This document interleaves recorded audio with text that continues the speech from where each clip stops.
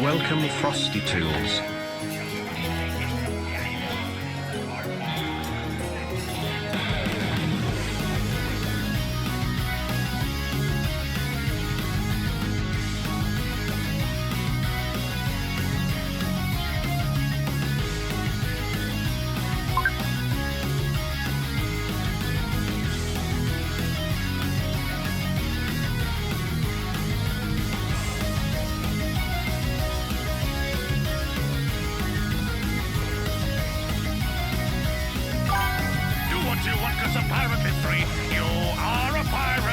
Welcome, Sirens on the Maid. Being a pirate is a right to do.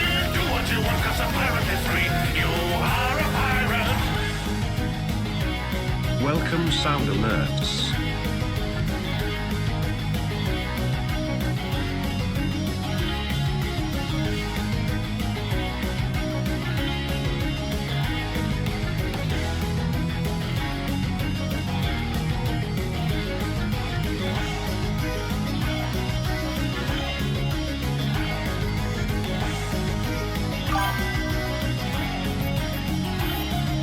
Welcome, Sirens on the Maid.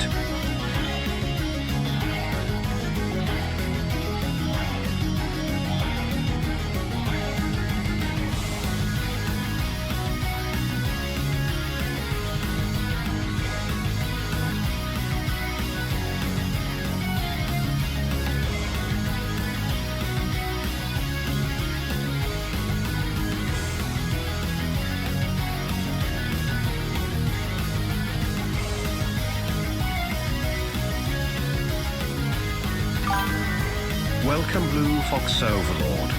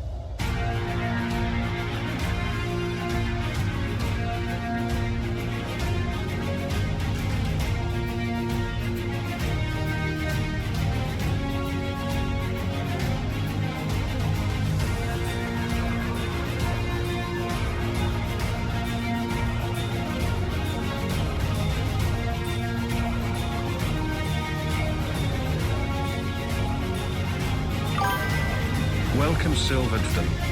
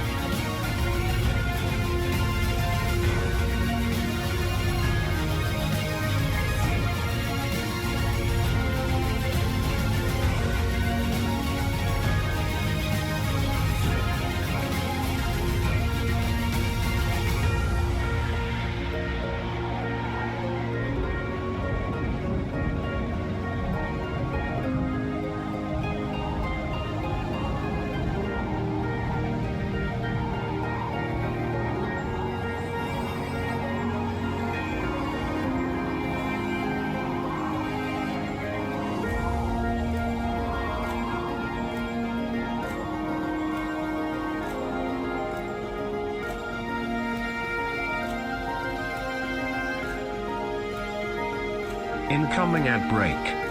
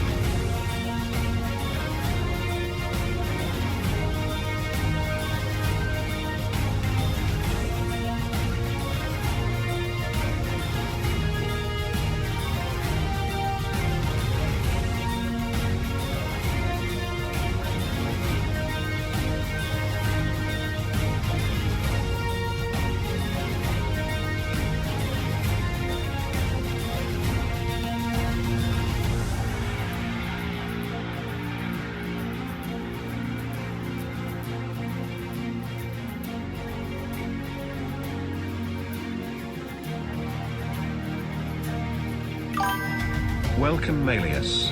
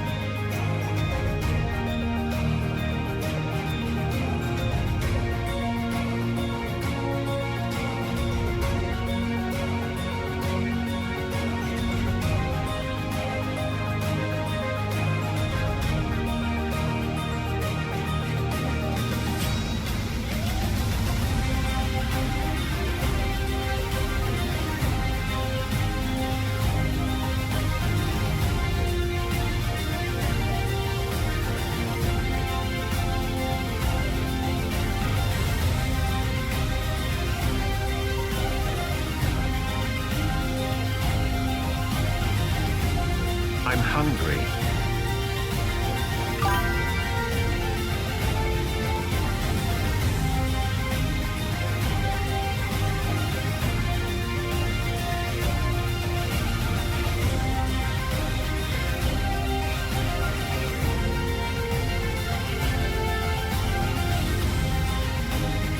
Welcome Chef Spiral.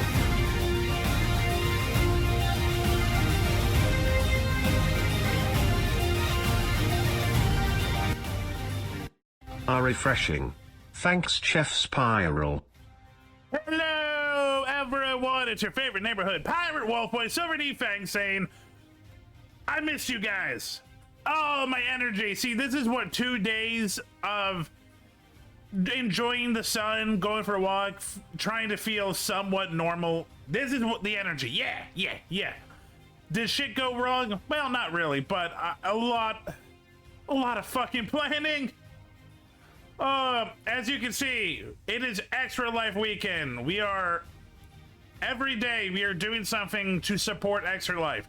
Today we're doing a one-shot hosted by Kenzie. Tomorrow I'm doing tabletop board game, card game, Jeopardy. And then Sunday we're doing another one-shot hosted by Raven. All proceeds go to Children's Hospital. It's a good cause, and I am glad that I am able to be a part of it this weekend. But there was so much organization. On top of that, next week we have a Jeopardy, and then we have a couple of collabs. It's, oh god, so much.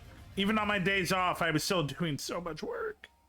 But I did enjoy myself for at least a few hours. I went for a really nice walk yesterday, and then I came back and talked about anime for 3 hours. If you were watching Camper Kai, you saw me there. We talked about this season of anime, what we're looking forward to, what we are excited for, what we don't want to touch with a 10-foot pole. It was a good 3 hours.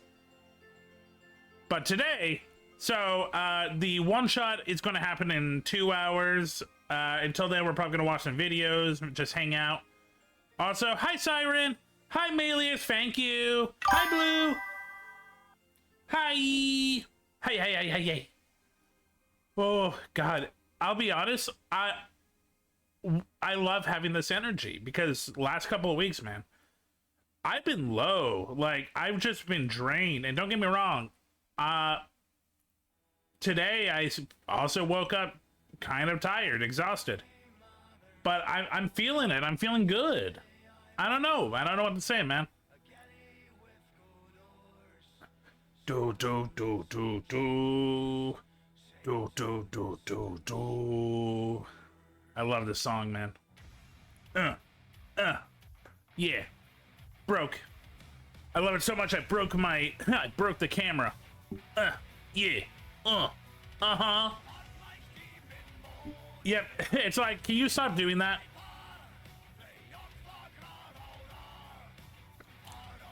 You know what? I'm gonna say something. So, in the background, I do everything, including trying to get promotions.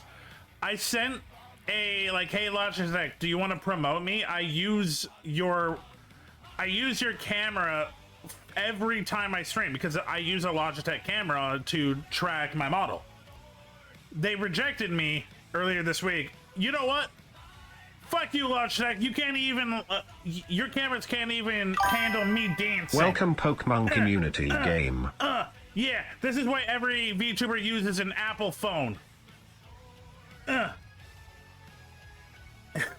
No, I actually do like Logitech. They're affordable, they do the job, and for the most part, like, if I got a bigger Logitech, I probably could do more dancing. Still need to sit down and add some shit to the stream. I have some ideas. I just waiting for an artist to get paid. Need to watch a video to learn some new technique, and I just bit my tongue. Fuck me.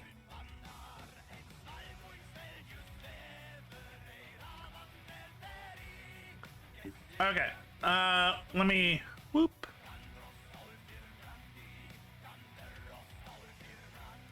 So we're gonna watch videos because I want to watch videos. I have a couple of saved. After the last time we went and just watched a bunch of videos, I realized that I love Blue, but Blue just carpet bombs videos, and not just like specific videos. Like, he'll just link me channels, he'll link me every video of someone's catalog and just clog up and make it really hard to like find good, unique videos. So I pretty much went and I made a little hodgepodge of videos I want to see.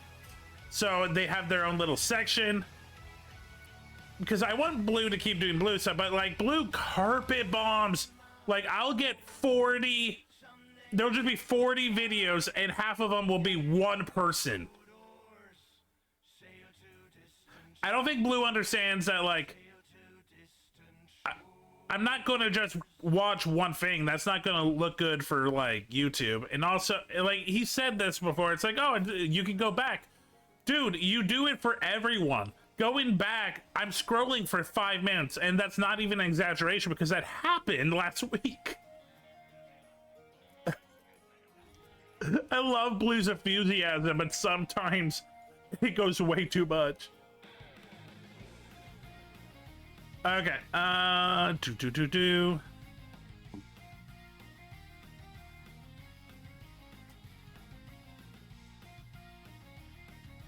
Okay, before we do that, my addiction. We gotta do at least one game with my addiction. If you don't know, I'm addicted to... Damn it, I missed a battle royale. I'm addicted to this game called Science 2 Nerdle, in particular Battle, where you fight other movie nerds. I wanted to show Battle Royale, but it happens every like 25 minutes and we just missed it.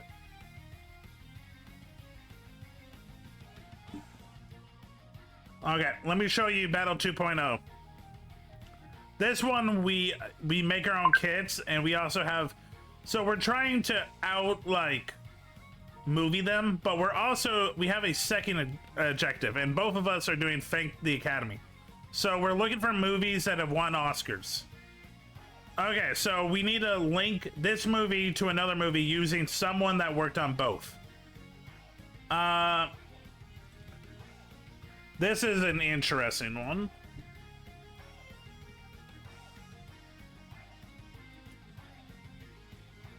Okay, I'm thinking of someone else. Fuck.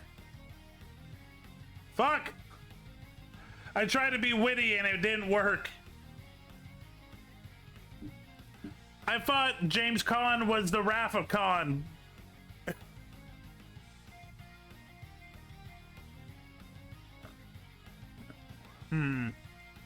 Lego Batman. Billy D. Williams is in both. Damn. Oh, we're doing this game.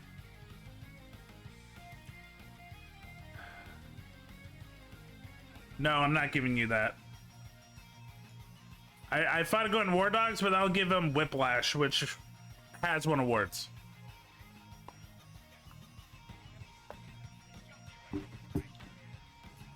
This is the Bob Dylan movie. Who was in it? Oh, Timothée Chalamet. I've been blocked, so I can't go for an award. So Wonka, he's going to get a freebie because Timothée Chalamet's been in a couple.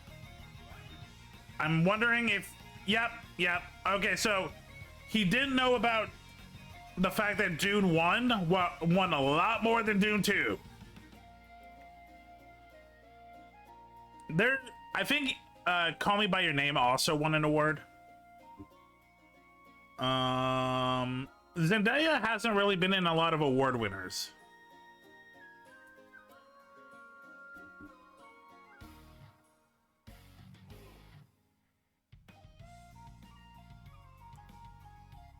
Superman. Who did he think was in Superman and The Greatest Showman? I think okay. Neither of these have been in award-winning movies. Oh my god, I don't remember them. Fuck. Fuck it. Waiting. I'm trying to think. Ryan Reynolds' wife. She was in Deadpool Wolverine, and I believe she's been in an Oscar award-winning movie, but I don't remember the name. This is just a fun one. Oh, Channing Tatum's already been used 3 times. Damn it. You know what? Fuck you. Green Lantern. Taika Waititi is also in Green Lantern? Huh. And Free Guy. I didn't know that. Love to. Well, actually, no. Taika Waititi plays the villain in Free Guy. I knew that one. No, you're thinking of another Indian comedian. When you go Eternals. Taika Waititi was Korg in the 4 series.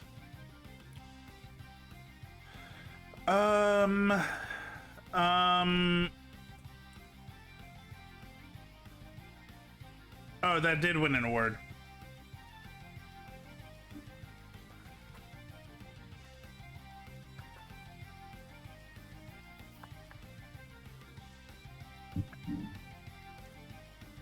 Yeah, I forgot about that. I forgot J.K. Simmons was in both of those. Were you in Oppenheimer? No. Were you in Dunkirk? No. Were you in anything Nolan? You were in something well, Joseph Olivier was in Whiplash and Dark Knight. Yeah. Welcome, K-Theatable Queen. We got a link American Psycho. That's Christian Bale, Joseph Olivier, blah blah blah. Was Christian Bale in Dunkirk? He was not in Dunkirk. Fuck it. Terminator Salvation. Pretty much Nolan, if Nolan's attached to it, chances are it won an award. Batman Begins. Okay. Oppenheimer. Yeah. Oppenheimer didn't just kill the world, he also killed the Oscars in 2024. Sadly, Barbie did not win any Oscars. Tragedy. But yeah, Christopher Nolan, dude knows how to make awards. Even his shitty movies win Oscars. Also, hey Kai, we're gonna watch videos. I just wanted to play one game of my addiction. Because you know me, I'm a massive nerd. How's your day? Oh, you piece of shit. Okay, fine. If we're gonna do that, just Top Gun. If you're not gonna give me time to think, I'm just gonna go off of the prequel. But yeah, how's your day going? Also, I didn't realize Top Gun won an Oscar. Jerry Maguire.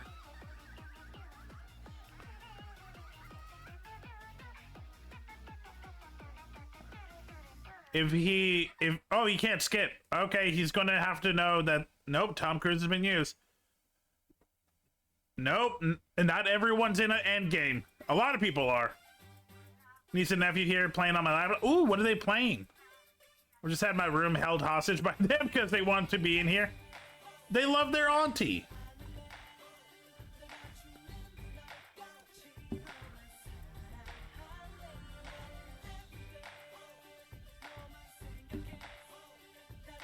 Also, I have it on a mix, so now you know that I'm into old school K-pop because this is 7, which is like Gen 1 K-pop.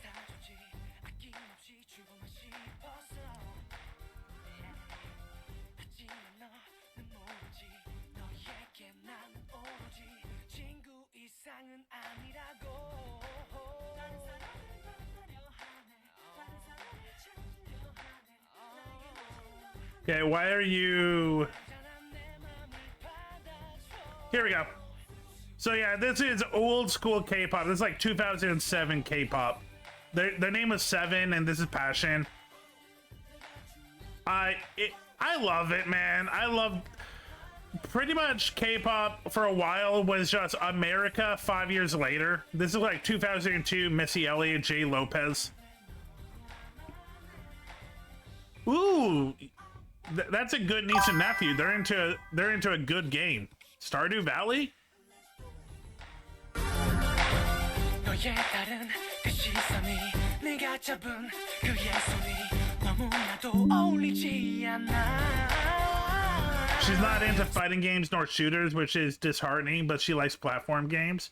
Okay, what you do is you introduce her to Super Smash and just tell her it's a platformer. 생각해봐 내 가슴이 얼마나 찢어지는지. I'm sorry, I just want to show you guys the mid 2000s K-pop charm. Bam, bam, bam, bam, bam, bam, bam. 내맘 좀 알아줘. But it has Kirby. Everyone loves Kirby. What you do is you show her Banjo and Kazooie, and then tell her that Banjo and Kazooie is in a spin-off game.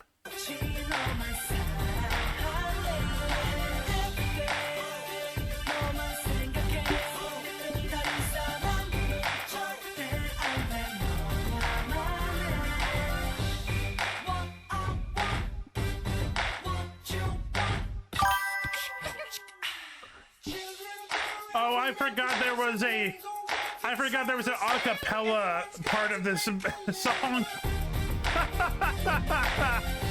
This is Korean music trying to be 2002 hip hop, and I love it. Oh my God! He got snapped. Welcome, Fooless. What about Banjo Hot 2A? Are you proud of yourself? Because I am both impressed and because that is a stretch, but like it is impressive. Banjo Hot 2A. She likes Kirby, but she doesn't like any Kirby games because she gets stucky. How? Not to be mean to your niece, how can she play Stardew and get stuck in Kirby? I was a shitty gamer as a kid. There was one series of games that I always could beat, and it's Kirby.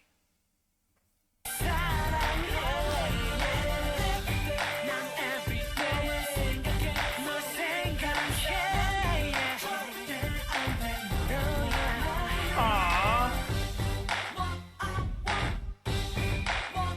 Kirby Air Riders just came out. Get yourself a Nintendo Switch 2 for one game. It's not worth the price right now. I understand Bonanza's good, but like, there's not enough outstanding games. ZA, I know people are like, oh, only play ZA on Switch 2. I understand, but you can play it on Switch. Mario Kart Worlds was a dud. What else is only a Switch 2 release? Nintendo ADN poverty. Oh, Pokepia. Okay, people do love Pokepia. Okay. Let me go into my submissions and look at our videos. Fate Break Us. Okay, 1 second. I actually got to do something for later. So like I said, in about an hour and a half, we're going to be doing a charity one-shot hosted by Kenzie the Goddess for Extra Life. That's where I got the little banner.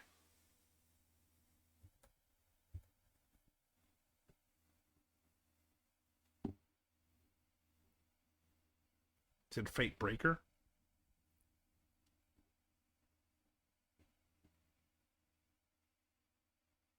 Okay, 1 second.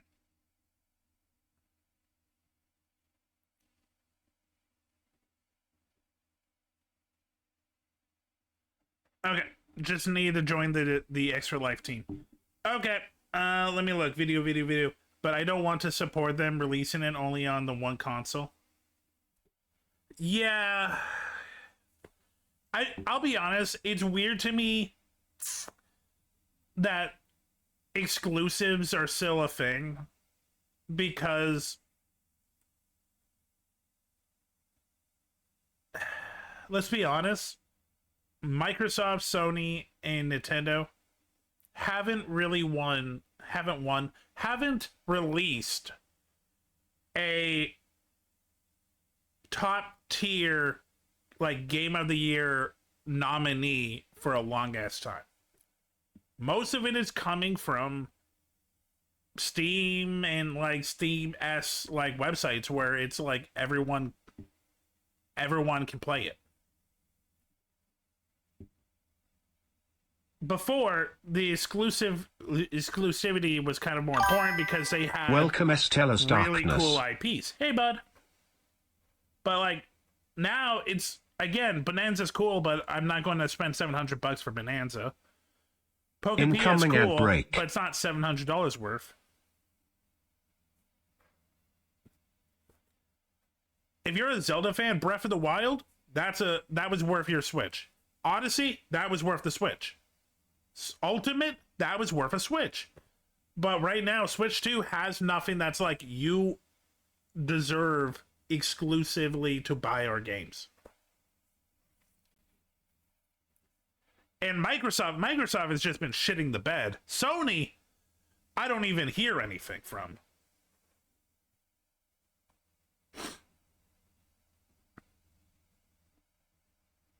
I kind of wish I blew my nose.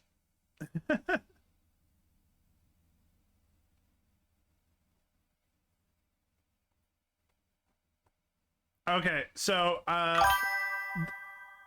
Blaze sent me this video. I don't know what this is, and I am very curious. This could be good or really bad. So let's watch it.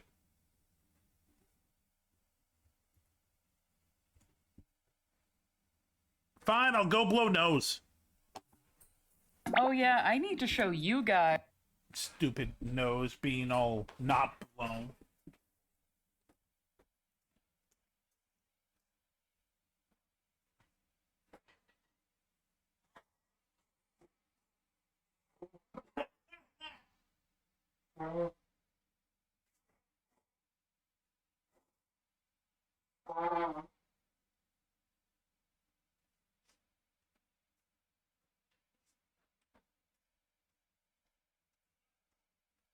Okay, it's not as bad now.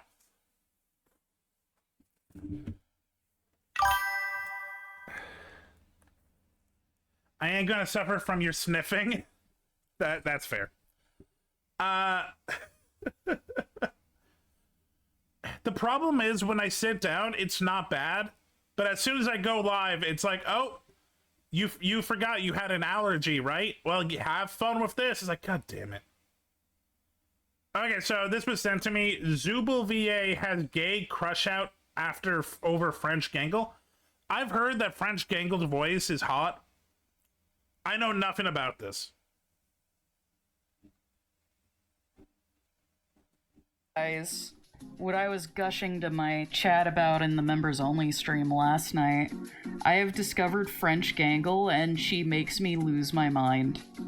Are you going to show it to us? She is the cutest fucking baby bean in the entire world, and I love her. For anyone that doesn't know, this is the voice actress for the English Amazing Digital Circus. She plays Zubul. And yeah. Des Kane de la journée. Et aussi que Gengel est venu te voir. Salut, Soubal. Yeah, I'm not gonna lie. That's baby girl. Yeah, fuck, that is so adorable. That is so cute. My baby! I love her! Salut, Soubal.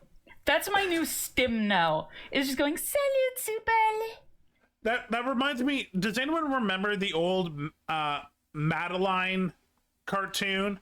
For anyone that doesn't know, Madeline was a French-English cartoon about a little tiny French girl. That's what the voice reminds me of. It's just Madeline. Goody, I don't want to go near Brewery Row right now with how traffic is going to be, but I gotta go wish me luck. I wish you luck. Don't die. I'll be here with Madeline Gangle. Where? De la journée. Et aussi que Gengel est venu te voir. Salut, Soubel. Salut, Soubel. Salut, Sobel. Salut, Sobel. Baby! I love her so much! You don't understand! Salut, Soubel. It's so fucking precious! Also, I didn't realize that the Zubul voice actress streamed. That's cool. My baby! I love her! Marry me now! Look at this too. Look at Est-ce qu'on va rester amis quand on sera... If you're the English Gangle actress that has so many scenes with this woman, are you just like, do you now have like as like, do you have an inferior complex now because you're the actress that you work off of the most is like, I wish you were French. Pourquoi ce serait pas le cas? Je pense que ça va faire bizarre. Je vous connais que... She is awesome. Que ça changera quand ce sera... réel. Ça a toujours été réel. Look, Tout ce qu'on a ressenti. the French Tout ce qu'on a know fait. how to be Tout ce sad. qu'on est. Also, Zubul's Ça ne French quittera voice is jamais. really hot too. Et ça me convient très bien comme ça. Merci. Ah! My baby! I don't think I've heard French Gangle before. It's so cute. I know! French Palmy is also super adorable. It Can we is. hear them laughing in episode 6? Yeah, let's go to episode 6. Envie de pouvoir tirer avec une Thompson en rigolant comme une folle et... C'est I'm avant d'en hungry. avoir l'occasion. Je vais le mettre en sécurité. She's so cute!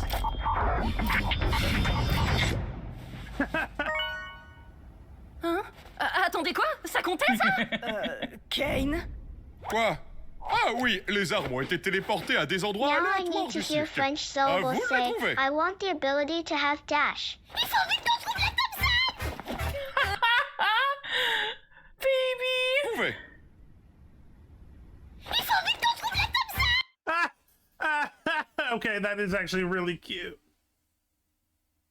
We have to find the Tommy gun! Courir! Suis-moi!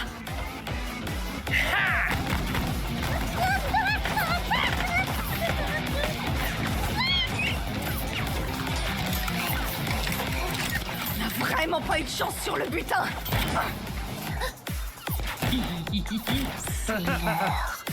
Get it! Alors, on tire. Get it, girl! Fuck him! I remember this scene in the English. It is amazing. Oh god, how insane is French Gangle gonna get? Et vous alors? Kill Jax! Oh my god! Yeah! That's my girl! I fucking love her! But yeah, I have feelings about French Gangle. Here, I need On this dirait que scene. c'est la même forme. Oh! Et en plus, c'est en plastique. Donc c'est beaucoup plus solide. Essaye-le. Qu'est-ce que t'en penses? Oh, the fast food Ça a episode. l'air... normal. Mais dans le bon sens. C'est cool, non? Ouais. Merci, Zubel. Merci, C'est quoi, Zubel. là? She's so cute! You don't understand! Very horny. You don't get it! She's so fucking cute! Do you I understand would me? also recommend the Brazilian dub when she laughing in 6. I love French Zoot. I love French Gangle. I love French Zool too. All the dub voices are awesome. But just goddamn, French Gangle just... Merci, Zubel. Non? Ouais. Merci, Zubel. Merci, fais quoi, là? Zubel. Yes, we understand. No, you don't! You don't get it. You don't understand. Where's Manic Attraper Gangle? Ragata et que je l'ai fait tomber dans la friteuse. Fuck you, Jax. Non. Ce genre de comportement puéril est formellement interdit. Qu'est-ce que tu Oh vas my faire? god. Oh my god, that's so cute and adorable. Pour m'en empêcher. Je vais appeler ton N+2. Oh, she thinks she's the boss. Oui, allô? Hé, Cain, on a quelques problèmes avec certains employés. Et je me demandais si tu pouvais préparer une punition à la fin de la journée s'ils ne font pas correctement leur travail. Attends, quoi? Motivation! C'était donc ça l'ingrédient qu'il me manquait. Excellente idée, Gangle. Un supplice atroce attendra tes pires employés. Tu peux compter sur moi. Pourquoi tu fais ça? C'est ce qu'on appelle un épisode maniaque. Oh my French god. Gangle is adorable as hell. Écoute, Also, Jack, Korean ton travail, Zobel c'est de sounds préparer freaking les hot, distributeurs de as if boissons, de faire Zobel du couldn't café be et du more déglacer amazing. Et de remplir la machine à glace. Donc, active-toi! She's so good. C'est vraiment chelou. I love her. That's my baby. Okay, I need. And quit fucking yelling at me. That's when I say hello to you, Ashley. I Nichols, dropped I'm a my fan of your mice. voice of simple. Hi, I'm having a moment. What did I just walk into? A lot. You walked into a lot. I'm having a meltdown about my wife. Durer ce shift 6 heures, 8, 24, une semaine, un an? Est-ce que le temps s'écoule ici? Est-ce qu'on va rentrer chez nous? Est-ce qu'on va réaliser nos Oh rêves? my god. Poor, Oh oui, poor Gangle. l'horloge n'est plus à l'heure. She's animated so cute too, just in the original. I love Gangle. That's my girl. I love her so much. That's really cute. That's really cute. Good for English Zubul and French Gangle. That was cute. Okay. So this was also sent to me, and I've been holding on to it. I don't know what to expect. Partly it scares me, partly I'm curious. Oh, and I can move back now to my normal spot. This does not even... Oh no. Okay, we're gonna do it. I know where this is going. Okay, so Moker Janny and Janiak, autism versus the internet. Welcome, Shy96. Hey, Shy! This does not even deserve a captain's log introduction, because this is dead serious.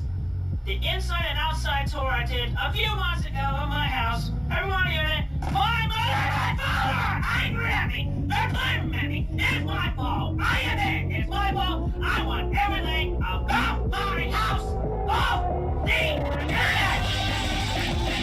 So for anyone that doesn't know, that's the creator of Sonic Chew, and he is a lot. Let's just say he's a lot, and never think about him, I hope. Autism versus the internet. Never mind, it is fully about Chris Chan. Oh god. If you don't know anything about Chris Chan, you're in for a journey. Christopher Weston Chandler, he has a lot of names.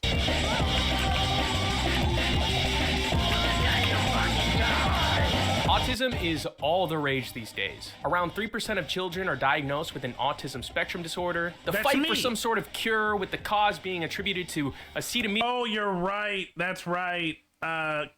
Chris Chu is now Christina Chu. I forgot about that arc of the story. Or circumcision. It seems like we're in some sort of autism epidemic. Now, I'm not qualified to get into the science of what causes autism and whether there's some sort of cure. We'll leave that to the professionals. That's called a bird grasshopper. Yeah, okay, we're on the same page. Fuck you, RFK. Here he is. This video isn't about diagnosis or science. It's about what the internet does to autistic people in the spotlight, for better or for much, much worse. Interesting. There are 3 cases that highlight what happens when online attention, trolling, and lack of safeguards convert neurodivergence into a public performance with real Oh, this is something we don't know about at all. We don't know how autism in the internet affects autistic people. No, we definitely don't know. Not in this community. No. emotional and life consequences. And I think a good place to start is with somebody whose story is still unfolding to this day, and that person is Joshua Block, better known this worries me too. Online as World of T-Shirts. I don't know the World of T-Shirts. As a kid growing up during the TikTok boom, it's no surprise that Josh would gravitate towards making online videos with the dreams of becoming famous. Like most TikTokers, his content consisted of silly little dances, lip syncing, and exploring the beautiful streets of New York City. Pretty harmless stuff. Okay, maybe not all harmless. Oh my god, that man is now filled with diseases not known to man or sewer rat. This arc, dubbed the Coffee and Boba arc, was pretty good, all things considered. In came the Cancun trip of 2021. In November of that year, Josh would take a trip to Cancun, Mexico, and since the drinking age is lower there than it is here in the US, this is where Josh would get his first experience with alcohol. Live streaming his entire... So, I'm not going to say that autistic people and alcohol don't mix, because it does. It mixes the same way, but you gotta pay attention. Because autistic people, when their emotion and energy levels are changed sporadically, it can get messy. Drunken ordeal, with chat pushing him to drink more and more until eventually blacking out and even losing his phone. Since his father isn't in the picture, his mother passing in 2014, and his current guardian being his elderly grandfather who may not have the stamina for the constant day trips to New York City, has left Josh alone to his own devices. There isn't anything wrong with a young adult exploring the city or doing solo trips outside of the country, even if they are further on the spectrum. But with Josh's growing internet popularity mixed with his escalating dependency on alcohol, Josh's 21st birthday, allowing him free reign to drink whenever he wants, would send him down a dark path, especially without somebody to help keep him in check. Around 2022, a man named Michael Quinn found Josh online due to his growing popularity and began his move in leeching off this vulnerable autistic young adult. Quinn took on a sort of managerial role for Josh, encouraging him to start an NYC tour, illegally, and more notoriously, pushing Josh further and further into alcoholism by... Oh, this is like 1970s, 1980s music manager disgusting. Manipulating people that are not used to this environment for their own gains. Oh no. Supplying him with as many drinks as he wants. While Quinn did enable Josh's alcohol dependency, all the blame can't be put on him since at the end of the day, Josh is an adult and does have agency. But the way he inserted himself into Josh's content made it clear that it wasn't out of mentoring and taking care of Josh, but to scrape up any money or clout he could get. So the only way you can see Josh live on TikTok is if you follow This Is Michael Quinn. But that sucks, you know, because...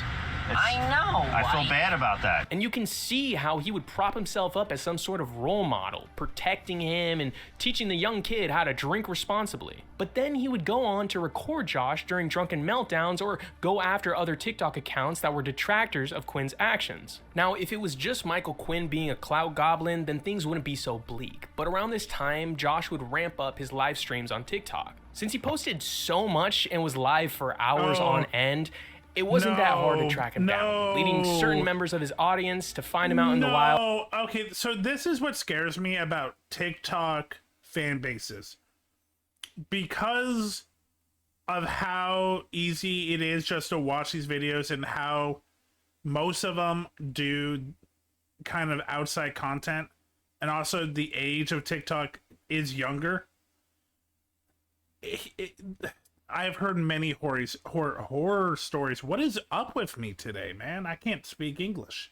And begin harassing him, all leading to the fateful hat-stealing incident. Josh wears a captain's hat. That's his whole, shtick. This became the mission to so many. Find Josh, steal his hat, and watch the crash out commence without anyone there to stop it. At a certain point, Quinn and Josh stopped being friends, as Michael puts it, but Josh was still doing what he was doing. Still wandering New York, still drinking anything with a percent, and his drunken outbursts would get worse and worse. The term "put the fries in the bag" began being used to insult Josh, sending him into an absolute frenzy anytime he heard it. People didn't need to steal the hat anymore. They just needed to drive by Josh, yell, "Put the fries in the bag," and get an easy crash out. And once again, while Josh is autistic, leading to a lack of certain social skills and impulse regulation, the constant push for him to drink more alcohol, which inhibits a person even more, is a recipe for disaster, which only gets worse with Josh's next manager. Jason Itzler, also known as Mr. Based Online, is an underground streamer and former prostitution ringleader with a criminal history.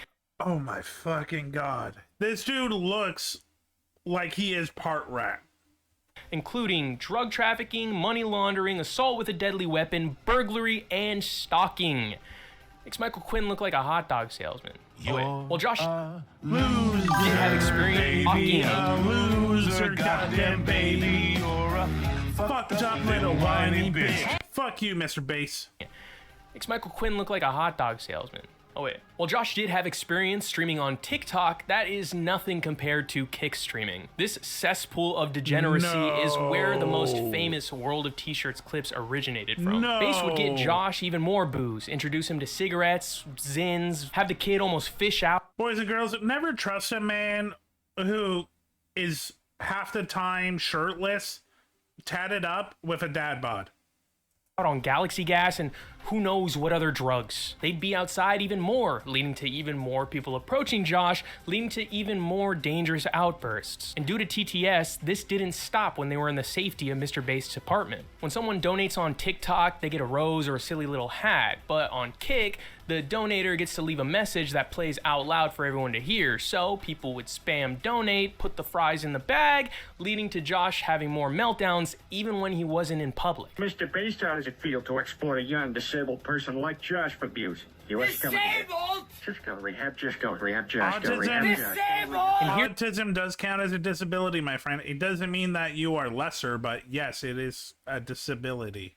You can see Mr. Bass pulling the Michael Quinn card and allowing this to continue. Bass has the option to turn off TTS, but he knows that if he keeps it on, people will keep donating to get a reaction out of Josh, and he'll make more money. Even when they're in public, if someone comes up to Josh, Bass will just sit there and stream the whole altercation. The only time he would step in is when he would be threatened with getting in trouble, or even worse, banned. Even after Josh got diagnosed with pancreatitis, a deadly disease caused from alcohol abuse, Bass gave minimal pushback on Josh with cutting back his drinking. Someone actually talked to Josh's grandpa, and here you can see his grandpa talk about how bad of an influence Bass is and how worried he is for his grandson. Believe me, it is not the family we worry sick about him. His grandmother's just destroyed by the situation. But in Josh's mind, I'm sure he sees this as his grandfather trying to ruin his fun, when in reality, I think he just doesn't want his grandson to fucking die. Yeah. Eventually, Josh would leave Bass in the dust, but things still haven't gotten better. By the way, watch Rocket Man, because this is very close to like the Elton John story. Falling into the hands of Jack Doherty. Maybe not as criminal as Bass, but definitely somebody who doesn't have Josh's best interest in mind. We know Jack Doherty. My nose! I think it. By the way, Jack Doherty is the kid that crashed a Lambo on a highway, and his first thought was to check the camera, not his friend in the back bleeding. It's fractured! And that's where we are with Josh. He's getting tossed around from shit tier streamer to shit tier streamer, getting pumped full of alcohol, harassed, and put into worse and worse scenarios. Josh does have negative traits that shouldn't be excused by his autism, but I truly believe that if it wasn't for these managers, the people that are with Josh, even when the cameras are off, allowing these bad things to continue, World of T-Shirts wouldn't be this internet crash out lolcow that we see today. Trolls will always be trolls, so there's no way of knowing how much IRL harassment he'd receive, but I guarantee it would be nowhere near the amount he gets today. Everyone feigned care when in reality they were after money and internet fame, all at the expense of this autistic kid, which will no doubt end in tragedy. And the crazy part is, a similar story has already been documented and played out with another autistic individual online. A story that some of you may already know, the story of Christine Weston Chandler. Yeah, this one is rough. There's a good chance that Chris Chan is the most documented person of all time. From news articles, high school assignments, email exchanges, and photos. There are literally documentaries about this woman. Because she has just had a footprint on the internet since, well, childhood. That should never be shared under any circumstances. Anything there is to know about Chris Chan is publicly available for all to see. There is an 85-part documentary series about Chris from birth to the modern era, okay? Yep. Chris needs to be taught in college at this point. Growing up, it was obvious that Chris wasn't a normal kid. I mean, he did really like Sonic, kind of a dead giveaway. Thankfully, he did have relatively supportive parents that allowed him to have a normal childhood. I say relatively because while they did fight back against the school system that allegedly abused Chris or supported him in changing his name from Christopher to Christian after an animatronic bear misheard him. Welcome all suspicious gambling. There are aspects of their parenting that in hindsight would put Chris onto the path that he would end up on. First up is their spoiling of Chris. From the countless pictures of Chris's room, it's clear that the kid got whatever the hell he wanted. This, mixed with Chris's autism, has led to an almost childlike case of self-entitlement. This greediness for material goods is one thing, but with Chris's lack of social skills, once again due to his autism, shows him feeling entitled to awards, competition wins, and of course, Oh no, a needy autistic kid who thinks he deserves everything. No! Relationships with girls. Anytime he'd meet a girl, he would not. Fuck. I forgot about this. Not lay off of them even when told multiple times to back off. Chris is the main person at fault here, but don't you think it's also on the parents to see this behavior and correct it? When Chris was suspended from college or the mall for loitering with his attraction signs, instead of explaining to Chris that maybe this isn't the way to go about things, they would blindly support him and lash out with legal. No. This is something that you gotta be like, hey, this is not the way to find someone. This is a little bit harassment. Threats. There never seemed to be an initiative from Bob and Barbara to find Chris a proper group, maybe a group of other autistic individuals or social workers that could help Chris in his socializing. I feel like at the end of the day, they either didn't care or didn't know what Chris was getting up to, and the latter seems a lot more likely due to their approach, or lack thereof, with Chris's relationship with the internet. Yep. Like most people in the early... I'll be honest, I think his mom knew way too much. Days of the internet, Chris would have his very own website where he would post newsletters about his special interests and share information about his life, usually in the form of comics which blurred the lines between fiction and real events. Sure, it was a bit in depth, but it's as harmless as anybody else posting blogs about their woes. That was until he was discovered by the fine people over on 4chan, the darkest shithole on the internet. At first, it was light memeing. They would reach out to Chris, sending him fan art of his original characters doing unsavory acts just to get a rise out of him. Chris would obviously respond, and with every email exchange being posted for everyone to see, his audience only grew, and this would open the floodgates to what I believe is the most insane life of trolling ever seen. Trolls were quick to notice Chris's desire for a boyfriend-free girl. It's all he seemed to ever talk about. So individuals would begin crafting these woman personas and reaching out to Chris under the guise of being interested in a relationship. Lori, Blanca, Sarah, Panda Halo, Julie, bro was drowning in bitches. But no matter what, eventually they would end up revealing themselves, leaving Chris heartbroken and embarrassed, especially because their main goal was to have the guy do some insane acts. So we're going to get into like, so Christine Chan, I'm just going to say Christina, some of this could have been prevented, but a lot of it was people manipulating her and her not, and her lack of knowledge of how people can kind of suck. Yeah, it's not going to get it's going to be bad. Had him wear his mother's underwear, create fetish videos, even send his most prized possession, his Sonichu medallion, where the troll behind the character would then make videos of him destroying it in various ways, all just to mess with Chris. But I'd say the cruelest catfish was Julie. Later, in a joint effort between Julie's troll and another who had become a main villain in Chris's world, they had him convinced that Julie was kidnapped by Clyde Cash, leading him to drive 400 miles from Virginia to Ohio alone. And lo and behold, when Chris arrived, the address was fake, there was no Julie to be found. While he said that the trip was somewhat of a good experience, this incident could have ended far worse if the trolls really wanted to harm Chris. Shortly after his return, Chris would hop on a call with Julie's captor, where he would essentially torture Chris for nearly an hour. They had the password to Chris's PlayStation Network account and would hold it over his head, having Chris do whatever they want. I don't understand how people find this entertaining. How disgusting and how shitty is your life that you see this man who obviously is missing something and doesn't understand, and your first thought is to torture him, because that's what this is. This is torture. Just to get his games back. At first, it was just having Chris say that he's not the mayor of Quickville, the fictional city in Chris's mind. Then they had him do silly dances, and then they had him cut up his Sonichu medallion and shove it up his The call ends when the troll reveals that he was Julie the whole time. The reason he sounds like a girl— oh my fucking god. Oh my god. Okay. Is because he's a 13-year-old boy.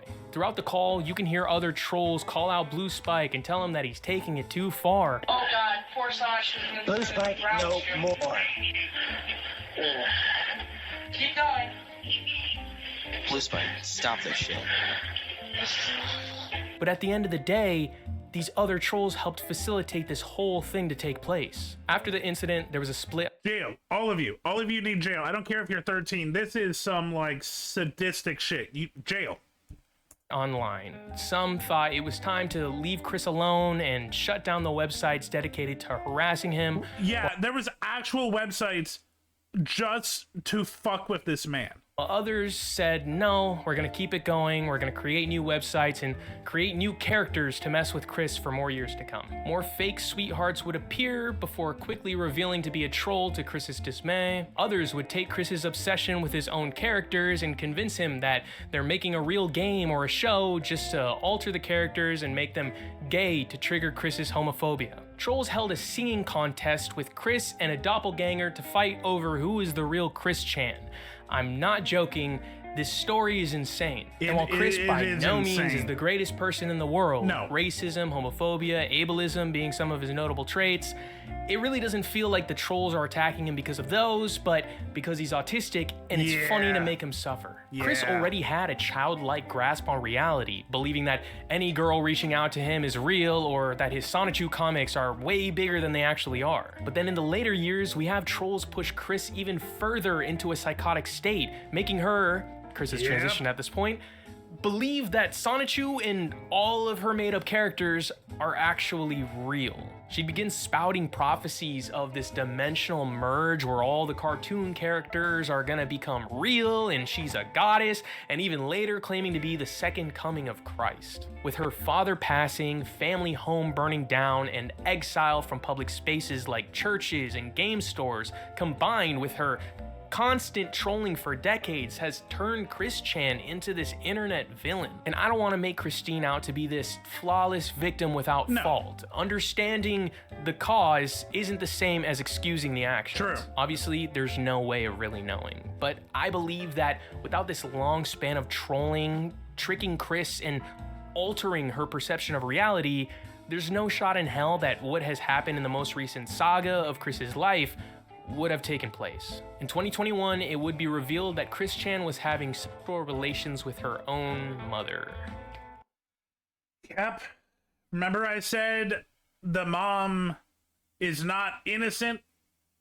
Yeah. Jesus. This one's really tough because while trolls would goad Christine into doing outrageous acts, this one was done out of her own volition. So was it the autism? Was it the psychosis maybe brought upon by the years of manipulation? there's no way of knowing, okay? Chris knew the illegal nature of incest, and that's all there is to it. Like Josh, the story of Chris Chan is a tragic one, with constant trolls trying to create the next big saga, to the lack of real people in her life to bring her back to reality. Instead of taking the bad of Christine and attempting to correct it, they'd instead use it as an excuse to punish her. You can't feel bad for Chris Chan because she's done this and that, and now you really can't defend her because, I mean, she f***ed her mom. But would we have gotten to this point if those online just let this socially awkward autistic kid upload his silly comics and videos online without ever interacting with them? As of 2025, Chris Chan has been out of jail for a few years now. Once in a blue moon, she'll be spotted out in the wild and photos will circulate online like they're the Bigfoot photos. She'll upload here and there, but for the most part, Christine Weston Chandler has been left into internet obscurity. Which is probably for the best. Yes. A similar conclusion. Let this woman just live. To another online individual, though this person is in a far worse state. Daniel Larson is like World of T-shirts and Chris Chan combined and turned up to 11. No. Though not as big as Josh, Daniel's rise began on TikTok. I don't like know Chris, this guy. Daniel has extreme delusions of grandeur, believing he's this famous singer-songwriter with countless fans, which is amplified by numerous trolls. And like both, Daniel has had many unsavory moments both off and on camera. Daniel's early life was already fraught with turbulence. His father left the family, and his mother would later become paralyzed and wheelchair-bound. After that, Daniel would be moved around from different foster homes until eventually his grandmother would get full custody. Mixing that situation with Daniel being diagnosed with autism, bipolar disorder, and schizophrenia at a young age paints a picture of a kid with a tough... Yeah, I didn't want to pause on it because I didn't want to think too hard about it, but you're right. The tongue picture was a lot. Also, that is a trifecta of pain. Autism, bipolar, and schizo. Oh, this poor boy. And I'm going to guess he had no adults that were looking out for him. I'm just going to guess. Future ahead of him. Daniel did have positive hands in his life with his grandma and Bob Proctor, a social worker at the Tennyson Center, but it really doesn't seem like they were equipped to handle Daniel at the level he was at.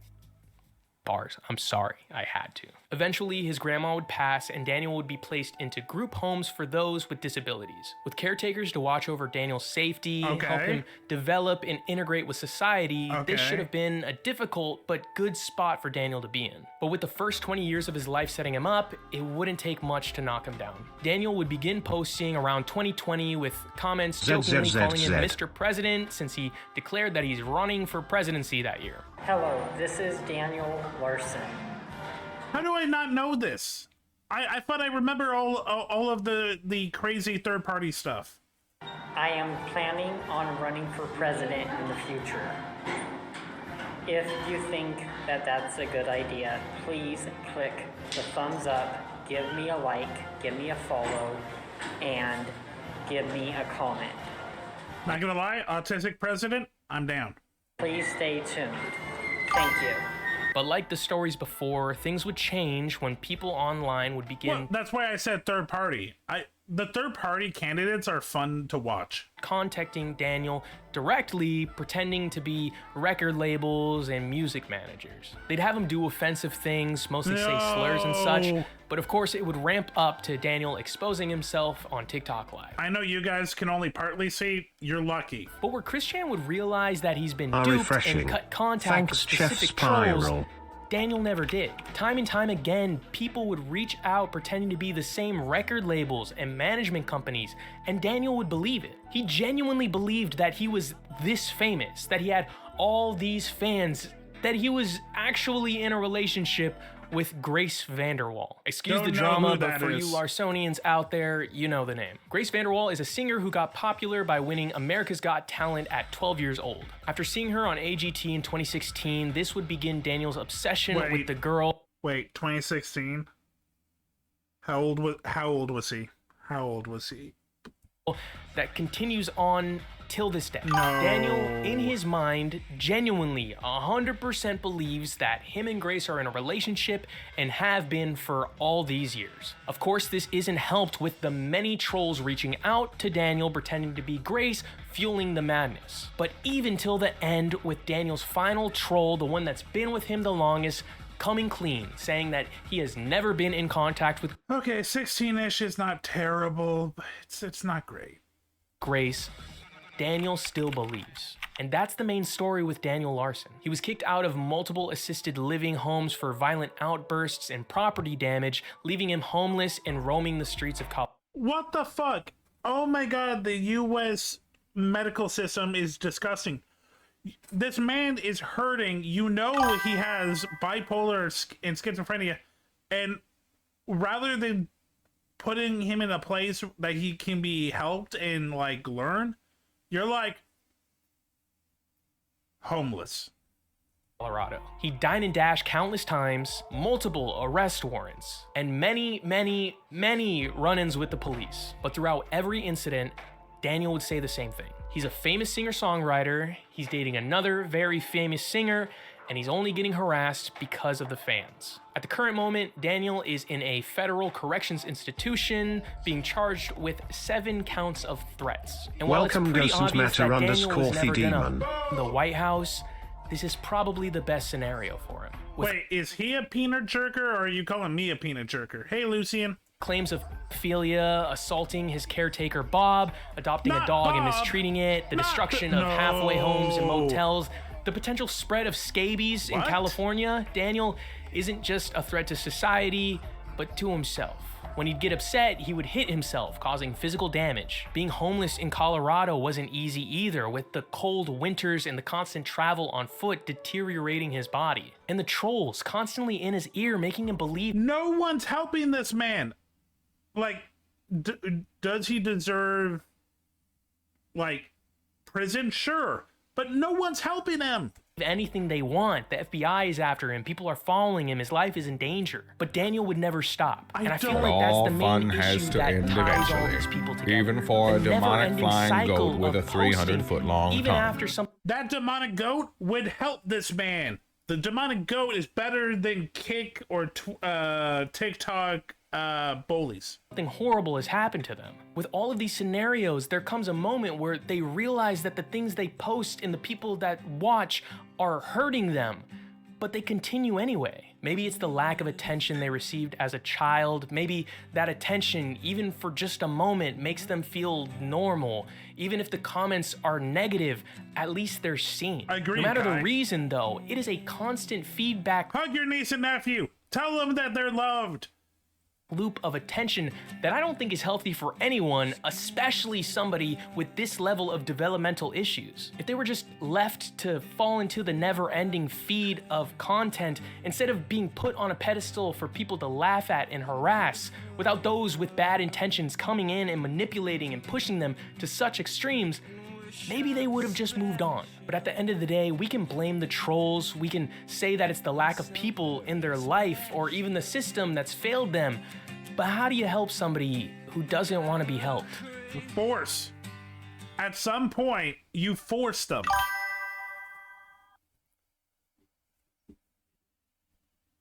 I'm glad we watched that, but oh god, that was rough. They just tried to sell me to my brother. Gonna pause the I love them for a sec. Base. Okay, we need a happy video. This is happy. Well, it's happy to me.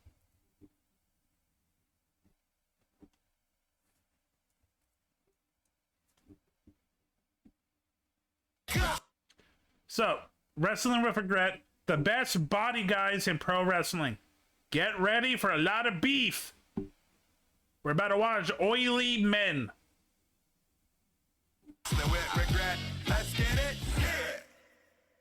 There's an old familiar saying that applies pretty well to professional wrestling. Size matters. Yeah. But it's not always the case. Yeah. Ask anybody who's been in the business long enough or has an... Wasn't even a good offer. They tried to sell me for a nickel.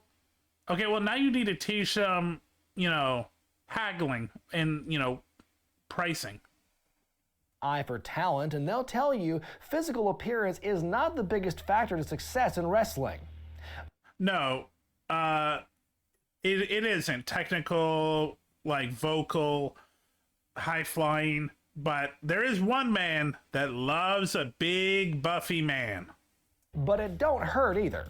Bulging biceps, rippling quads, and washboard abs are all part of the wrestling package. It's been that way for decades. Some, more than others, are lauded for their physiques above anything else. But what about those who are able to transcend the stereotype of the overly ripped but under-talented musclehead, and who prove that they were as adept at the... A lot of these people would go to court in the 90s for steroids, by the way. ...art of pro wrestling as they were at Clangin' and Bangin'.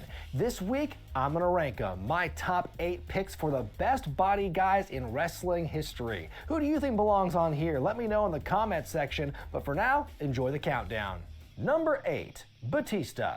In an alternate timeline, being part of the Natural Born Thrillers could have been the career highlight for our next entry. Dave Batista's story began in the late 1990s. Check out the Pando Pet Cafe to play with me. Power plant.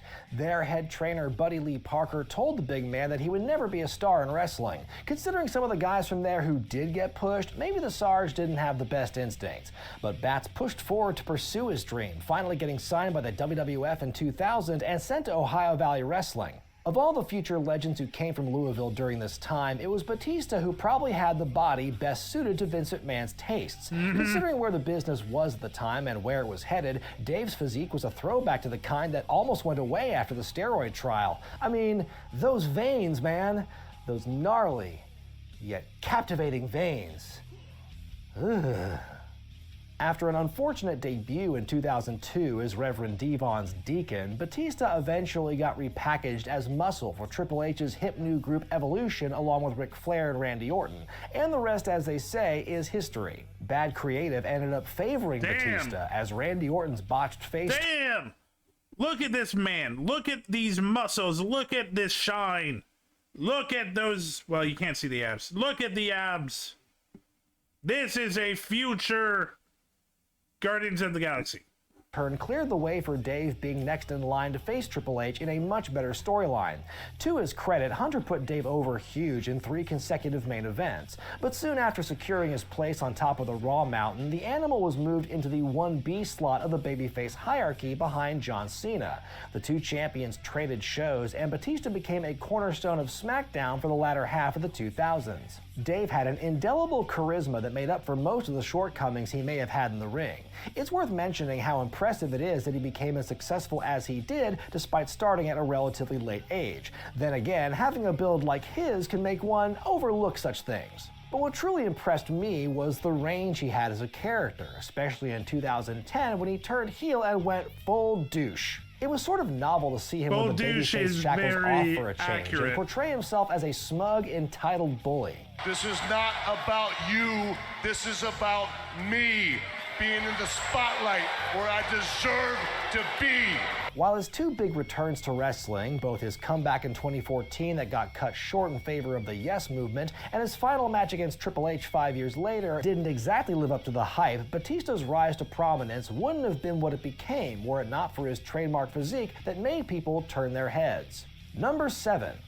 I will say, he also has one of the best, stupidest moments where he's talking to another wrestler and like they're setting up a match and the other wrestler destroys a basketball and he's like, it's cool that you can do that to a basketball, but this weekend you're not fighting a basketball, you're fighting someone that can fight back. And to this day it's just stuck in my head. Paul Orndorff.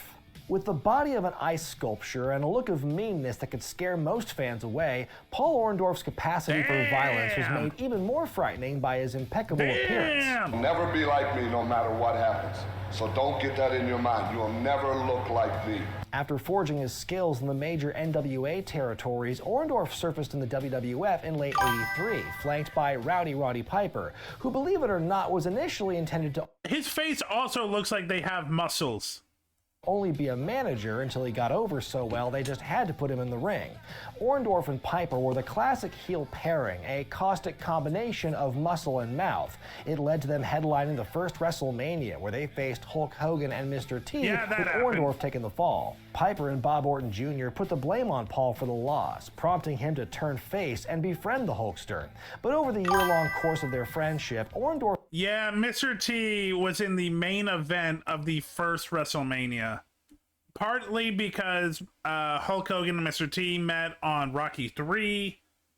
Also, celebrityism in WWE was at an all-time high with the Rock and Roll Experience on MTV. Yeah, it's a whole thing. Felt increasingly frustrated by living in Hogan's shadow. Can you blame him? Hogan no-showed his own commercial shoot, and Mr. Wonderful had to stand in for him. An exercise poster, and even Hulk's own workout tape. Orndorff dramatically turned on Hogan in July of '86, which set off one of the hottest house show crowds in history at the big event in Toronto. What was expected to draw maybe 25,000 fans suddenly brought in more than 64,000, and the first $1 million gate in North American history. The success of the event gave Vince McMahon the confidence to book the Pontiac Silverdome for WrestleMania 3, an event that Paul ended up missing due to a neck injury. No! He worked through the injury to avoid missing big paydays, but in doing so, it led to the atrophy of the muscles in his right arm. After wrapping up his time in the Federation and even entering semi-retirement, Orndorff eventually found success in WCW during the 1990s, where he'd win the TV title before eventually retiring and becoming an agent and trainer at the power plant. Orndorff is undoubtedly one of the most important figures in the Federation's rise from regional territory to national phenomenon, but because he played second fiddle to Piper at the first WrestleMania and never got that big singles blow-off match with Hulk Hogan, he is woefully forgotten by many modern fans. But at least he holds the distinction for having the greatest theme in WCW history. Oh my god! Why so long on the crotch? Why so long on the crotch?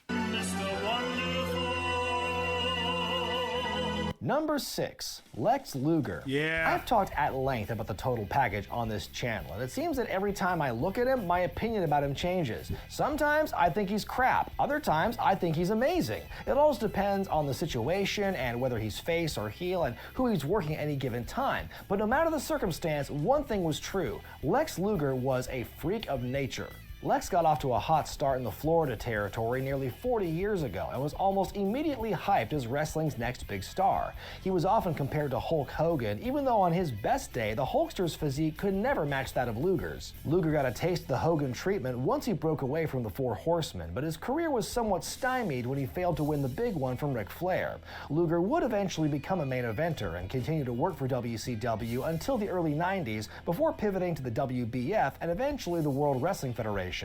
As I've mentioned before, Luger had the unfortunate task of trying to fill Hulk Hogan. I do want to bring up, so the WBF was Vince McMahon's idea of doing wrestling entertainment, but for bodybuilding. He created a bodybuilding WWE. It didn't go well. Hogan's shoes as the top babyface, but a ham-fisted patriotic face turn and non-committal booking ended up being his downfall. In another timeline where Luger won the belt against Yokozuna at SummerSlam 1993, his time there would have been looked at much more favorably. Luger would finally get his big conquering hero moment in August of 1997 when he beat the dreaded Hollywood Hogan to take the WCW title away from the New World Order, only for him to lose it back to Hogan less than a week later. Luger wasn't always the best worker or the best talker, but whether he was a white meat babyface or an obnoxious, vain, and cowardly heel, he made you believe either way. Years of start-stop booking and enough face and heel turns to make the Big Show blush really hurt Lex in the long run, but his commitment to his body kept him employed for a very long time. When you think of the best wrestlers with the best physiques, it's hard not to include the total package on this list. Number 5. He had a good body. 5. Hulk Hogan. Now, Hogan was never absurdly ripped, not like some of the others you'll see on this countdown. But when a good chunk of your gimmick revolves around your, well, Hulkish physique, what you gonna do? Whether he was the Hulkster or even back to when he was... Yeah, like, don't get me wrong, dude was strong, but compared to everyone else, this is dad bod. Terry Boulder, size was always the man's selling point. His biggest points of pride were his back jack, along with those famous 24-inch pythons. When I clap these 24-inch arms, the power of the python, submission is the only condition at which I will beat the giant. After he turned babyface and became the center of the WWF universe, his physique was reappropriated into a beacon of sorts, an ideal, a physical manifestation of the training. It looks like hams shoved in his arms. Like, it doesn't seem real. And that's because most of it is steroids. Prayers and the vitamins, the path to self-realization for all his little Hulkamaniacs to follow. Yay, praise be to the Hulkster. Whenever Hogan made a new friend or was getting ready for a big match, it was always centered around his intense fitness and nutrition regiment. Whether it was pumping iron for his showdowns with Andre the Giant or King Kong Bundy, training Mean Gene Okerlund, or nursing his buddy Hillbilly Jim back to health, the Hulkster was all about counting reps and managing macros. He even wanted to help the little maniacs with his patented home workout set with cassette tape. Exercising just before you go to sleep sometimes causes you to stay awake longer than you would like. And exercising immediately after a meal is bad for your body. Imagine the heartbreak when fans learned that Hogan's incredible body wasn't just the result of hard work and discipline, but with an assist from chemical agents. Yep. Hogan and his pythons helped lift the wrestling business to new heights in 2 different decades. In fact, for a while, the state of the business was directly in proportion to his physique. Mythically proportioned Hulk from the 80s, business is booming. But once he's off the gas from 93 to 95, the frickin' dark ages. For years, Hogan was considered the gold standard, an ultimate combination of size, ability, and showmanship. But truthfully, Hogan wouldn't have been the man he was if not for this man. Number 4, superstar Billy Graham. Yeah. If Hulk Hogan is the great oak upon which the boom of wrestling bloomed, then superstar Billy Graham... You just missed a lot of meaty men and steroids. Is the acorn.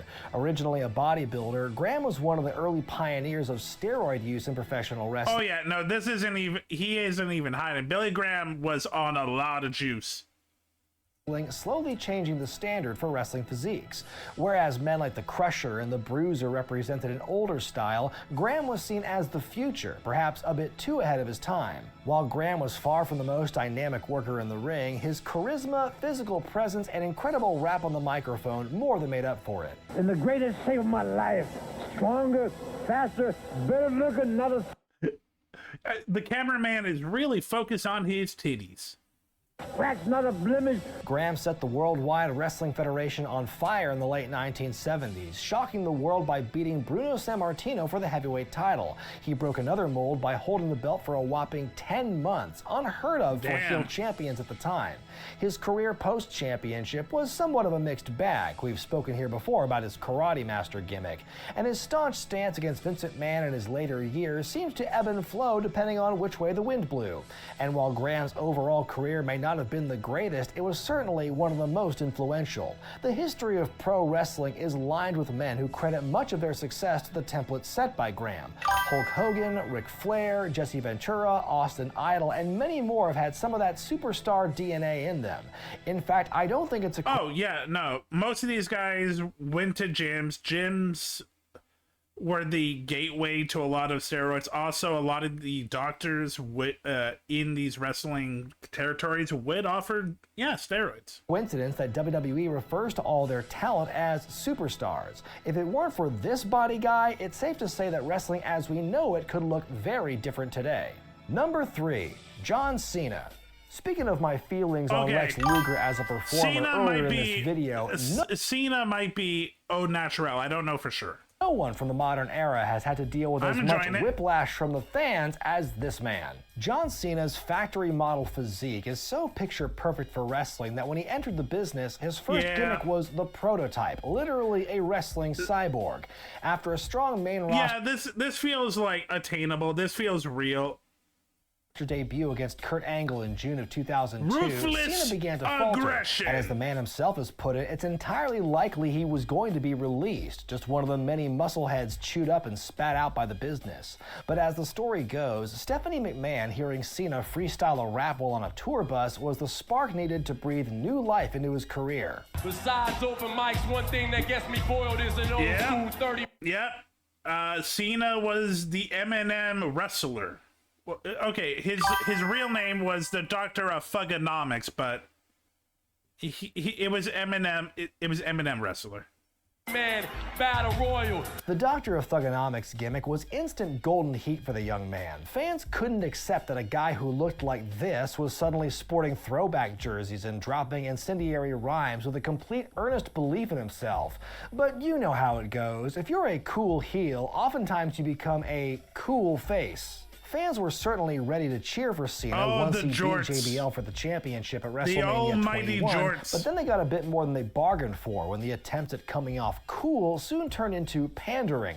And well, that big push of his just didn't stop for the longest time. It's how those lol Cena wins and Super Cena memes came about in the first place. Cena's time on top led to the beginning of the most unique and divisive era in all of pro wrestling. It was like the USA-Canada feud of 1997, only instead of countries fighting, it was a war between genders and generations. But while older fans weren't exactly buying what Cena was selling, they did buy tickets for the privilege to boo him out of the building. Maybe rightfully so, Cena had a rep for being clunky and clumsy in the ring, especially in his earlier years. What he lacked in finesse, he more than compensated for with the ability to engage fans emotionally. Look, I lived through the Super Cena. I'll be honest. Yes, some of it was ridiculous.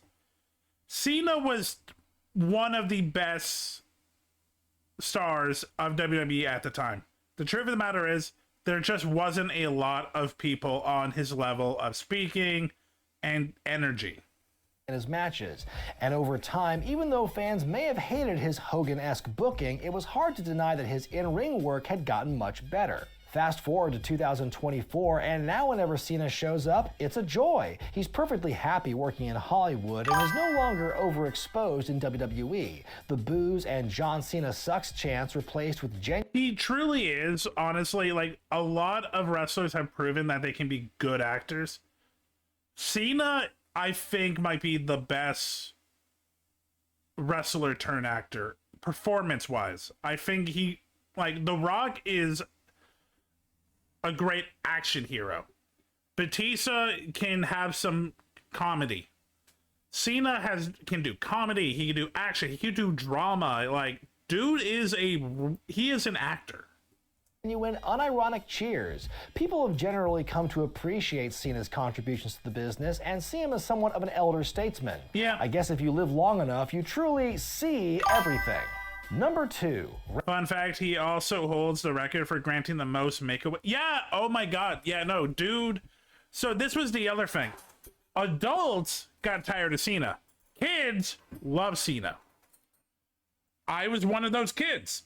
I grew up loving Cena. And look, do I think that Super Cena got ridiculous sometimes and definitely caused other wrestlers to never grow? Sure.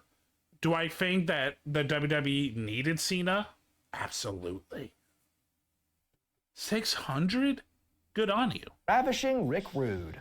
There are a few wrestlers with a look that screamed 1980s more than the Ravishing one. Yeah. With his thin yet chiseled build, the Mustache. most impressive set of abs in wrestling until John Morrison came around, an anchor tattoo, a glorious permed mullet, and a manly mustache. Yeah, this man is the 80s. Rude was like a ripped version of infamous adult film star. Oh my god, look at those pants. Let me get this out of the way. Dude had a lot of pants with his face on it. This isn't even the worst. Dude had his full face right here in his crotch. John Holmes. Rude enjoyed a brief run with the NWA Tag Team titles with Manny Fernandez before leaving Jim Crockett Promotions to join the WWF in the spring of 1987. Female From the get-go, managers. Rude's body was his main selling point, especially in the ramped-up environment of New York. His preference? Lucy Liu. There was definitely some truth in his claims that the men in the audience wanted to be like him and that the ladies wanted to be with him. Okay. None of these women look comfortable. Am I wrong? Like, none of them look comfortable. 1 second. I'm just going to... For a second. Yeah. None of these women look comfortable, right? Like, this feels forced.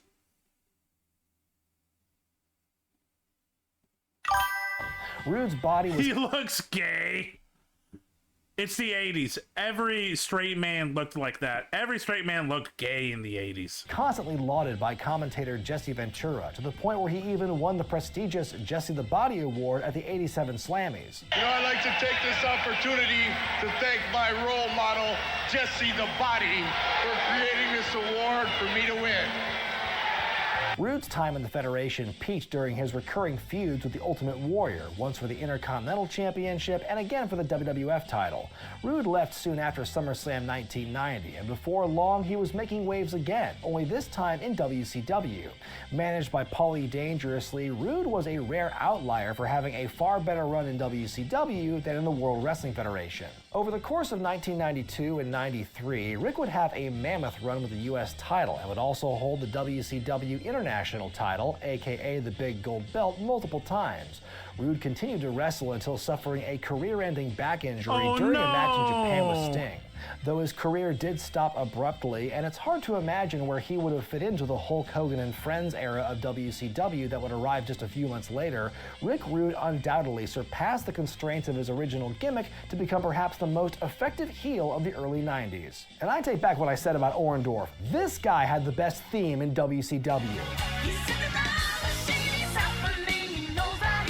Okay, this one I'm kind of down for. I kind of love this one.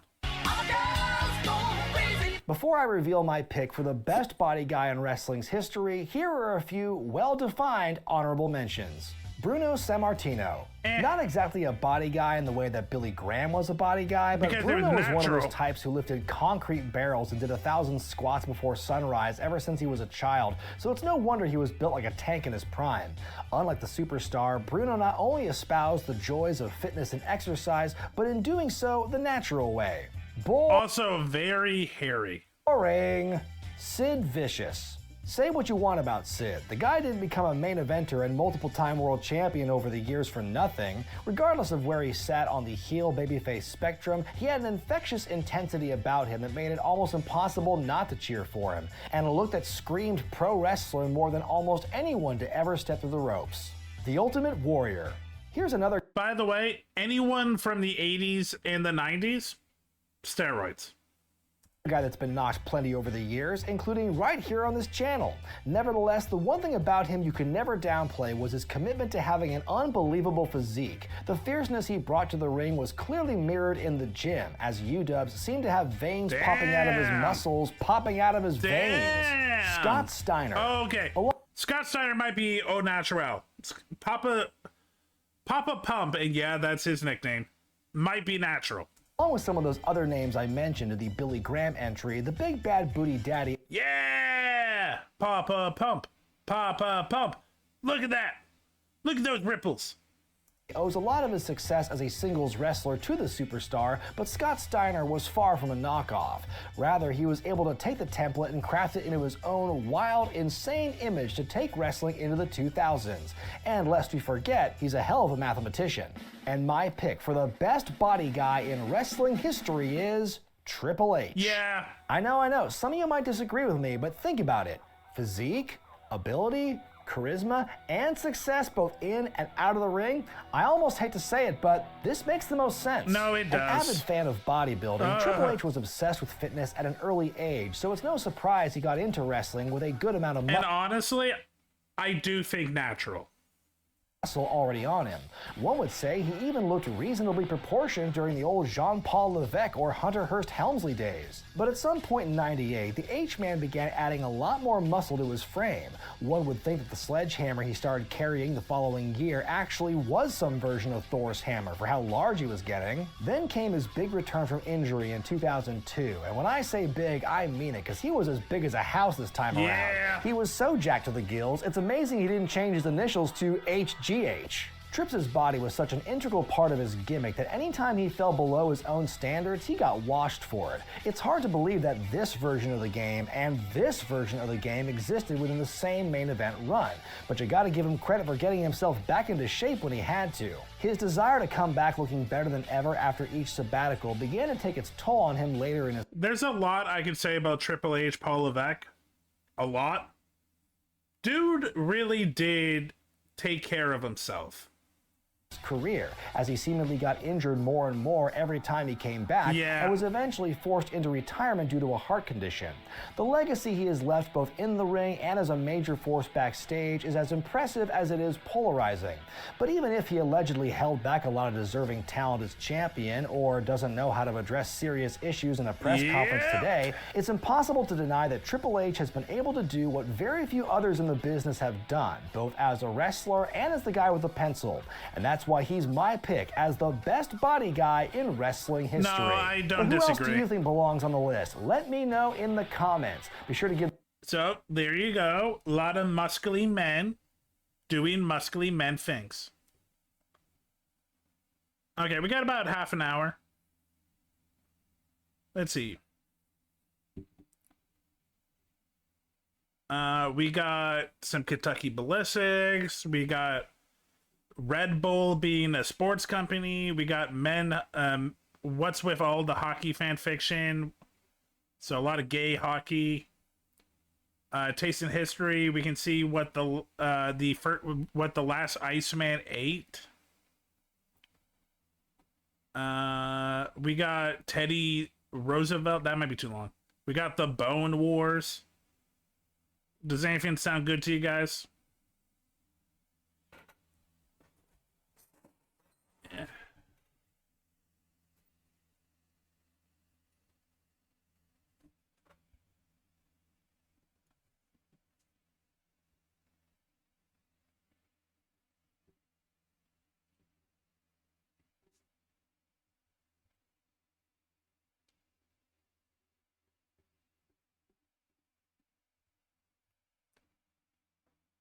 I'm gonna go with Kentucky Ballistics. We haven't watched one of his in a while. Okay. Pirate Pistol, are ye ready for some flyer?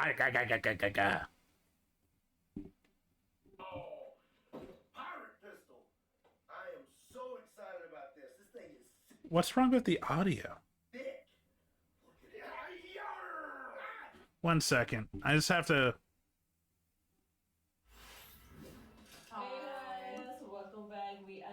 Okay, is it me? Yeah, my audio feels weird.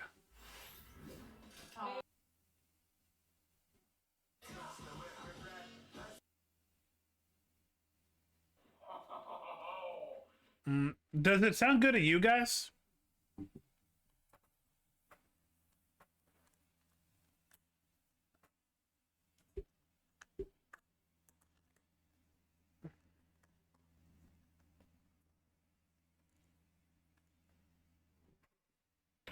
Pirate Pistol. Okay, that's a lot better. Yeah, it was my headphones. Okay, so Kentucky Ballistics, Pirate Pistol. I am so excited about this. This thing is sick. Look at that. Yarg! Ah! Who are you? Yarg, I be ye pirate. What are you talking about? Pirate Kentucky. Yarg. Read the fine print in the box there. Pirate included. No returns. I didn't see that when I... Damn. Every time. You gotta find the fine print. Because we show up. If you don't read, pirate. Bought it. Ah, we could go plunder. No, we can't plunder. Yes, we can. 2026. Oh, we can plunder a lot. We can plunder there. We can plunder over there. There's a lot of great plundering spots. I can show you Kentucky. We will go to jail. Not with that attitude. We can make people walk the plank. I don't have a pirate ship or a plank, and there's no large body of water, and we'll also go to jail for that. No, you wouldn't. I can show you me booty. I assume you're...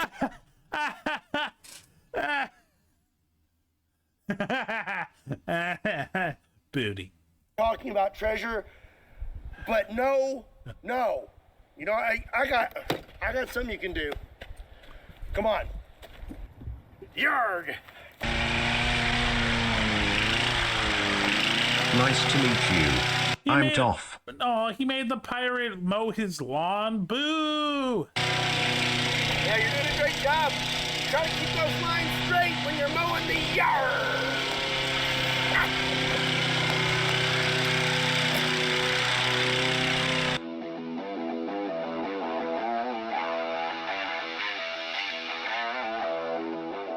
Yarg! Me be Scott, and you be watching Kentucky Ballistics, and today we have the Pirate Pistol. Okay, that is a pretty gun.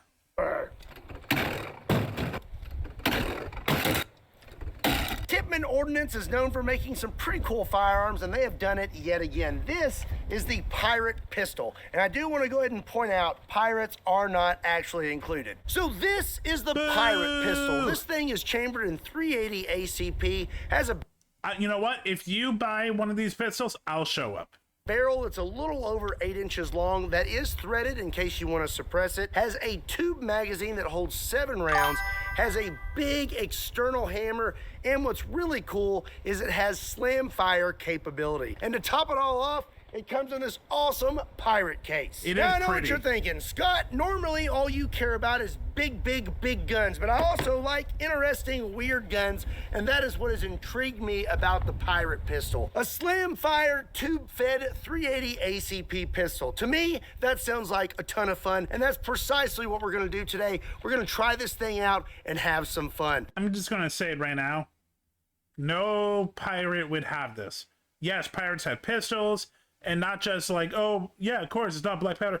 No, I mean, the design is very off, but it looks cool. So now let's go get set up and get started. Yarg, are you interested in a career in firearms or the fast-growing drone industry? No. Then you need to check out today's sponsor, SDI. SDI offers flexible, accredited online programs where you can learn to build and repair firearms like AR-15s, 1911s, and bolt-action rifles, or you can train for a career in unmanned aerial systems. You'll even get hands-on experience. I wish Gur was here. Gur would love this. Experience at home with real equipment, including a tabletop lathe sent directly to you. With expert instructors and dedicated student support, SDI helps you build real-world skills for in-demand careers. If you want to check out SDI, you can click my link in the description down below or the pinned comment. A big thank you to SDI for sponsoring today's video. Now let's get back to it. Okay, I've got the Pirate Pistol loaded up with 7 rounds of 380 ACP full metal jackets, 100 grain. I want to show you that you load it right through here. Ooh. And it's kind of deep, so it takes some getting used to, but once you do, it's not too bad. So I'm going to put in me ear protection. Smart. And I'm just going to take a few shots with this thing and see how true the sights are. When you load your round in this, it's pretty cool. Ooh. You can see the round exposed. Oh, look, I'm going to say this right now. I've said it before. Guns are cool. Guns are fucking cool.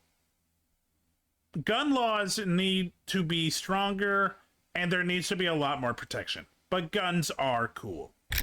And then it goes in. It's pretty cool if you ask me. Let's see if I can hit one of these plates on the Texas Star. Ooh, hey! That's good aim. Not bad. Let's try again. There we go.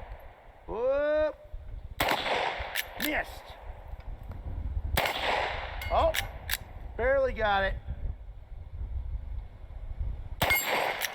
One more. He's a really good shot. Oh, last shot. I gotta actually try. There we go. That's pretty cool. Now your last round will stay in the gun, and that's because this round is ejected by the round that is getting loaded next. It kind of pushes that out. You'll see that in the slow-mo next when we slam fire this thing. So I'm loaded back up with another 7 rounds of 380 ACP. Now let's try out the slam fire function. Okay. So, slam fire, for those of you who do not know, once I pull the trigger, I will continue to hold the trigger down, and then as I pump this, as soon as the next round is loaded, it will fire. Oh, that sounds actually scary. a lot of fun. Let's see if it works. Here we go. I mean, it sounds fun, but it sounds scary as shit.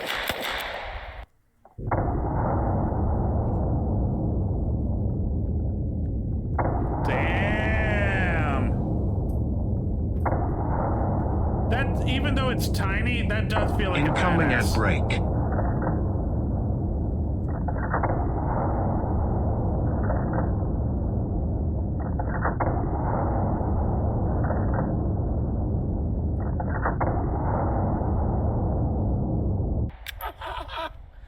That's pretty cool. And again, the last casing will stay in there. You just kind of pull that out on your own. This is actually a lot of fun. Let's keep going, shall we? Yarg, now let's see if we can hit some steel while we slam fire.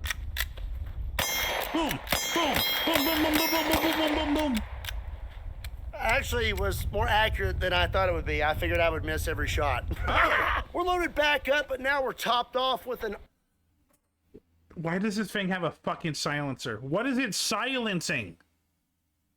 Otter Creek Milkman suppressor. I am very excited to see what this sounds like. Big shout out to Silencer Shop for hooking us up. Okay, here we go. I'm gonna shoot at the armored truck. I'm hungry. Yeah, that silenced nothing. Wait a second. Take out my ear pro. I can't hear nothing. Now I can tell if I'm gonna hit it or not. Oh! This is actually a lot of fun. I mean, it does look fun. It looks very, like, rewarding. Hitting, honestly. One more. That actually is a ton of fun and sounds really good. I'm gonna say that the pirate pistol and the milkman are nothing to shake a stick at. Yeah. Hey, you take your stick somewhere else. You don't shake your stick at the pistol. Since we're topped off with the milkman suppressor, I feel like our first target should be milk. So we have 3 gallons of whole milk loaded up with some Hornady critical defense. Suck it, RFK. This is what you do with whole milk. 380. Here we go. Yeah! But it's so pretty. That sounded pretty cool, actually. Blue, it's whole milk. No one drinks whole milk except you're a freak like RFK. Let's get the one in the middle. Oh! Ooh, splashy. Blue is like, it's like, no, $7.99. Oh, that's fair. It could be good to cook.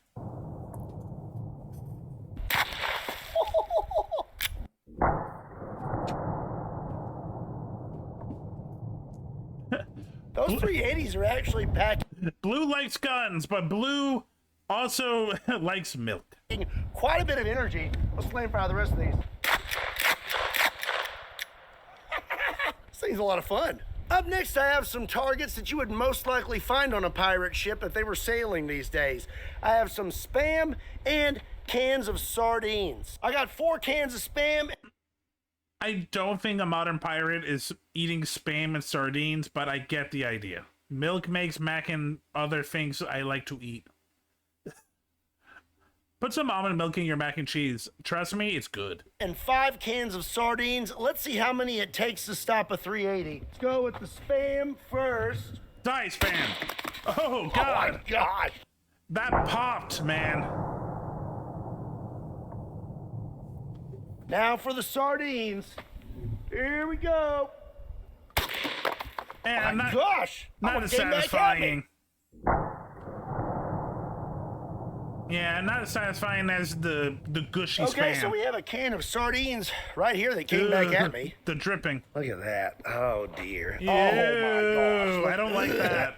Oh, gosh. All right. Here's another can. Look, I would love to go to Hawaii or a Hawaiian restaurant because they make Spam look good, but yeah, I agree with you, Blue. I don't know if 5 cans is enough to do it. There's a 3rd can. Oh, the sardine, Spam, and milk. It must just reek on that table. Oh, no. That is... Blue, fun fact, Hawaii pizza was invented in Canada. Gross. That is super gross. Here's a can of Spam. Blew its top off. I mean, that 380 is actually delivering quite a bit of energy. Went through and through that can. For a pistol? Oh. I think we stopped. Yeah. In this can of Spam. Yeah, for anyone that doesn't know, Hawaiian pizza was invented in Canada, not Hawaii. Looks like we stopped in the 3rd can of Spam. 5th can is all the way back here. Or, I don't know if it is the 5th can or not, but one of them. Looks like 5 cans of sardines will not stop a 380. Well, let's open this can up and see if we can find our round. Gushy. Gushy. Oh. There it is right there. Spam protection. Look at that. Get a bulletproof Spam vest. Oh, I did not know that Spam made such a good test medium for bullets. That's pretty cool. Oh, look at that is. Do I have to look at it? That is some nasty stuff right there. What's this? Oh, yeah. Oh, dude, why? I don't like that. I don't like the sounds. I don't like the sounds. You know what that needs? I need some Kai, do you actually like canned sardines? Spam with it. That's what it's missing, right?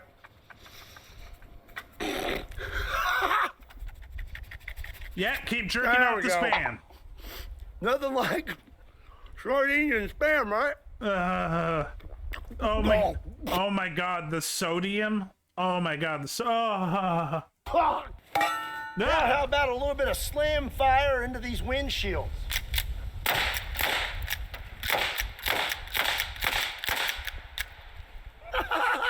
Let's check it out. That's fair. I feel like anything can be modified. Made it through there pretty good. I think I'm hitting a little low with this suppressor on.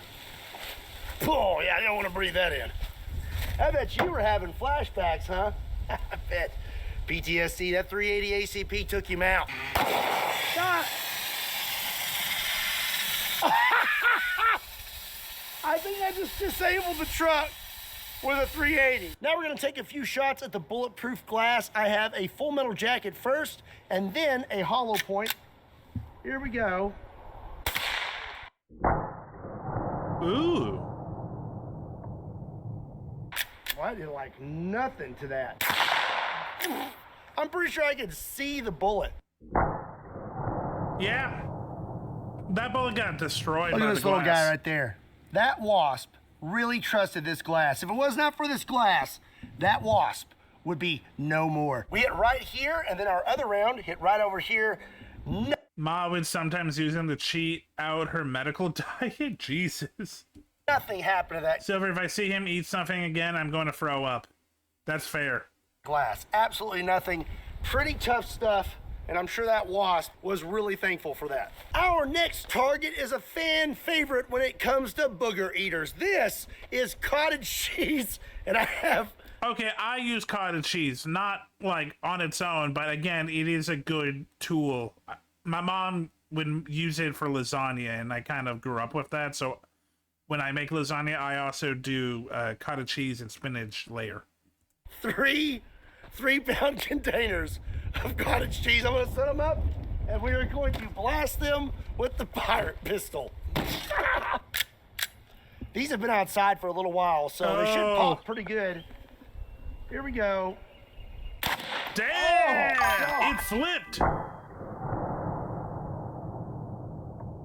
Cottage cheese makes spaghetti casserole. Oh! I'm not gonna lie, it is a satisfying... It's satisfying to watch it go plop. I'll tell you what. Let's scoot up a little bit for this next one. Blue! Oh, here we go! Blue is scarred by the wasted food. Nice to meet you. I'm Toff. We watched some horror shows earlier, and this, I think, is what scares Blue the most. This is so nasty. If you eat cottage cheese, how can you look at this? How do you look at all of that? All those curds and nasty little things? How do you look at that and go, that looks so good? Dude, you ate sardines and Spam. You can't talk. Good, you're gross. To add to this lovely spread that we have on the table, next we're gonna be shooting a whole gallon of about 6-month-old cocktail sauce and a big container of pimento cheese. All right, we're gonna get pretty close for this one. Oh my gosh. It goes splishy splash. Oh my gosh. Gosh darn it. Look at this. That's a lot of pimento my pirate cheese. Costume. They're gonna be... I've never actually had pimento cheese. That is a very southern thing, and it's never showed up in Canada. So mad when I bring this back to the rental place. Just joking, I bought it. Yeah. But still. Dude, I feel like the rental place, if they know who you are, would never sell to you. At least on my finger. Look, ew. Look at that. I bet you cottage cheese eaters Hey, you look at that, you're like, oh yeah, you're weird. You're gross. All right, here comes. It's a good base. Seafood cocktail sauce. Okay, that's it for today's video. I'm gonna head. Oh, that went 6-month-old cocktail sauce went straight into his mouth. Now, oh my God.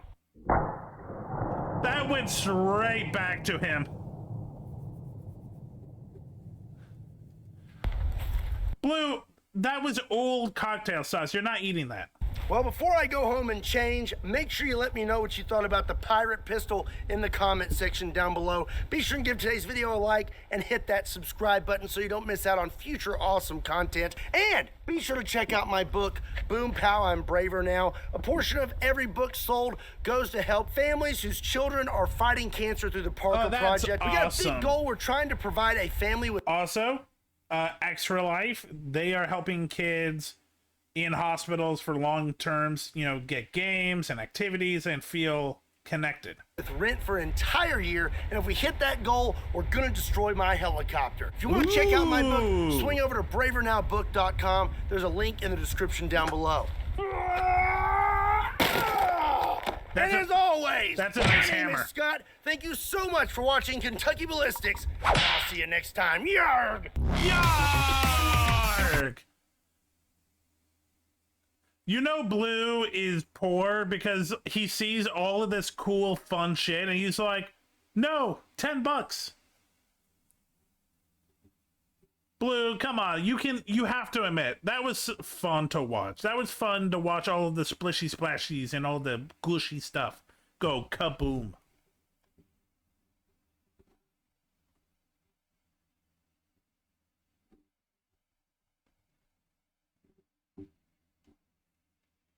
One second, I'm just checking.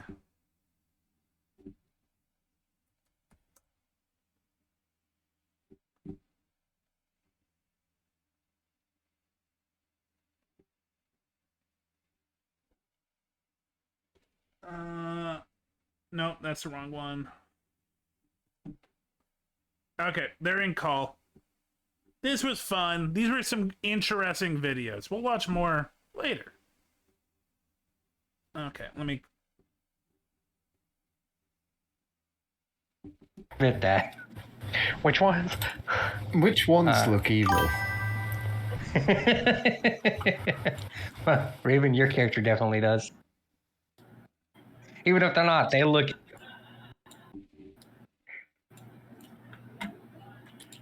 I don't remember the name of the other tiefling.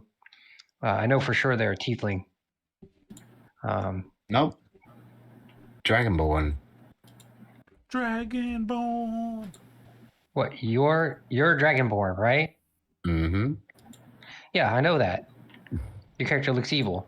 Then there's a tiefling. I thought there was two tieflings in the group.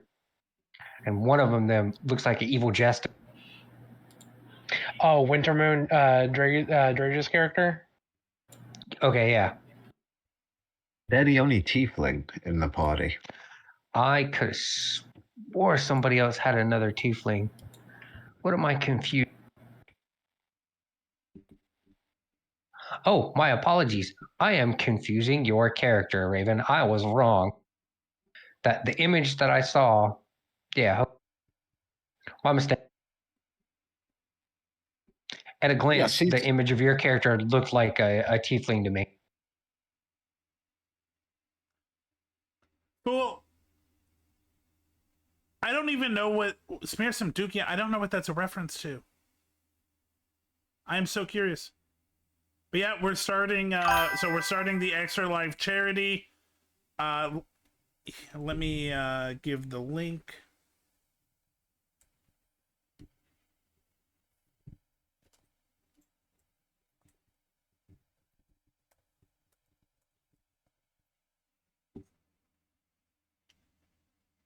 Oh, yay, you're back. But yeah, we are starting a one shot, and it you can mess with us if you give money to the charity. Right now we are doing this through Fate Breakers.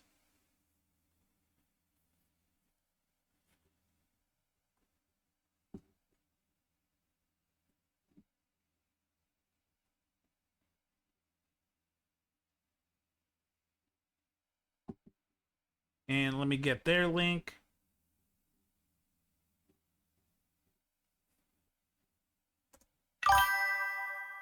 Okay, I'm going to undeafen. Hi, people. Hello. Hello. Just telling Chad what we're doing and what we're supporting and giving the links. I'm just preparing right now.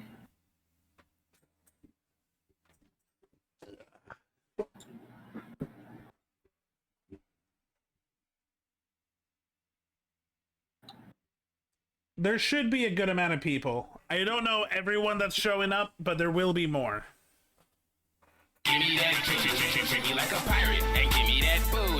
Thanks for the sub Ravens _ night 666. Thank you, Raven, for the 3-month subscription. You're awesome. You're a good dude. Sunday, we are going to be doing Raven's one-shot for charity. This one's hosted by Kenzie.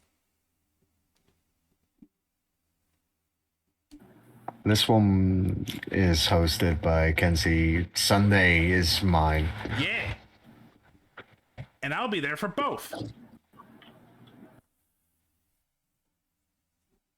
And on Saturday... And then we have Embers on Saturday. I was about to say, that's good timing for Ember to show up. Yeah.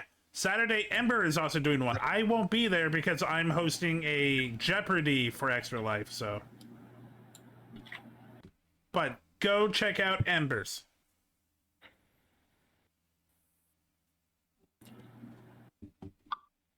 Okay, let me... Where's my YouTuber? There we go. Okay.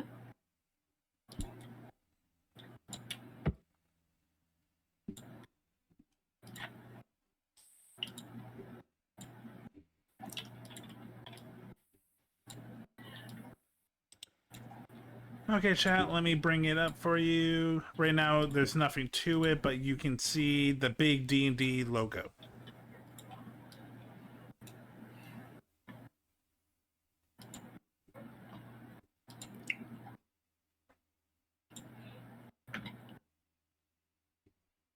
Yeah.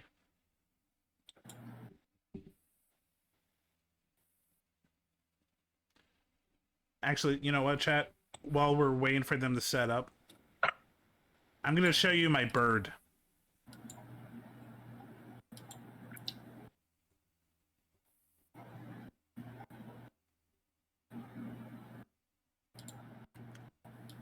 One second, I just need a... I don't need... Well, I might need you, but whatever, I'll get you back later.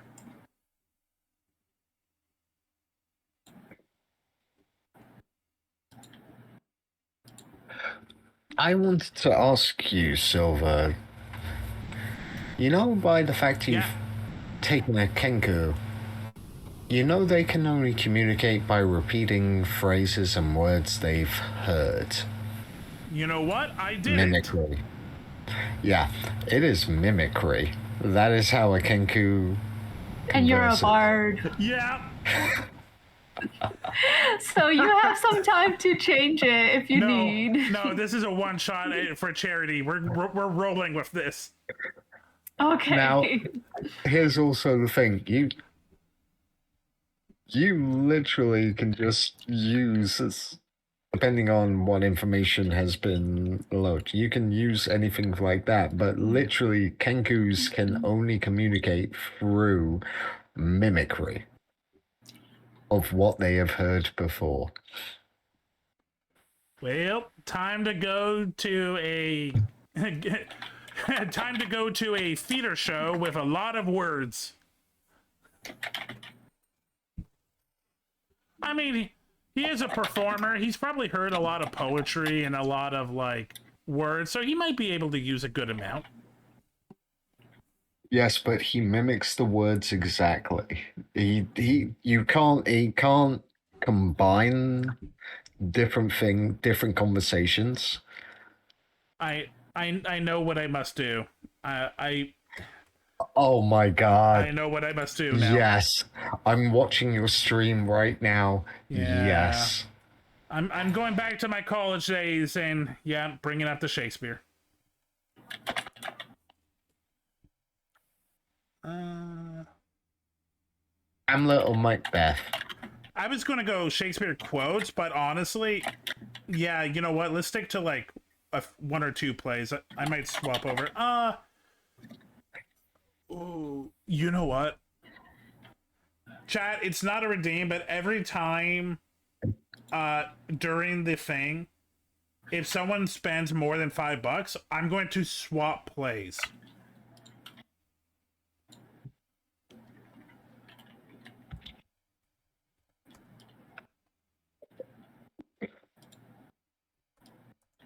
Oh, that's going to be amazing. We have a Kenku that's just going to be quoting Shakespeare throughout the night. Yep, no, I'm down. I'm down for this. Okay, but yeah, so chat, this is Desmond the Kenku Bard. I did not realize that mimicry literally meant he can only mimic, but we're here for it. His biggest... Well, yes. Oh, sorry. No, yeah, no, you're yes good. and no. Technically, you do have the option to just mimic normal words, and that was changed in Monsters of the Multiverse. So if you're that type of Kenku, you can do both. I actually don't know Just what so you I know. am. But that's good to know. That is very good to know. It's for charity. I'll do the goofy thing. If I keep this character for a longer campaign, I'm definitely going to modify it, but it's for charity. Yeah. But yeah, his biggest stat is in charisma because Bard. This is going to be interesting. Can I gush about a new game I just found out? Disruptive? Yes. Yeah, go for it, fool. I don't know anything about Disruptive. Oh, no. You're saying it wouldn't be Disruptive. No, we're setting up. You go ahead. What's the new game?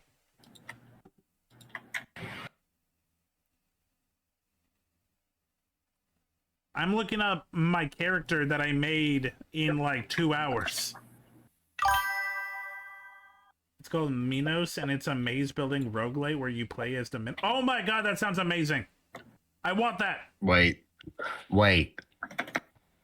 We get to Sorry, play, did you say play as the Minos? Minotaur? Yeah, we Minos. get Minos. Yeah, I've We played get to that play as game. That's pretty damn good.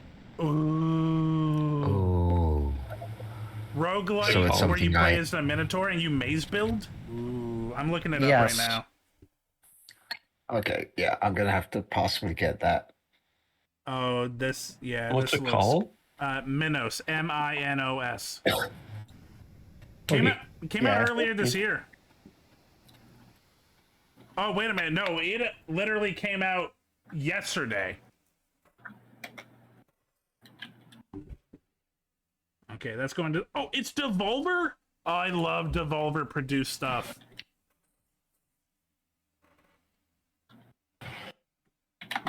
Yeah, this is... Yeah, I'm... Chat, we might be playing this on stream sometime. Or I'll play it on my own. Who knows?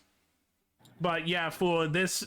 You know me well. This is Greek mythology, building, roguelite. Yeah.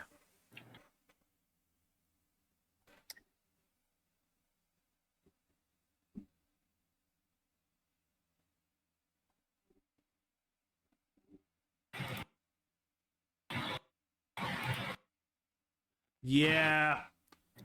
Devolver is interesting. Don't always like look at the publisher and be like, oh, the publisher is what makes the game. No, but Devolver has a really good eye of finding these cute little games, and they usually, if they publish it, it's a banger. They did Enter the Gungeon, they did Broforce, so many other ones I can't think of right now. Okay, I just pinned the viewer redeems. Where? In my chat. Okay.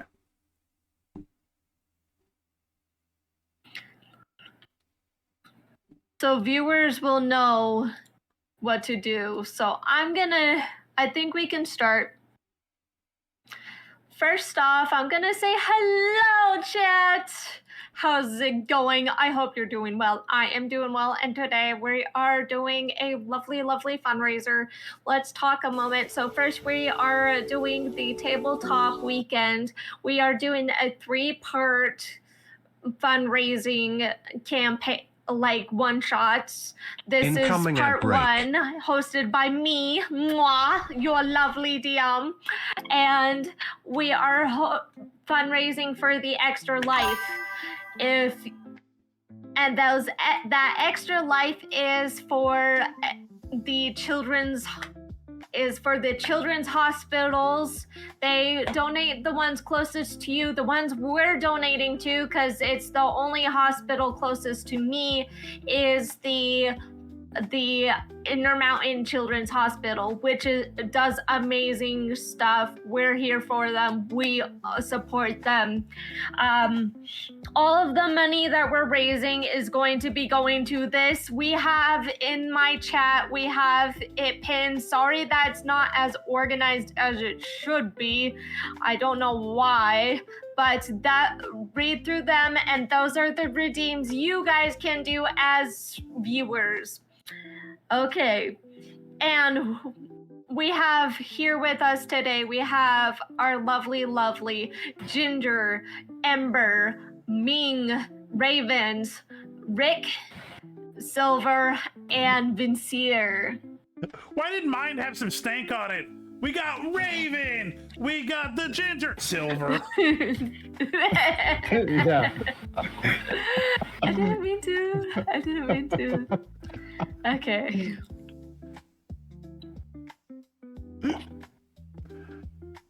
I'm just messing. By the way, Ember, you have $40, just so you know. Oy. That you can use for your streamer and viewer donations. If you guys need it, it's in the hashtag Extra Life donations. That's where the donations will be from and for. And you can just donate. I have the tracker up. You can just donate, and then I'll see it. It will tell me the last person that donated, and we will include it, and you will tell us after you donate that amount what it is for. But currently we have, out of our goal of 400, 115, and that's without streaming yet. Hopefully we can do more. Thank you guys so much. Let's go. Yay! Okay, so first off, you guys were not here by accident. You are the product of Fractured Genesis Project, a secretive program designed to push the boundaries of life itself. Each of you were brought here for a reason the scientists believed only you could fulfill, a potential they coveted and sought to understand. Outside these walls, humanity spreads unchecked, devouring the world and leaving very little room for rare and dying species that once walked freely. You are an anomaly, the creation that can change the balance of life or become another failure lost to history. Now, something has gone wrong within the facility. The careful, controlled environment has erupted into chaos. Doors no longer hold, alarms scream through the corridors, and shadows stir where they should not. You must escape, uncover the truth of your origin, and decide what role you play in this world of almost forgotten and what it means to be extraordinary. Now, I will do my thing.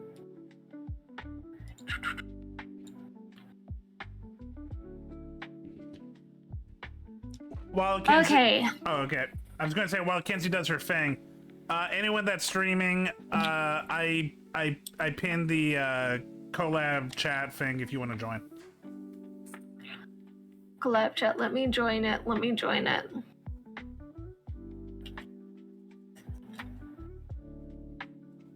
First, I need to find you out of all the people that are streaming today. Everyone is streaming. I mean, you can use the There link you are, that I Silver. have in the chat VC. Okay, I just knocked on you. Okay. I'm pretty sure I already invited you. Okay.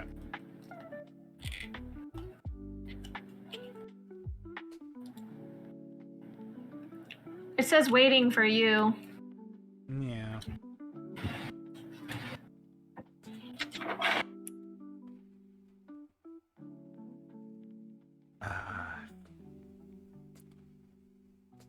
I clicked on it.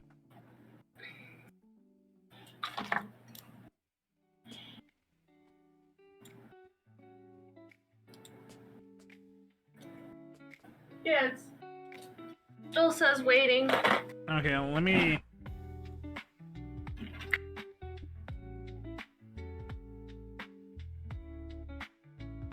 Oh my god. Why? Why are you painful?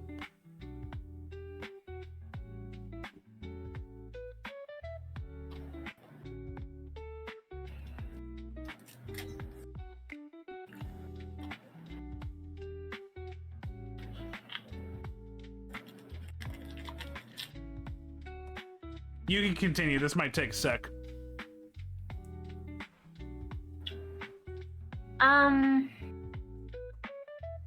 But I'd rather get it done now. Wait, it's loading? There we go. Okay. There we go.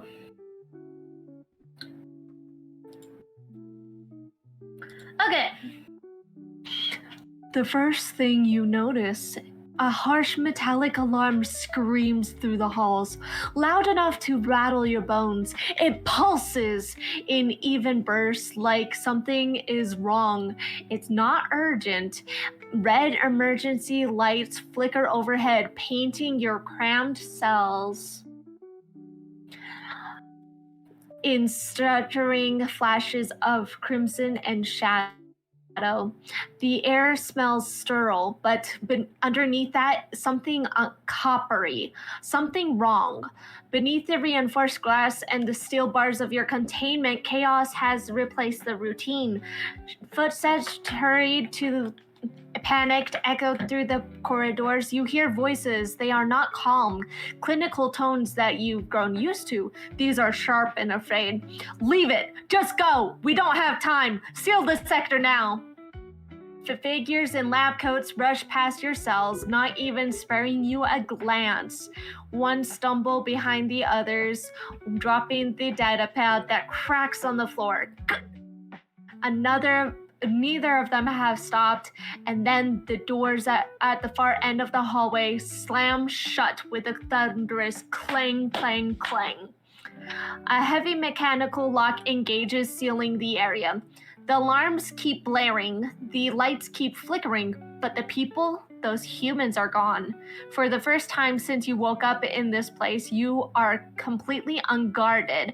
Somewhere deeper in the facility, something lets out a distant, inhuman sound. Half scream, half roar, cutting through the alarm like a knife. Each of your cell's doors click. Not open, not yet, but some locking mechanism has changed.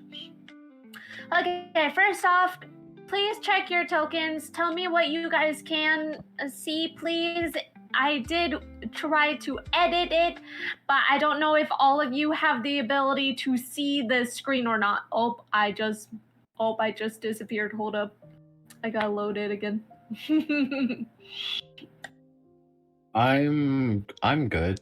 I can see. I see me. A very small amount. Also see if you can move your. Also see if you can move your tokens. Yeah, I can move my token, but I think I could see through some of the walls.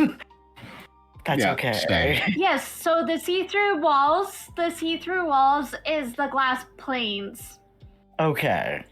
But if you all I try see is to black. move to it, you won't go through it. All you see is black. Where are you? Hold Zoom up. out and see if you're just not. I looking know, like right area. no, I've zoomed out like entirely. It's just a black square for me. Yeah, me Yep, too. same here. I can't exit through the door, but yeah, I can move around and I can see a little bit. It looks good. Hey. Oh, I can at see one you. point. At one point. Oh. I think I found a glitch. I won't use that glitch anymore. But no, at one point, I believe I saw an orc. Yes, I was gonna say I see you across the hall. Yeah. I'm looking at you right now. Now you're gone. Okay, so Ming and okay, There we go. hopefully that helps. Did That's that as do far as I anything, can Ming? go. I can see you. You're there. No, Hello. it's still just a black square for me. No, I'm talking to Ming because I'm trying to edit one of you guys first.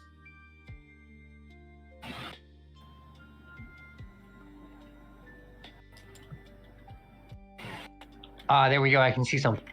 I had to reload the. Yeah. Okay, so Waving you to can a now red man see. right now. Mm-hmm. I can see. Let me. I'm checking my token. Can you move it? Yep, I can move it, and the light moves with it. The line of sight. Perfect. Okay.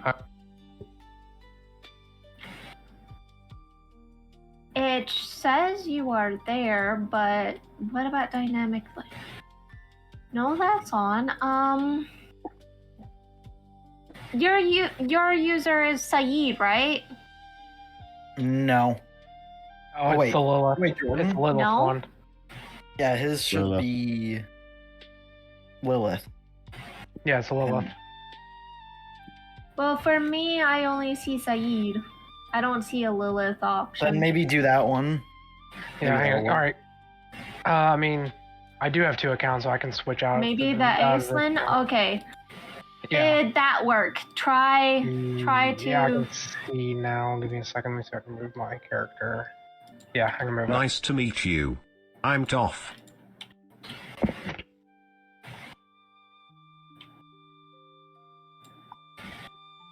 Let me just... Okay, there we go. That probably is why, because I saw the Saeed and... Yeah. Okay. So, the scientists have gone. You guys have seen them go on. They have gone... I'm going to use Gorgon for a moment. One moment. They have gone through the hall this way past your guys' cell, and you heard the door clink. Free. I am free. Hey, who let you out? Okay, there Aw. you go. You're back in your cell. Oh, I should have the music still playing. Why is it not playing? I hear it. I don't hear it for some reason. I Yeah, hear there's no privacy in this place. Why is there a glass pane in the bathroom? Alas, poor ghost. I watch you in privacy. Hold You off can't your escape my hands. gaze. Listen, I can look at the red Okay, man so you across guys the hall should see within a the door bathroom. icon. You should be able to click it, and it should open. Yeah. But what if I don't want to go out? In here is safe. That's the unknown. So your guys' doors have opened. What do you guys do? I mean, it was very anticlimactic for my character because he was thinking he had the chance to like force the door open. He just walks up and it's just like click. He's just like, "Aw." I was thinking the same thing. My character would basically be like trying to pick the lock and then realize it's unlocked afterward. Synthos, we should go. We should go now. I agree. I'm already out. I'm already standing outside the The door, where are you? The door. Be quiet, Rick. Who invited this guy? Desmond says, "Hilo, ho ho boy, come bird, come." Let me move over so you can get out more. Who was that guy? What is he saying? No, I stopped there. What? Okay. I am sorry they offend you, Hartley. Yes, Faith Hartley. Welcome, Drew Ox the Shredder. Redman, does that make any sense to you? I believe the Kenku is requesting that we all move down and join the group. From top to toe. Well, they should have just said that. It's a Kenku. It can't communicate in the way the rest of us do. I thought you were dumb. Raven. No, I have wisdom. I'm just not intelligent. Okay. Listen, I've just never seen a bird, man. I've only seen regular birds. Oh wait, there has to be something from Hamlet with a good retort for that.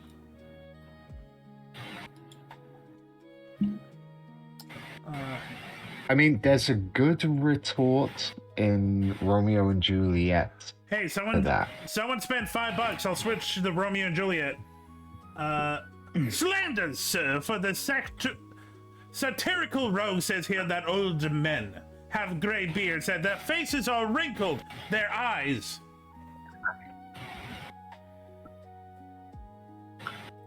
And then Desmond walks away.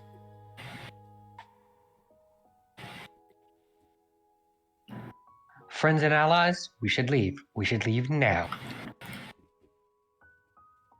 Is that what you want to call these people? I'm okay with that. So it looks like At the this only point, anyone who's not the human only is an ally. way to an exit is True. or a hallway is over here. As long as just Wait. go and push past everyone and just start leaving. Wait. There could be booby traps.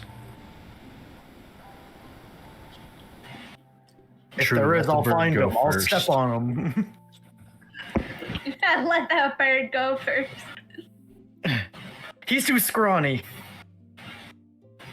I think I have someone for this actually. Oh no. Yeah, Two directions. My fellow escapees, before Welcome, we all go Kenzie the rushing Goddess. off, should we not at least say our names to each other?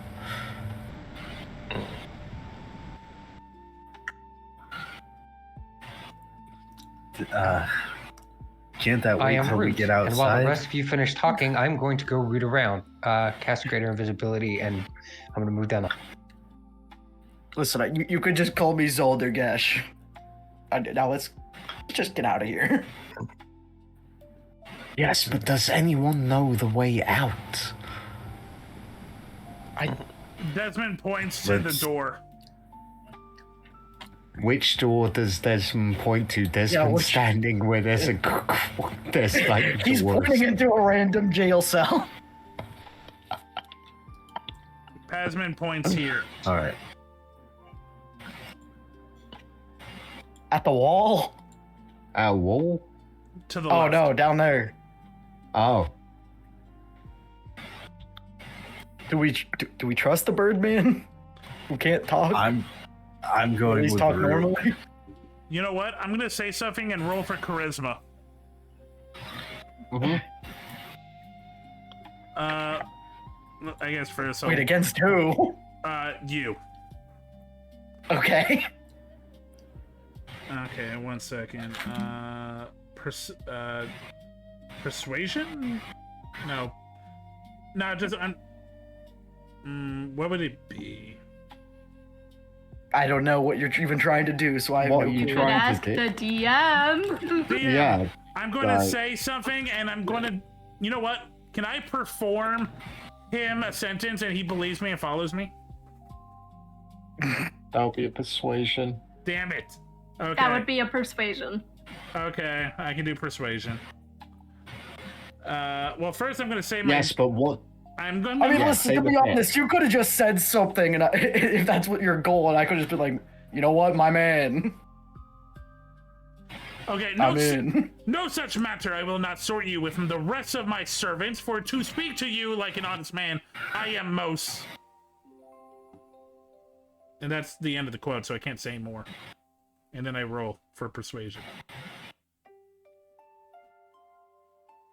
Rock on, Birdman. Hell yeah. It's not great. Apologies, I clicked on the wrong. Gorgon looks to the rest, looks at the orc, and is just like, "Do you think that one's okay?" Well, let's just find out. I'll go with them. You know, what's the harm? Oh wait, there's a door here. Yeah, Kenzie, as they're talking, Aslan would like to go through the door she found, because she just walked away. Yeah, this side door. Bird, what are you looking I at? had to wait till all of you guys go through the door, sorry. Okay. Oh, so everyone's being New map. dragged to this door. Oh wow, we're just It's a new automatically taken map. to a new map. Seems, Madam Day, it is. Okay, I know Okay, not let me seems. just update the token for Ming, and I don't know if it updated or not. It's loading for me though. One moment. There's also a mysterious stranger here. Aren't we all strangers at this point? Yes, because they're not here. Yes. Well, Yeah, But there's an extra mysterious stranger. Come on, load said it faster. was dumb, so.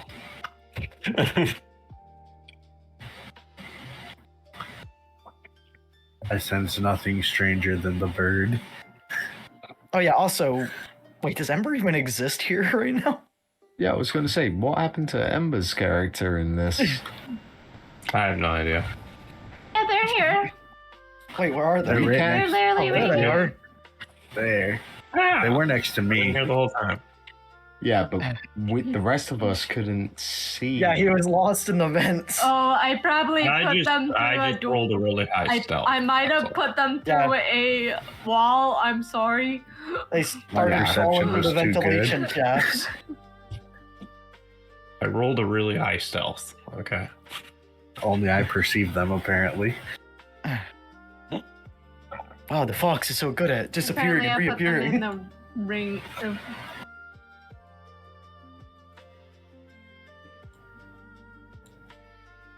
Okay, Aislinn and Ming, you guys should be able to see and control your tokens again. Sorry.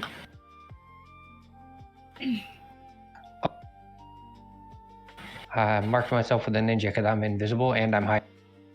Okay, I want to roll initiative so we can take turns on this.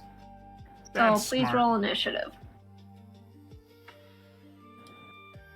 Remember to select your token as you roll. Well, I don't even have Can't the give you on. thing on, so I'm just inputting it manually. There. Yeah. Yeah, you can right click on your token, add turn.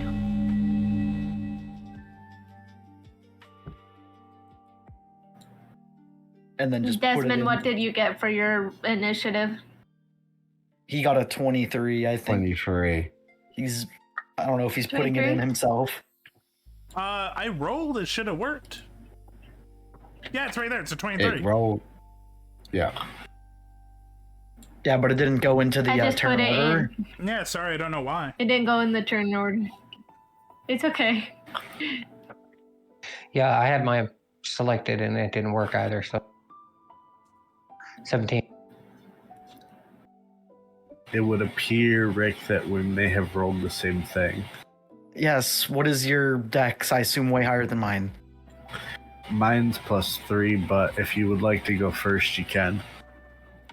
Hold go up, first, then, Drew if you don't just mind. donated. Yes. How much? Someone donated. It was 40. Okay. Someone pick a Shakespearean What's play. the 40 amount? It's to change the Shakespearean play. Oh, it was for the Shakespearean play? Well, any more than, $10 will change the Shakespearean play. Yeah, there's not an exact like Gotcha. 41, at least that you pinned.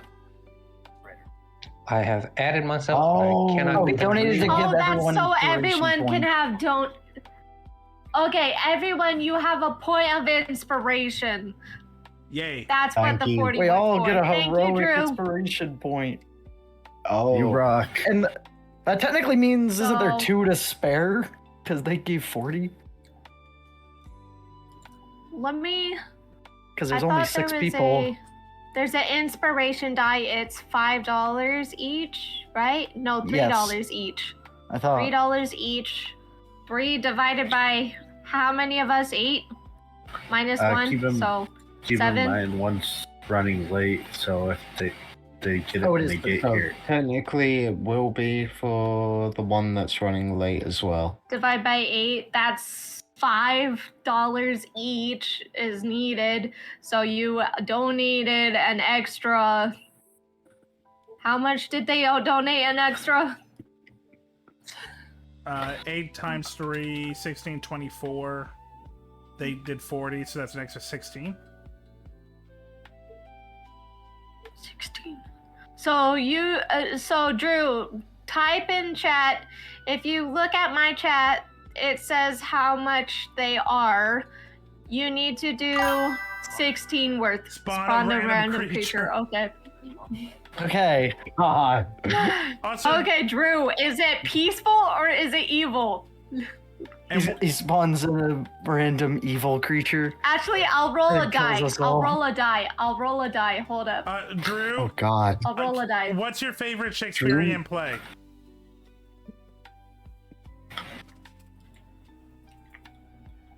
I got a 7.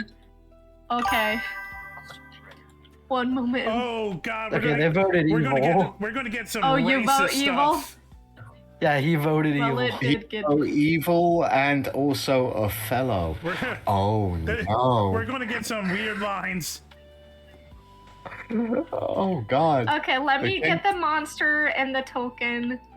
Yeah, do that while also Desmond is about to switch to a whole new selection of words. Amen to Jeez. that, sweet powers. I cannot speak enough of this content. Oh my God. Drew, I just want to say you're amazing. Thank you for this hilarious situation that we are now going to be involved in. Desmond looks at everyone and says, where, I just had it. Hold for your lives!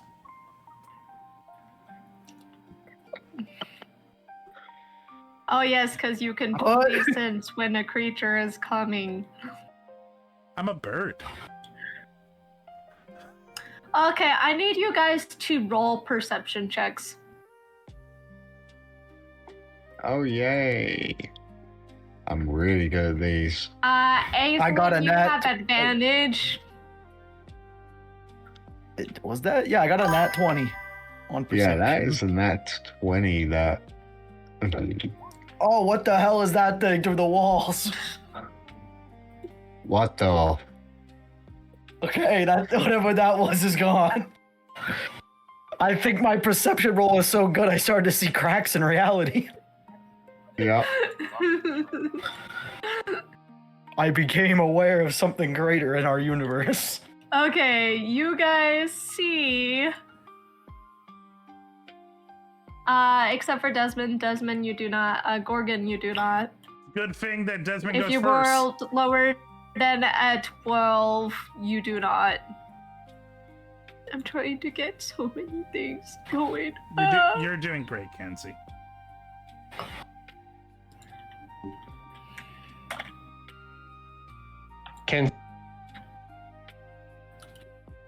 Yes. Regarding my character, I have a very important question. How high is the ceiling in this area? How far away from The the floor? ceiling is pretty high. It's about, I want to say 100. No. Yeah, 100 feet. Depending on how big these people are. So is that what we see, what you posted in the chat? Yeah, that's what you see. Except for me and Desmond. Me and Desmond are kind of just chilling.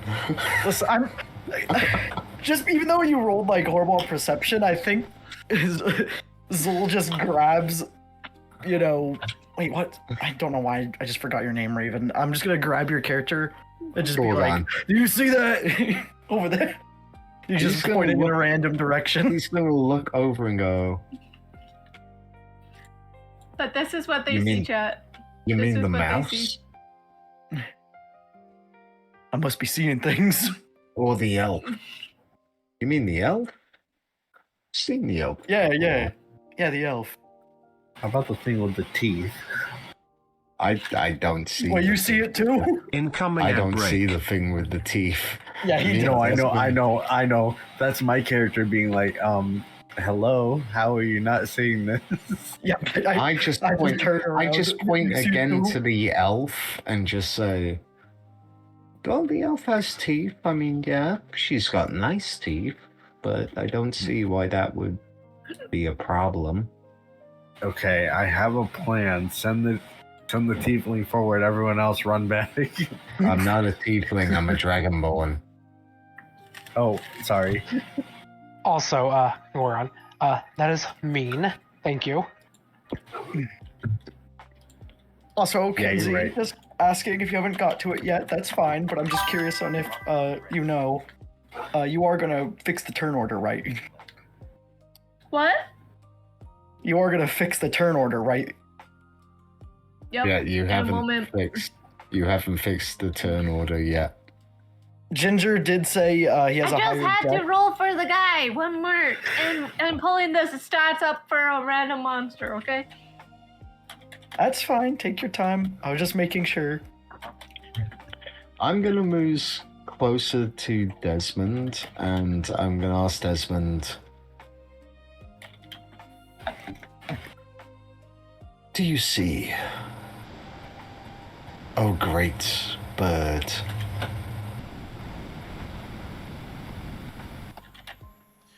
Certain men should be what they seem.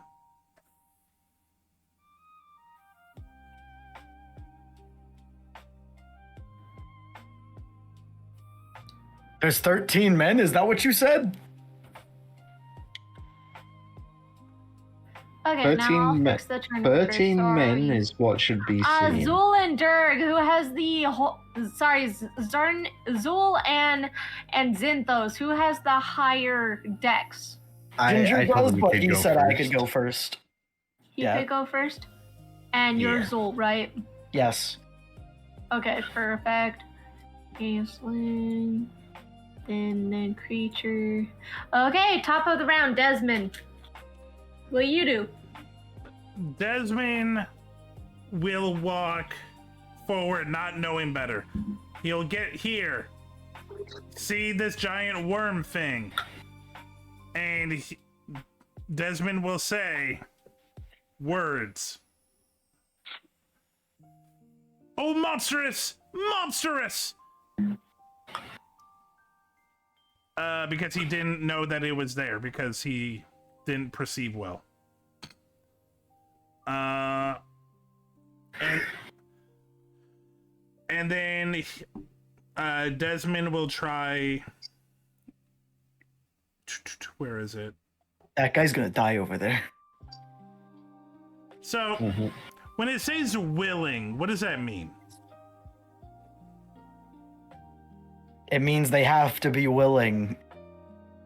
They have to want what you're trying to do to happen. Okay. You said Basically. that the wall, the roof was really high. Yes. Desmond uses fly. You touch a willing creature for the duration. The target gains a fly speed of 60 feet and can hover. When the spell ends, the target falls. So he uses it on himself.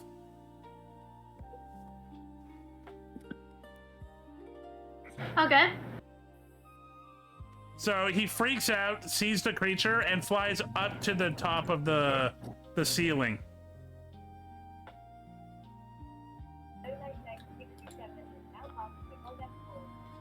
Thank you, my dear. Hope you enjoy your stay.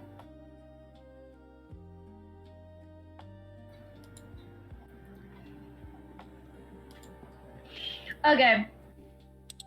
You're not gonna attack or anything? Nope, I'm going to be spooked and hide way up. Okay. I don't know how big this Looking thing is. at this thing.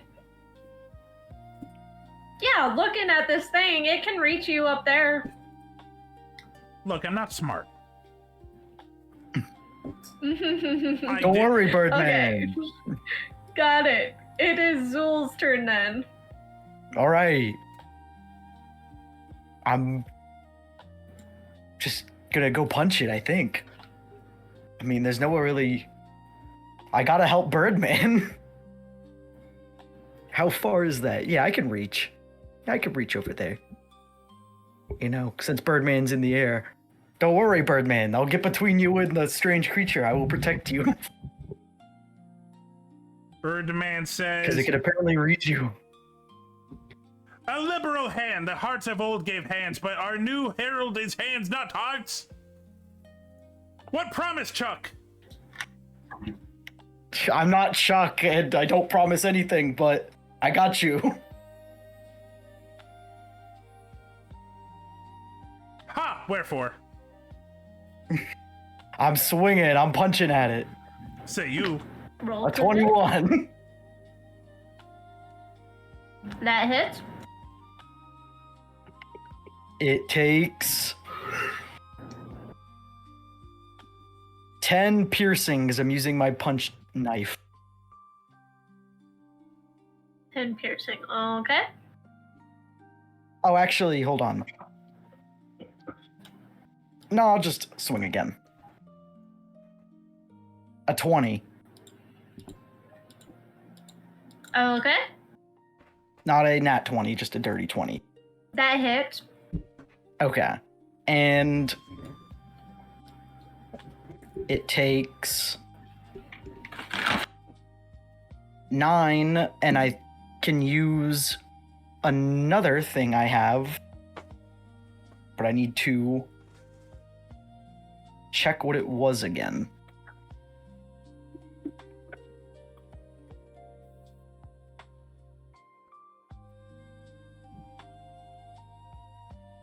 Because it's a thing I can use once per turn to do, I think it's an extra D12. Okay. Oh, also, that should have been an advantage, actually, because I hit it with the first hit, but that's fine, because I hit him anyways. And it is... Why can't I find my feat I had? Oh, here it is. Here it is. Yes, so I can roll this, and it takes 16, I mean, not 16, 14 damage is what it takes. 14 more piercing. 14 more piercing? Yep. Okay. And then I'm just gonna immediately start using my points, because I'm just gonna do 2 more unarmed attacks. I'm gonna spend a moxie point. Mm-hmm. And this time they are at advantage because I hit him already. First one is a 19. Very nice. That hits. That is only 7 damage. And then my second hit is a 26, so I know that hits. And that's 9 more damage, and that's all I can do. I just kept stabbing him over and over again. As you stab him, he roars. It's great, roars. Don't mind me. Great noises. Okay. Now it's Zenthos' turn. Alright. So Zenthos is gonna go ahead and make his way up here beside Zool. You're in the party. Chat, I'll be right back. I just need to go to the washroom. Can't let you have all the fun. Yeah, I'm shanking over here. And so Zenthos is gonna go ahead and take a strike with his double-bladed scimitar. Okay, roll to hit. 17. That hits.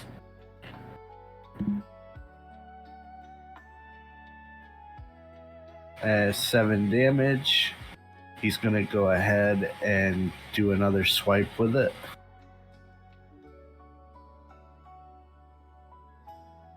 A 19. That hits. That's another 8, and for his bonus action, he's going to use the special ability for a double-bladed scimitar, where he can make a melee attack with it that does half the damage. Okay. 23. Hits. Alright, let me go down here to roll the 1d4 instead of 2.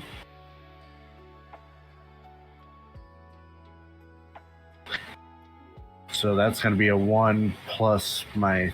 I think it still adds the plus to it, so 4. And that'll end Zenthos' turn. Perfect. Next is Root. Okay. ZZZZ. Flying over here.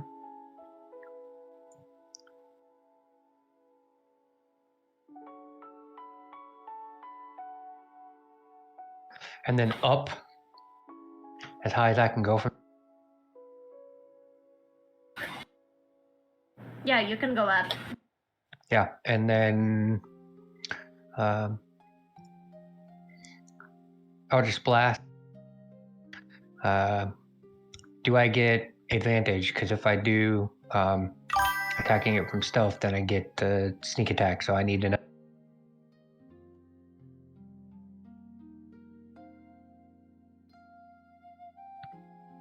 Say that again. Do I have the reason attacking I'm from muted- stealth? Do I have advantage against this creature? Because And if I'm I sorry do, for then I you get guys, sneak. I'm just eating Yes. potato chips. I got all dress.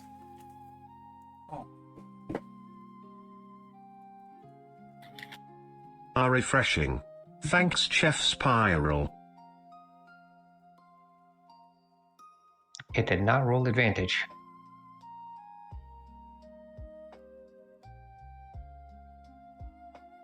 I had to roll 2 That dice because it hits. didn't roll advantage. Welcome, Gingerbeard 9597 underscore. Yeah, that one hit. Okay, 15 so that was for the step. first beam, and I'm rolling the second beam. I just This no- time I'm actually going to I include just advantage noticed properly. the Brixton wizard. That's cute.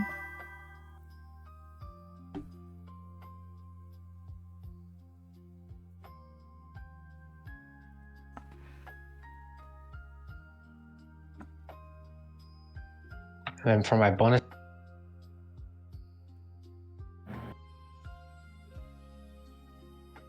What did you roll to hit?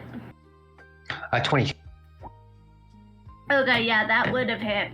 It didn't show until now, so. And then that's my stealth action to rehide. I do that as a bonus act. Okay. And that's your turn? Yeah.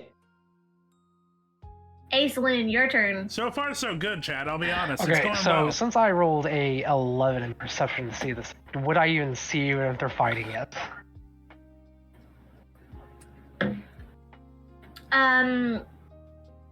You see everyone else. You would definitely Zul is notice British, he that is shaking, they are shaking fighting the it. monster. Okay. Then mate. I'm going to move right here Sorry, I'm really enjoying these old and relationships. cast. Don't shoot me in the back of the head. I'm not. I'm going to cast Inflict Wound. No, actually, I got to move forward there and cast Inflict Wounds on this thing at the 4th level. Okay. So since it's a touch, I just roll. It's got to make a Constitution save. You got to beat a 16. Oh no, it's terrible with those. Oh, it 16. literally got it It rolled exactly. a 16. I think it has plus 8, but Yeah, it takes half damage. So This is a horrifying thing, by the Yeah. way. Someone said it earlier. How much damage did you roll? It's what? 29. So whatever. Never 29. seen So this before. 14, because low end. okay. Yeah, 14. Can we use cantrips as a bonus action or no? In this? Yes, that's always a rule with me. Bonus Okay. action cantrip. Okay, then I am going to.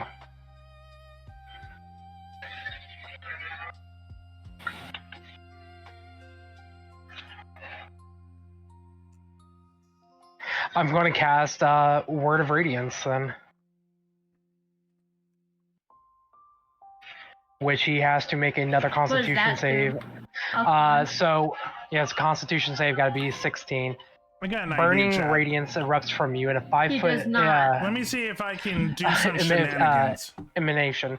Each creature of your choice that you can see in it must succeed on a Constitution saving throw, or take the damage. So let me roll damage. So he For a takes an second, when additional. you said take full. within,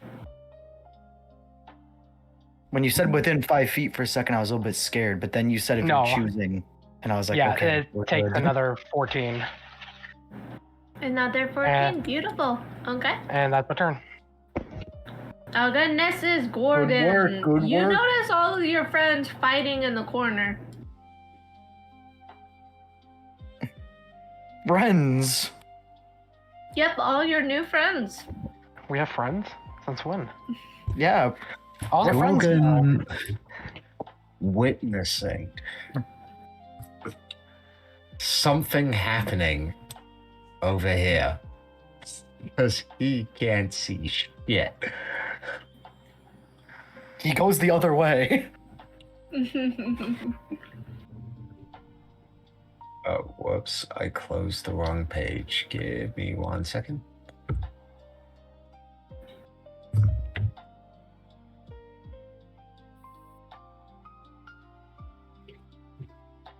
Also, I'm glad no one's decided to bring this up yet. We don't talk about that, okay? I thought if we ignored it, it would go away. If we don't look at it, then it's not there. It's not there. If I don't see it, it doesn't see me. Listen, all I gotta ask is how it got in that room. Right. I'm gonna literally say this to all of you. I can't see what you guys are talking about. So there's ugly 1 and ugly 2. So, just gonna move 20 feet over here and go. Oh. Fuck my life. Welcome. Did you just see the monster? Yep. Welcome to the horror show. Please take a seat and enjoy. We're all gonna die. Enjoy your stay. And as a action, he is going to summon Spirit Shroud around himself. What does that do? Basically, I call forth spirits of the dead, which flit around me for the spell's duration.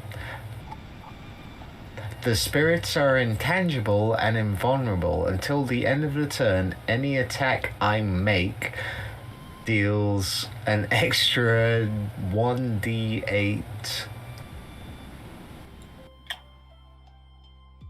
damage when I hit a creature within 10 feet of me. But you know what? Because I'm casting it at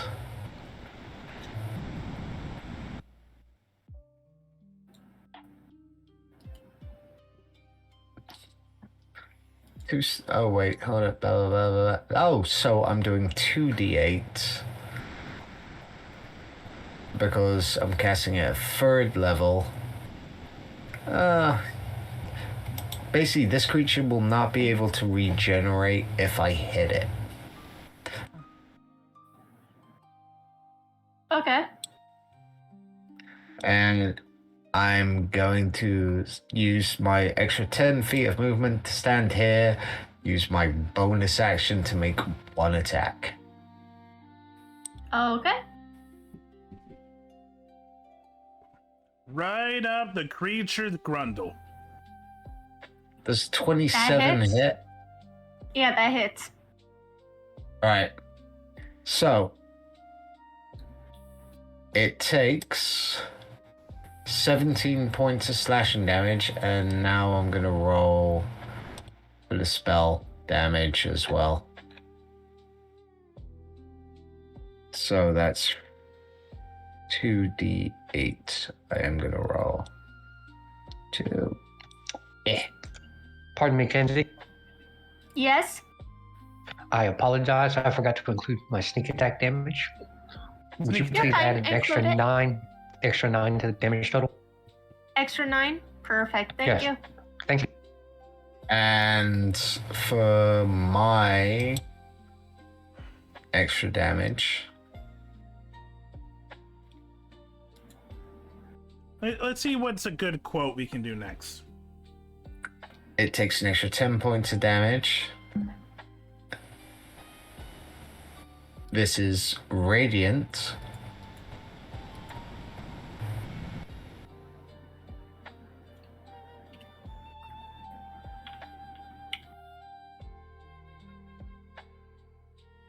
And you can't regain those 10 hit points.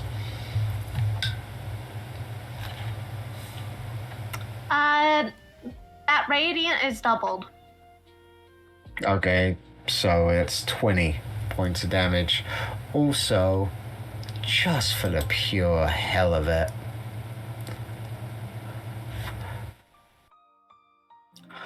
the orc who called me friend.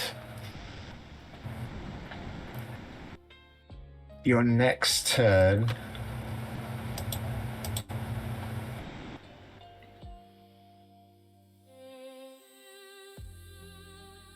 I apologize, because you said radiant on this creature is doubled. Yeah. Okay, so then that 14 damage from my word of radiance, that'd take 14, he would take 28. oh no, I Gotcha. misread the Just spell. added. I'm not pointing at the orc. The creature itself has had its movement speed reduced by 10. Okay. Wow, you almost put it on the orc. Yeah, I reread it and I was like, oh. I thought it said I could increase the movement speed by 10, and then it was like, no, reduce. And it's like, oh, I was about to put it on the wrong person. Hey, Rick, don't take it personally. I hope the creature attacks you, though. Oh, that's Is that fine. your I hope turn? it attacks me too. Don't worry. I'm with you. That is my turn done. Okay. I have an idea, chat. The creature is going to raise its arms and slam down. I need each of you to make a strength saving throw, DC 16, or be knocked prone. Bird on Scott. Not I'm you, a little Desmond, no. far away. And not you, Root. Just- You are on. Is this just It's an just- action it's doing? It's just an action. Yes, it's slamming its arms down, creating a big whoosh.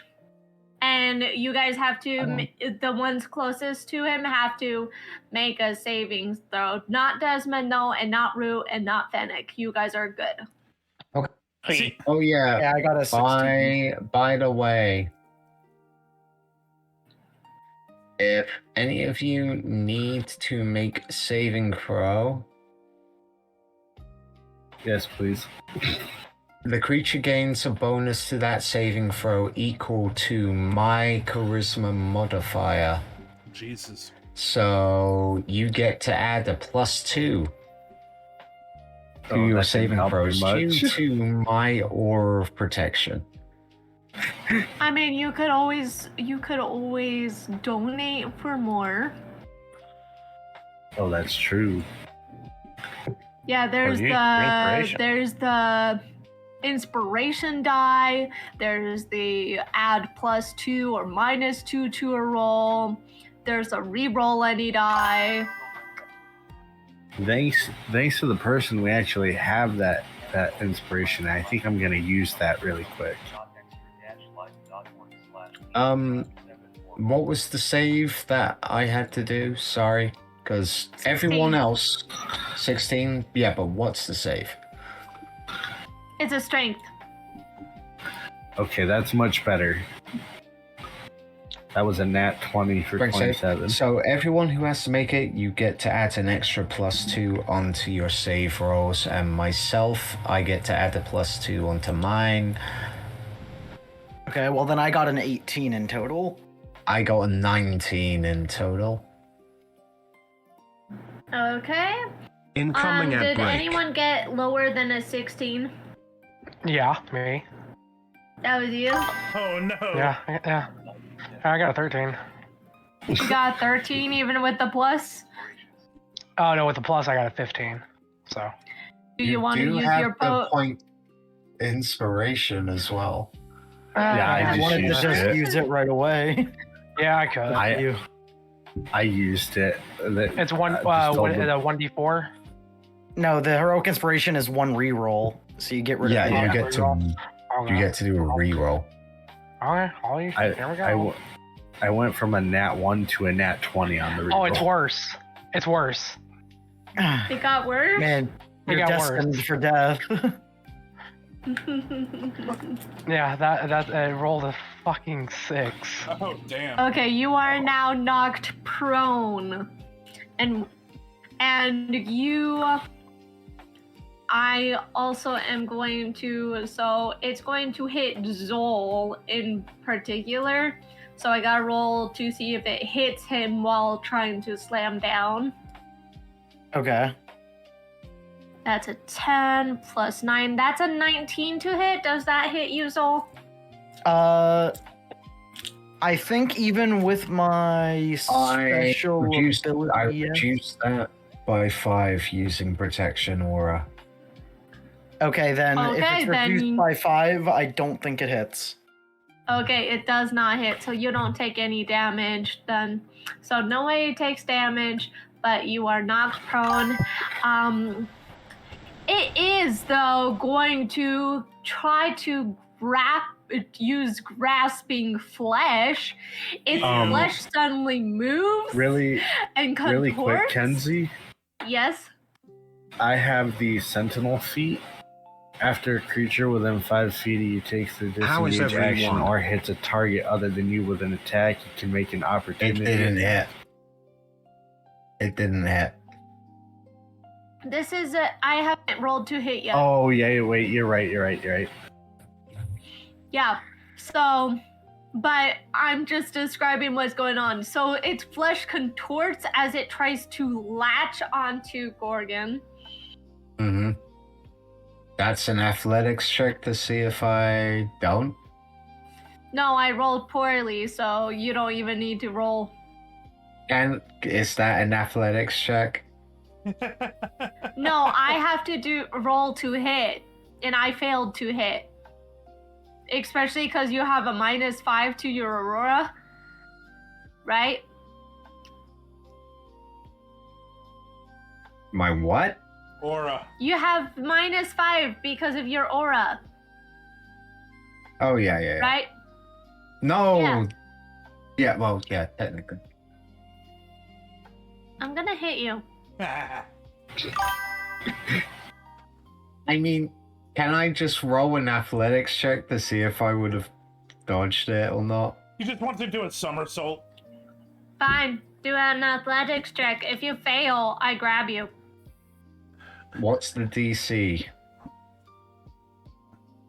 Well, it was gonna be 16. However, I want to make it higher, so it's 18 for you.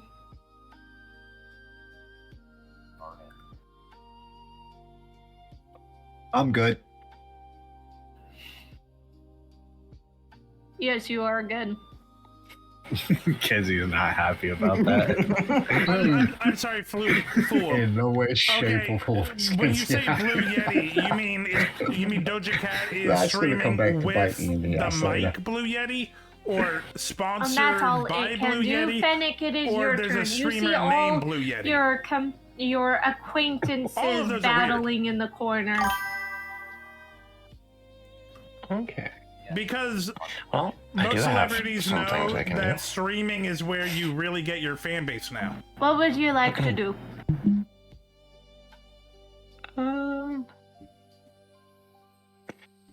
Well, I'm the type of person who's ranged, so I'm gonna throw a knife against them.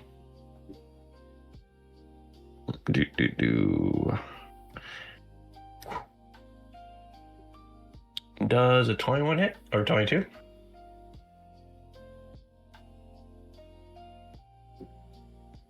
Welcome Sunless_Nomad.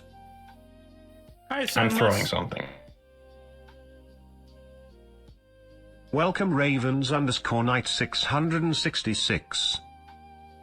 She's being artistically cringe. Kenzie, you good? I mean, that's just Doja Cat in general.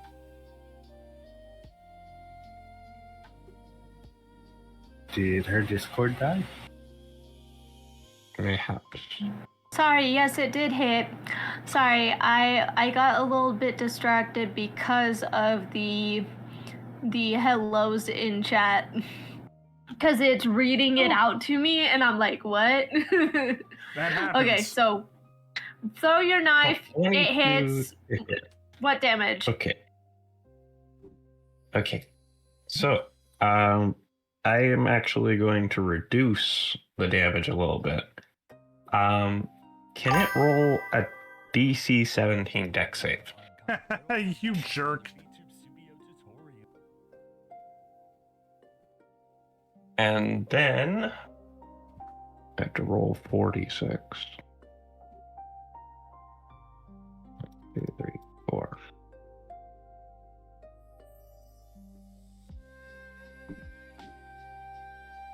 Did it fail to save? Or did it succeed? I'm rolling. What save is it? DC 17 dex save. Dex. It does not have much dex, so it's only a 16. Okay, so it falls prone.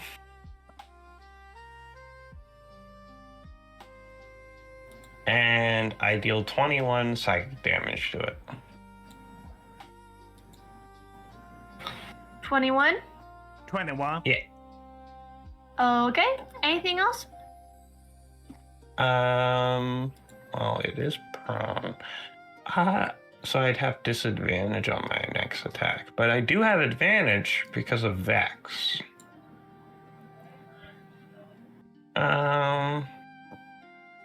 So it'd just be normal.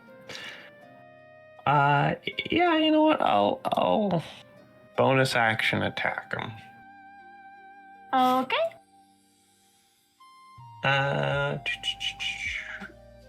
Woo. Natural 20. I wish I started off with that. For a 29. 20 hits. However, because of its skin, your crit damage does not work, so it will be normal damage instead of extra. It absorbs it in a gross way. Ew. Okay. Well, it says I can only roll the crit damage, but we'll just say -1, so 7. Perfect. Okay.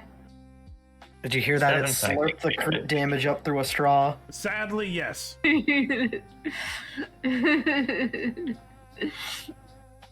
And what you see is basically I twirl around basically knives that appear in my hand, and I chuck 2 at them.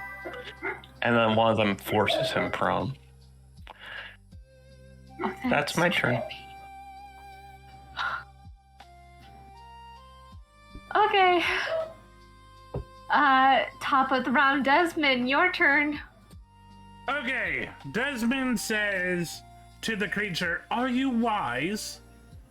And then, not waiting for a response, uses Phantasmal Killer.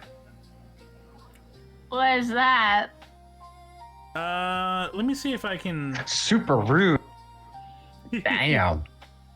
Let me see. I'll read it out loud, but it should pop up for you guys now. You tap into the nightmares of a creature you can see within range and create an illusion of its deepest fears. You visible only to that creature. The target makes a wisdom saving throw. On a failed save, the target takes 4d10 psychic damage and has disadvantage on ability checks and attack rolls for the duration. On a successful save, the target takes half as much damage and the spell ends. For the duration, the target makes a wisdom saving throw at the end of each of its turns. Gotcha, okay. So, wisdom saving throw.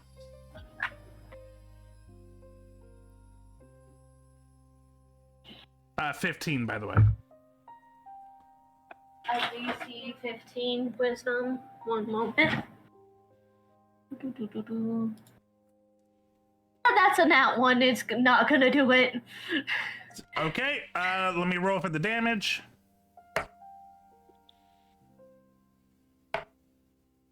I think this thing's worst fear is the sun.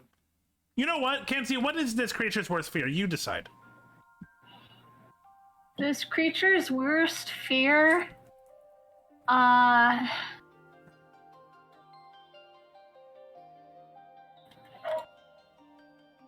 Well, you don't One have moment. to describe it if you don't want to. It's visible only to that creature, so we don't actually know. Listen, look at how I'm pale trying he to is. think. Clearly the sun would hurt. Okay, its worst fear is absolute stillness. Ooh, creepy.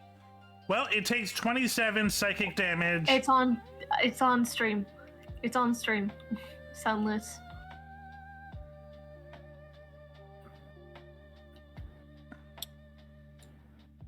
I can stop it. It's just so I can hear it, though.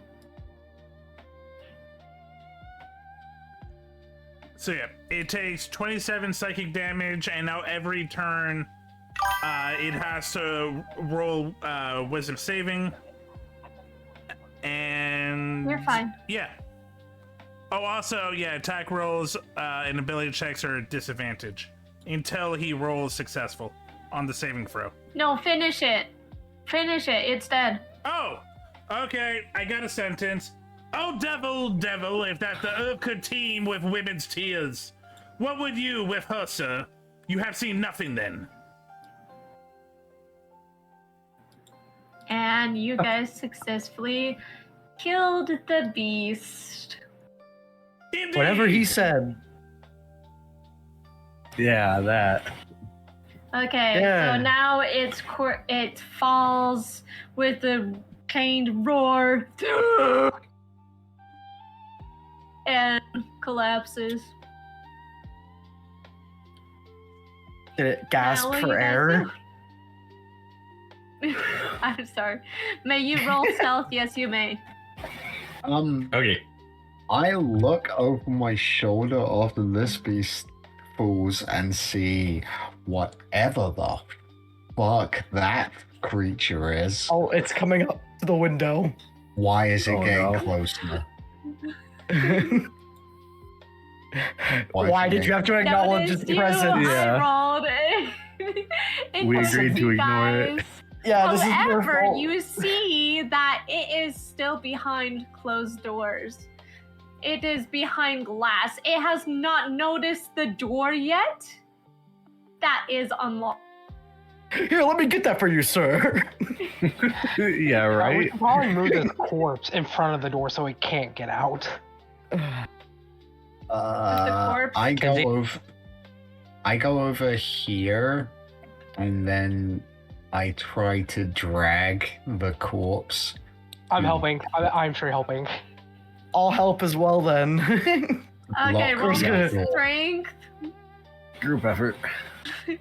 I mean, honestly, hold on. Can I How much does roll it weigh? Can Kenzie, I roll how much with does it weigh? advantage? Roll me at athletics or acrobatics. Why with advantage? Because so many people want to help. Hold on. I just want to ask Kenzie this just for the clarity, Kenzie. How much does it weigh? How much does it weigh? Yeah, how much do you think it weighs? It's pretty heavy. It's probably gonna take more than just the two of you, not gonna lie. I know, but Unless like, you roll nats. do you have an actual, like, would you say how many pounds it weighs? Nope. Can I just roll with advantage first before? Yeah, you go ahead and do that, but depending Why then, with I'm gonna advantage? Fine, yes. There's so many people. 'Cause want we're to helping. before. But you want to know why I was asking? If it weighed anything less than 2,400 pounds, I can just push or drag it. It weighs more than that. It weighed more than 2,400 pounds. He's chunky. He's It is chunky. he's tubby. So I rolled a 24. Can I start at Okay, least what? dragging that? Yes, you drag it in front of the door. As you do, you notice that the Hydrate. creature Thank you, Blue. follows you guys. Oh, lovely. I would like And to he's much abandon like this a and scout ahead. centipede. You want to That's scout perfect. ahead. Roll Yes, me please. roll me a perception or investigation. Don't With worry, advantage, Ant-Man. because We'll you get you start out of feeling there. drawn.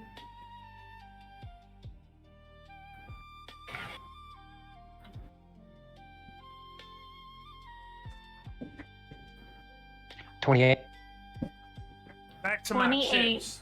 Okay, so you are getting drawn to the room at the far end over here.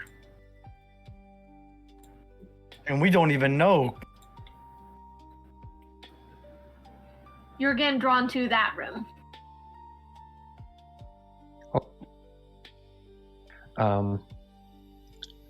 I don't have message, but I do have minor illusion, so I'm going to use that to whisper.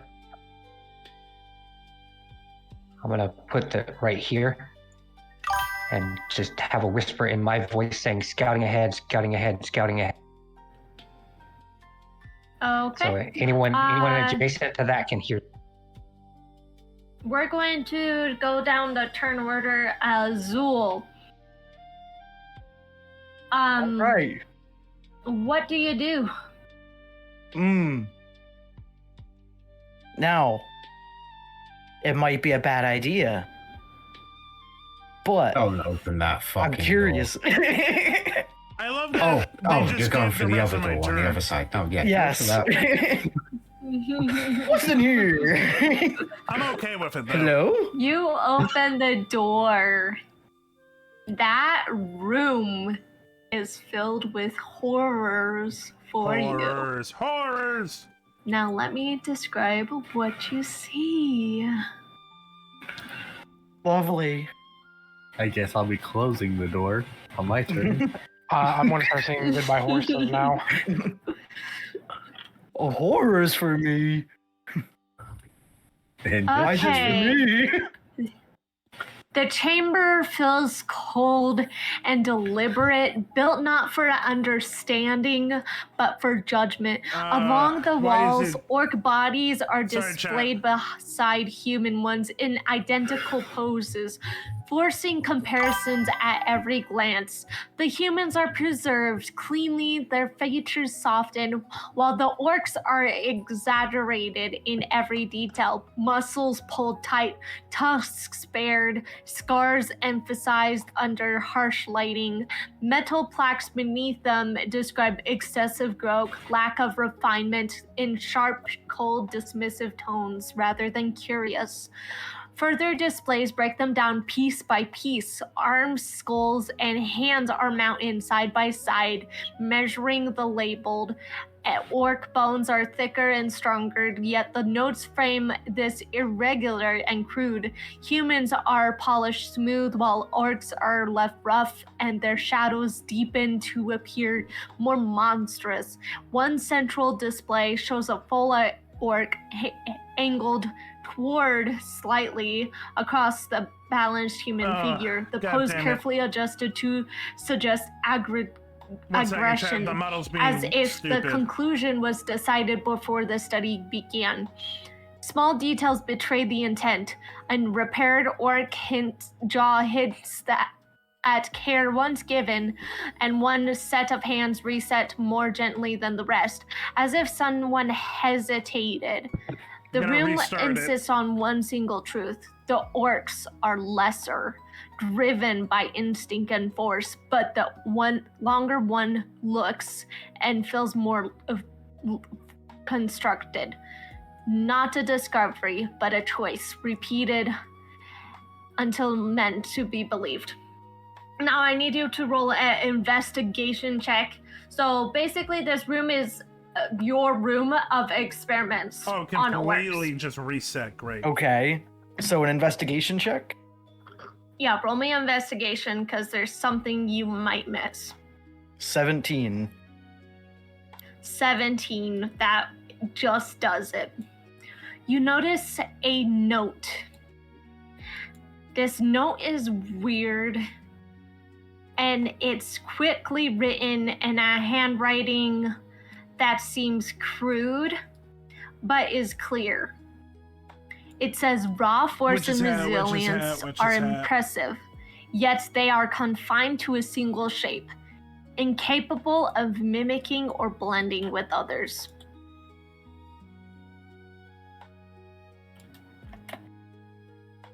Is he talking about me? Okay. That sucked. This is the note, in case you need to read again.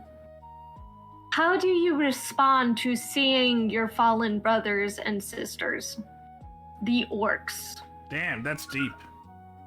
Of many clans, bones, and the fact that the humans seem to see you guys as lesser. Damn. They're racist. Racist dead humans. Yeah, they're dead in here. I mean, I already was gonna probably smush them, so I don't think it changes much. This just makes it easier.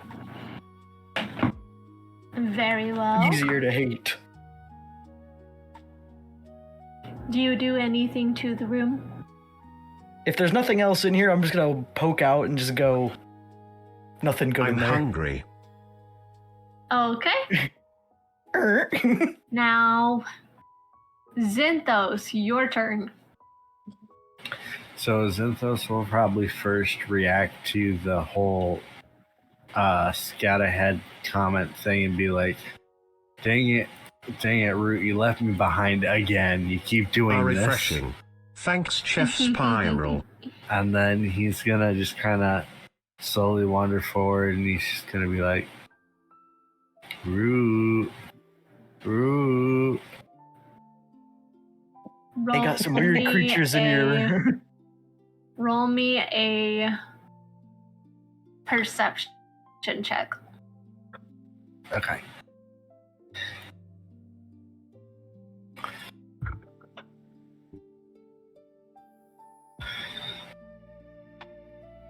$14. 14. Yep. You are feeling drawn to this door over here. Rue, is that you? Yes, go towards the Also, light. for those who see the creatures, let me post what they look like in here so that you guys can see them. I'm so sorry that I did not post it beforehand. Oh, I saw something. I just same mentality. Ignore it. It won't see me. Just pretend it isn't there, and it'll go away. As long as we don't acknowledge its existence. Yeah, you see, Raven made the mistake of acknowledging Mr. Acknowledging Hands. that creature's Yeah. existence. Yeah. These And now are it's, what the two beings you guys see so far. yeah, and now it's staring at the window. Okay, so Zinthos, you open the door and you also see and experience your own horrors. The room shifts to something heavy, more imposing, built to display power rather than contain it.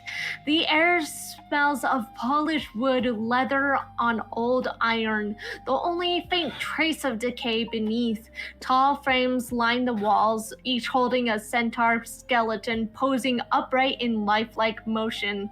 Some rearing as if charging, others stretch into a full sprint, their bones cling to a pale sheen and reinforced with thin metal joints. Incoming ad break. They are not laid but to rest, but presented with plaques beneath them praising their unmatched speed, strength, and endurance.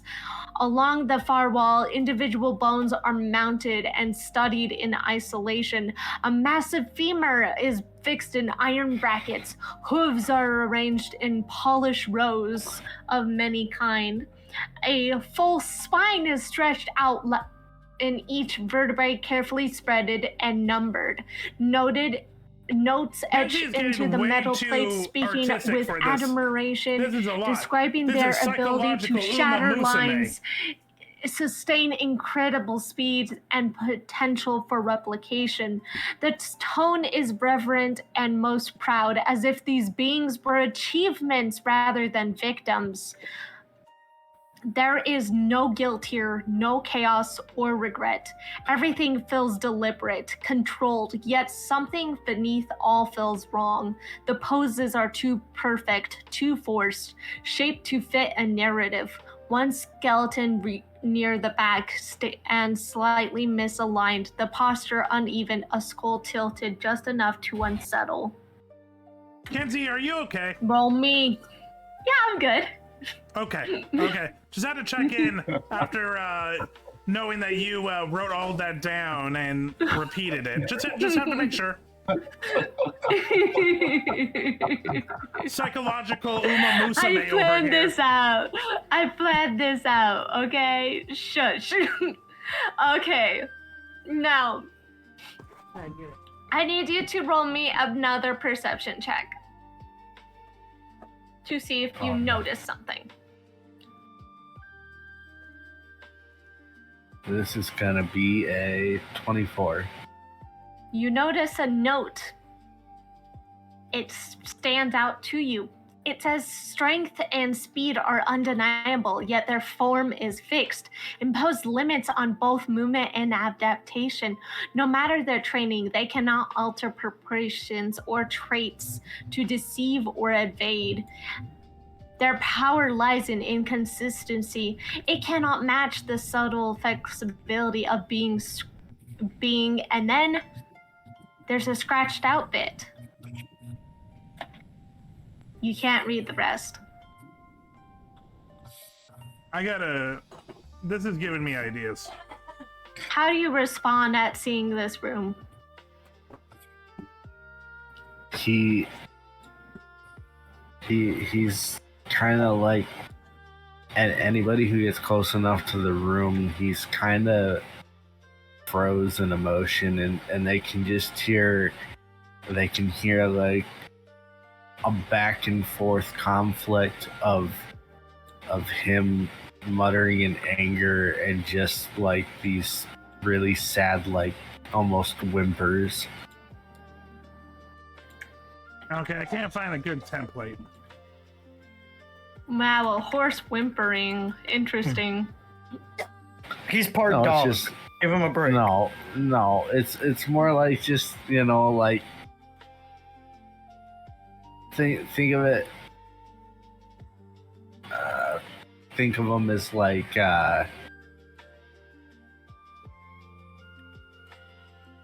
when a little kid is scared. Okay, why am I? That's kind of the. Why is this frozen? I'm just gonna state this, considering she's taken two of the most aggressive and strong members of the group so far, and made them both sort of go, "Oh shit!" I'm not looking forward to how it's gonna go for the rest of us. Great tech issues. I love it. Yeah. Yeah, exactly. Okay. Think childish mentality with the whimpering, though. We will now go to Root.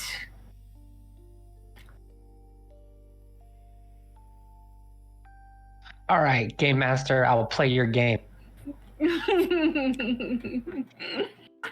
Okay, you do see, and like as you pass, you do notice like this creature in. You notice that one, but you go to the door. You open the door. No, I don't notice that. If I don't see it, it doesn't exist. That's fine. Okay, you enter this room. The air is thick and coily, sweet in a way that feels rotten underneath. A dull shifting glow fills the space, coming from rows upon vials of glasses that line the walls. Inside them, dust shimmers in low, unnatural currents, some glowing softly, others pulsing faintly, as if reacting to something unseen. Mixed among them are darker vials, filled not with light, but the deep crimson fluid that clings too thick to the glass. In few small moments, floats suspended within, barely visible through the murk. Pinned carefully between planes of glass are wings, dozens of them, maybe hundreds, each one different in shape, color, some iridescent, some thin and torn, others faintly glowing at the edges as if just freshly cut. They are arranged with care, labeled with neat script as if part of a beautiful collection. Up close, the edges are ragged, not cleanly cut, but torn away from the body. The center of the room is dominated by a long table, its surface stained and scratched from repeated use. Thin instruments lie scattered across it, their tips darkened, their handles worn smooth. Straps hang loose from the sides, sized for something small that once struggled hard enough to leave marks in the wood beneath.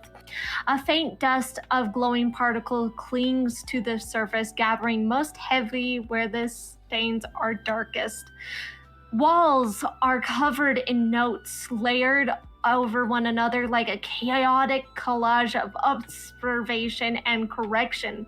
Carefully handwriting records yields, reactions, and failures from each experiment. The other sections have been scratched out and repeated as if someone tried to erase what was written and could not stop. Between the notes, faint etchings curl across the surface, almost hidden at first glance.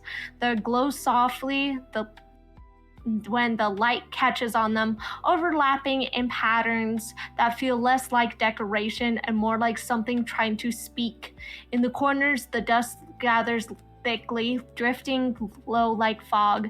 Then it shifts, almost looking like it's reaching, stretching into the shapes that vanish in a moment. They are focused on.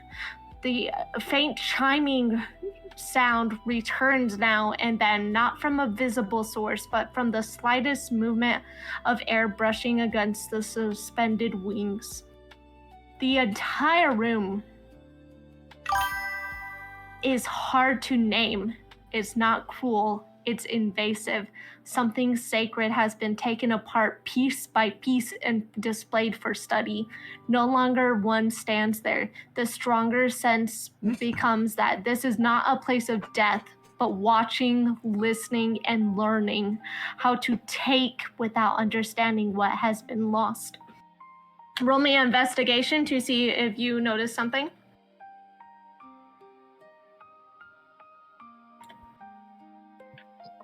All right.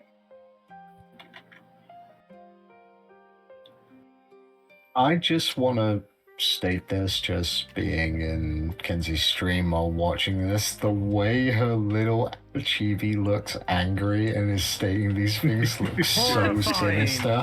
Horrifying. Right? You asked for it. Unfortunately, I know. I didn't realize what I was asking for. Unfortunately, I got a 2 on the investigation, so whatever Okay. I was supposed to find, I didn't, because I was looking at the shiniest set of wings, and all I could think to myself is, Ivy, alas, I knew her well. Hey, that's my shtick. Any other reactions to this room? As I exit the room, I quietly say to myself, so it's hide and seek. Queen Mab's rules. Fair enough. And I close the door behind. Okay. And I will hide as soon as I exit the room.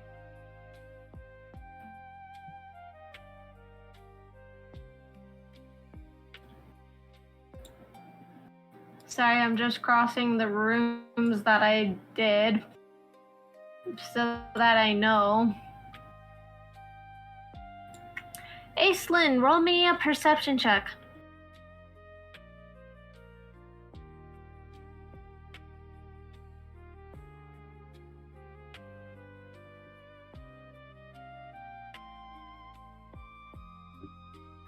Does a passive 18 perception count for anything?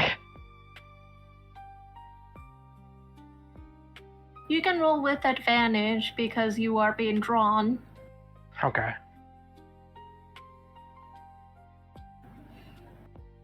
Was that a natural? No. I thought that was a natural 1 for a second.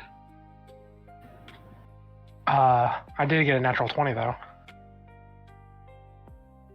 Natural 20? Yep. You are drawn to the room where Fennec is.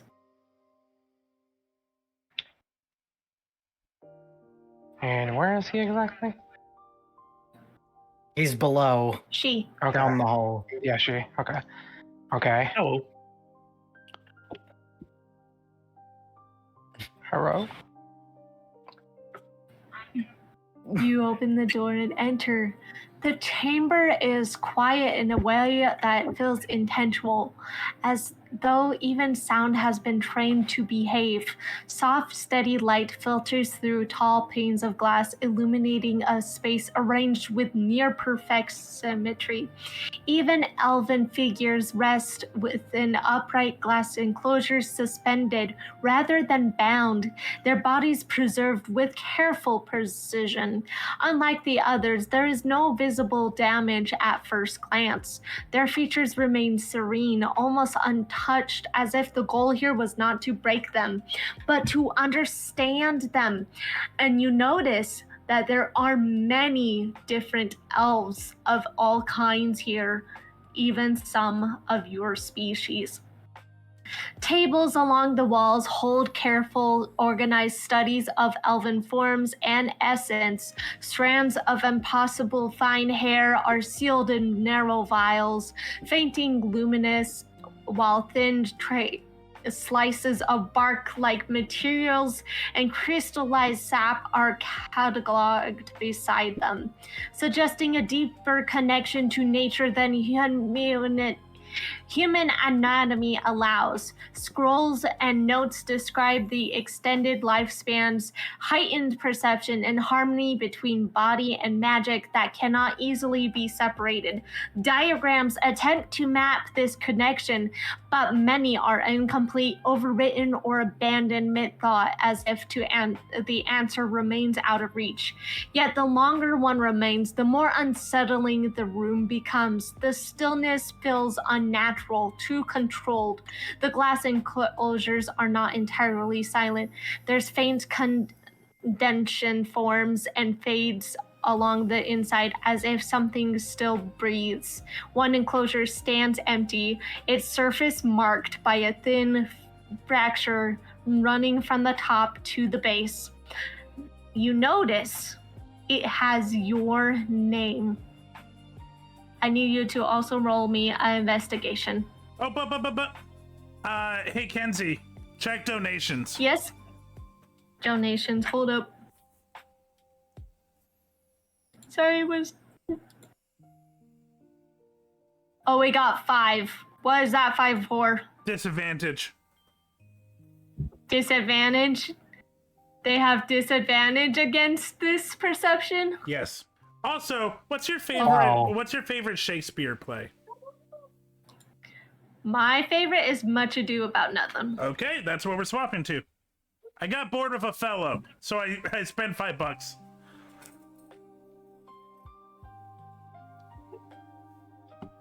Thank you for the donations. Love you, hospital. So I got disadvantage on my investigation. Huh? Yep. That's rude. That is really rude. Okay. I believe in you. I got an 8. Damn. I shouldn't have believed in you. Yeah, you shouldn't have believed in me. The other roll was amazing. I got a 17. Yeah, but remember, it was this is not your brother. Nor is it Lilith. Okay, how do you react to this room? You said, just to confirm, you said it's full of elf corpses, correct? Yup. And bones. It also has like hairs and collection of nature items that would have been from your homeland. Okay, so what Aslan's gonna start doing, she's gonna start taking the bodies and kind of like laying them out straight Remember, with chat, you reverence can also and donate respect. For a good cause. And once that's all done, she is going to set the room ablaze while saying a prayer. Okay, I'm gonna Man, draw just lighting the fire. room on fire. I'm a cleric. Burn, baby, burn. Let's go with no. We're all gonna die of carbon monoxide poisoning. And that's a long way to do. Everyone knows clerics are just pyromaniacs that believe in God. Okay, Gorgon. I am a pyro. You are drawn to the other side, but I can't tell you where until you're there. Right. I'm just gonna say I only have 30 feet of movement, so I know. the best I'm gonna do is get to here. You can dash. You do Actually, notice. Roll me a perception before you dash. Dash time. Oh yeah, enjoy the whimpering and muttering. Oh, there. That's a natural 20 from 22. You notice this creature is coming to Breaking the door free. to try it. What are you gonna do? I'm going to just literally have my sword over my shoulder and stare it down and intimidate it into backing the fuck away.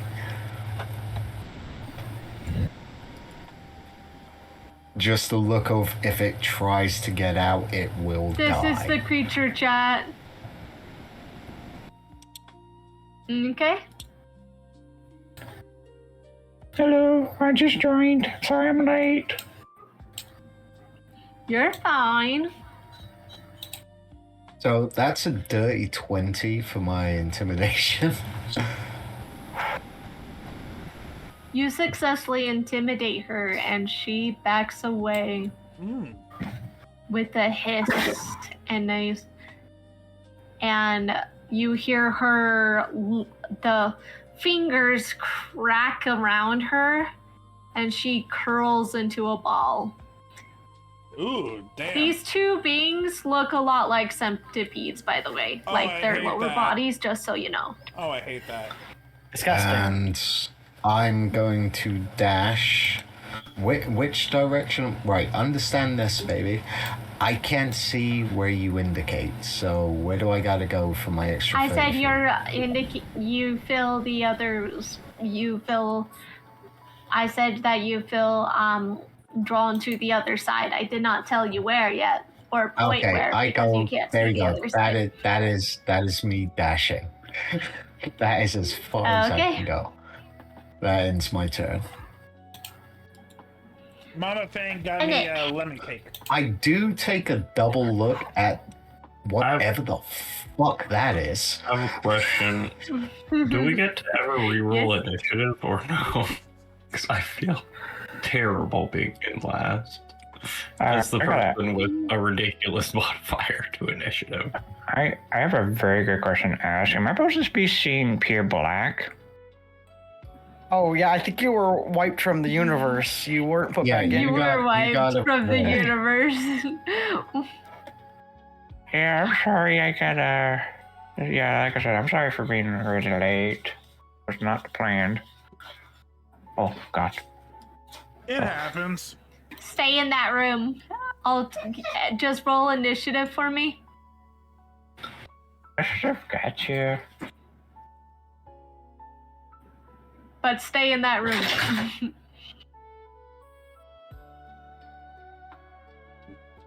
I rolled a 14.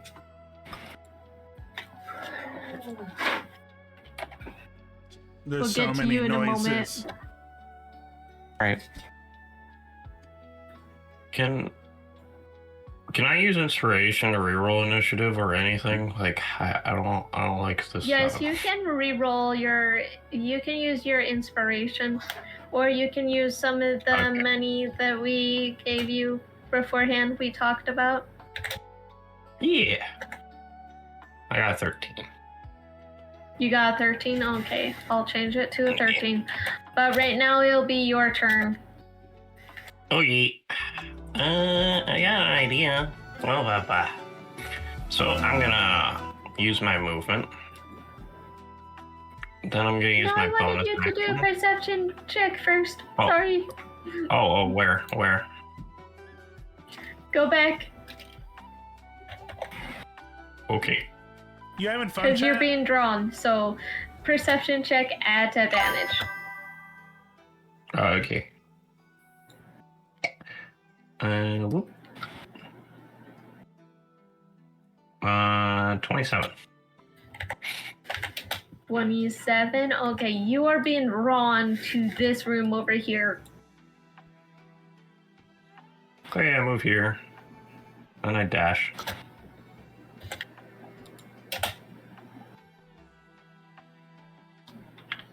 I open the door. The room is warm in an unnatural way, the air carrying a faint scent of ash and singed fur that never quite fades. At its center sits a scorched stone table covered in faintly glowing arcane markings, warped with repeated exposure to heat. Small iron restraints are fixed along the edges, clearly meant to hold a fox-sized creature in its place. Though several are slightly melted or twisted as if something once struggled violently against them. The surrounding floor is dusted with a soft gray ash that glimmers when undisturbed, hinting that whatever was studied here was left more than just physical remains. Along the walls, cluttered desks overflowing with journals, sketches, and scattered parchment filled with tight, obsessive writing. Details, diagrams of the small fox-like creature appear over and over, with particular focus on its large ears, which are labeled its primary source of heat and ignition. Notes speculate that the creature's fire is tied to emotional spikes rather than conscious control, with phases like stress-induced combustion and internal flame organ repeated throughout. Some pages are burned at the edges as if research itself becomes dangerous to record, while others include failed Welcome attempts to _VT. to replicate the creature's fire through alchemical means. How you doing, bud? In the corners of the room sit glass containers containing and containment devices, some faintly warm to the touch. Others large enclosures, reinforced metal and etched with fire restraint runes, stand particularly opened, its interior blackened and clawed marked. Inside are few strands of soft reddish fur remained untouched by time or decay, radiating a subtle heat. The entire space feels abandoned in haste, as though experiment reached its breaking point, and whatever happened next made the researchers flee, leaving only questions, lingering warmth, and unsettling sense that the creature may not have been fully contained when they left. Roll me an investigation. A perception, sorry. Oh, okay. Then it would be perception.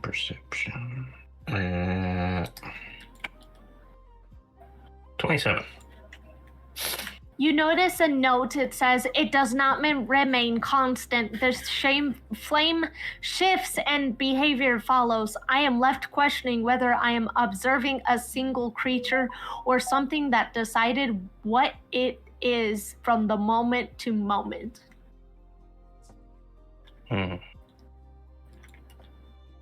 Interesting. Lots of information. How do you respond to seeing this room? By the way, Gur, you Fennec doesn't have the biggest of brain, do a lot of I will say. Do a lot of bad So stuff to us. she sees all this and it just reminds her of herself, like the experimentation. So she has like flashbacks of her being tested Incoming on ad and break. the terrible experiments they did to her.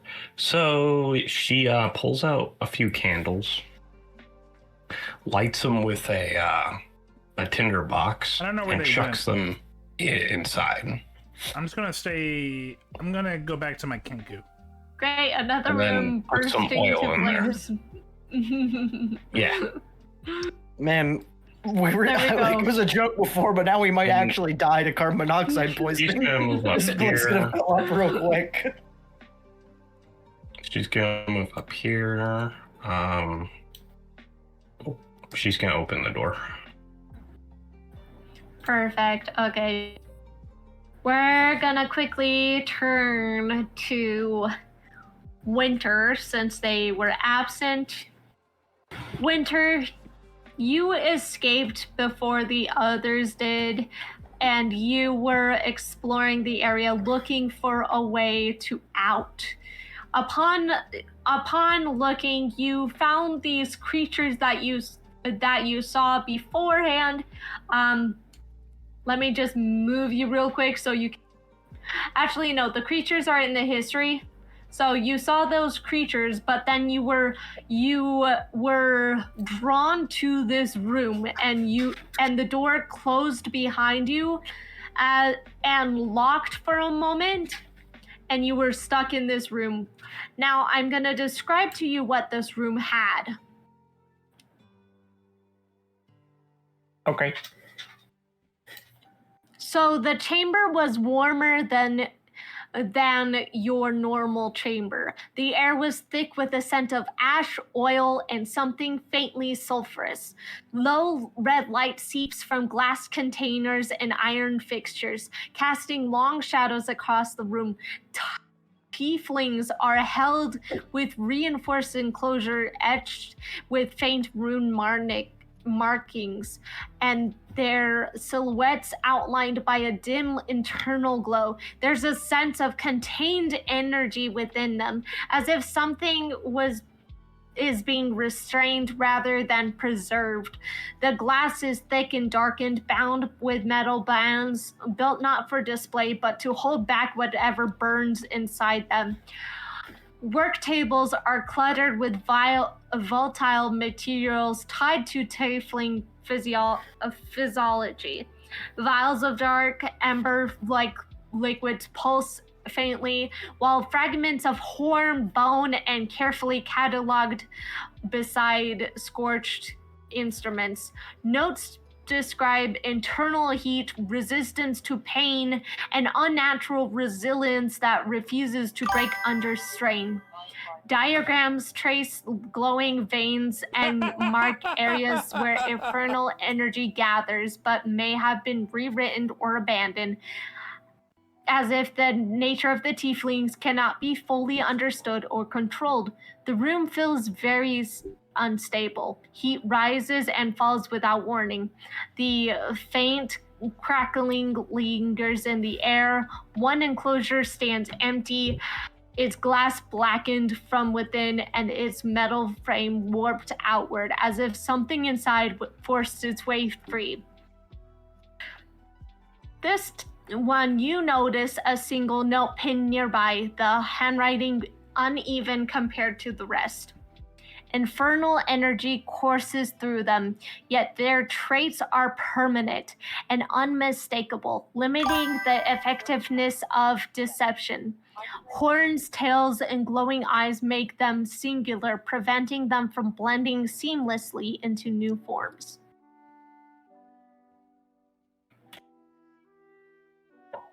So chill times. How would your character have responded to being stuck in a room of your ancestors and fellow brothers and sisters?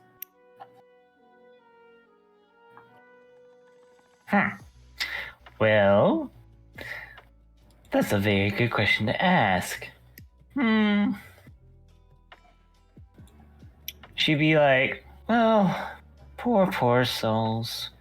No one can never be lucky.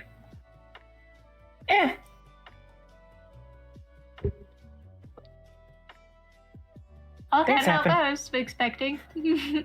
How do you respond to Fennec? How do you respond to Fennec opening the door for you?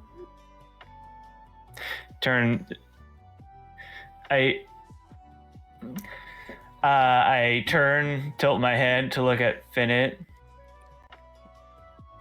and I'm guessing I see a fox skin? Fox? Yeah. Skin, that's what I'm guessing? Yeah. Yeah. Oh, great. Someone let the furries out. Yay! Looks at my model as a wolf man, looks at playing a crow. Here's the other thing. Look furry. I don't know if you do see me because I rolled a 31 on stealth earlier. Oh, right, you are stealth. I forgot. I'm sorry. You just see the door open. I'm sorry. Hold up. You'd be surprised. Ooh, you got high perception?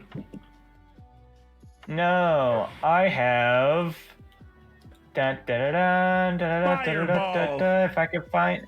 No. Also, Drew, if I you could... just donated another 40. What is that for? I have. God. What's Drew donating now? Oh no, that doesn't. Wait, no, it just. I'm sorry, it blinked. It's blinking back and forth. Never mind. Yeah, I still got. I thought you donated another. Okay, yeah, okay, no, I can't see. I don't think I have anything that allows me to see you. Maybe? It's blinking between the last donor and the top donor, like who did the most, it looks like, so. I know what you're thinking, and I do some math. That works. Because you're thinking of the Devil's Sight, right? I was thinking Devil's Sight, but no, that just allows me to see through magical darkness. Yeah. And darkness and magical darkness, not that. You'd have to have like true sight, I think. Yeah, you have to be true sight. I was checking just to make sure, though. I'll just like reveal myself a little bit to you. I'll just be like, hey, you. And you just hear the voice like coming from around you, and you're like, what? Like, hey, you. Actually, I have something that I can do. Oh, great. I'm hearing voices again. It might not be the spirits, but who cares? So, actually, I do have a feature for this. Oh, no. Where is it? Here it is. Psionic Whispers. Psychic Whispers. I establish a connection as a magic action. Choose one or more creatures you can see, up to a number of creatures equal to my proficiency, then roll one of my psychic die, and the first time I do this is free. Nice to meet and you. then, I'm Toff. Yeah. So my psychic die is a D8? No, yeah, D10. Because we're level... Wait, are we level 10? Yeah, we're level 10, so it's a... Yeah, level 10. So for the next hour, you can hear my voice inside your head. Oh, fun. More voices in her head.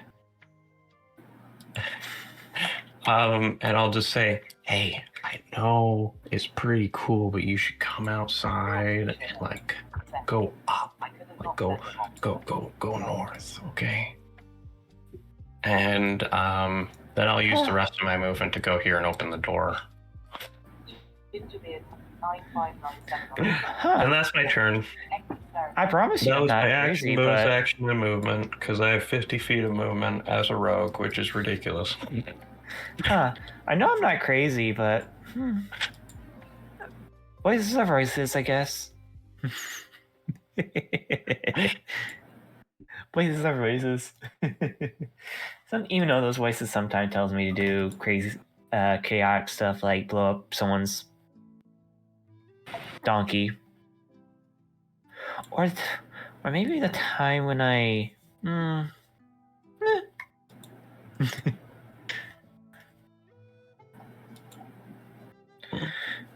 So I'm guessing I gotta wait till my turn to move. Yeah, you will. Okay, now it's Desmond's turn. Can you reorder the initiative? Yes, I am now. Okay, thank you.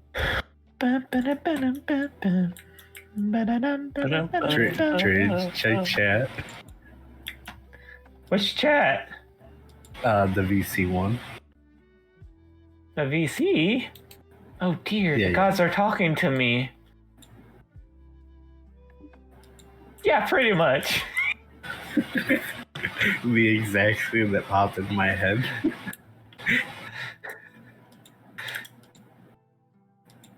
With that, I should kill everyone, escape. Sorry, the voices. That's not what they really said. So I moved 60 feet in the air.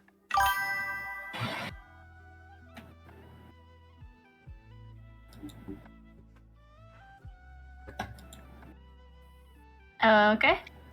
And Desmond says, when I said I would die a bachelor, I did not think I should live till I were married.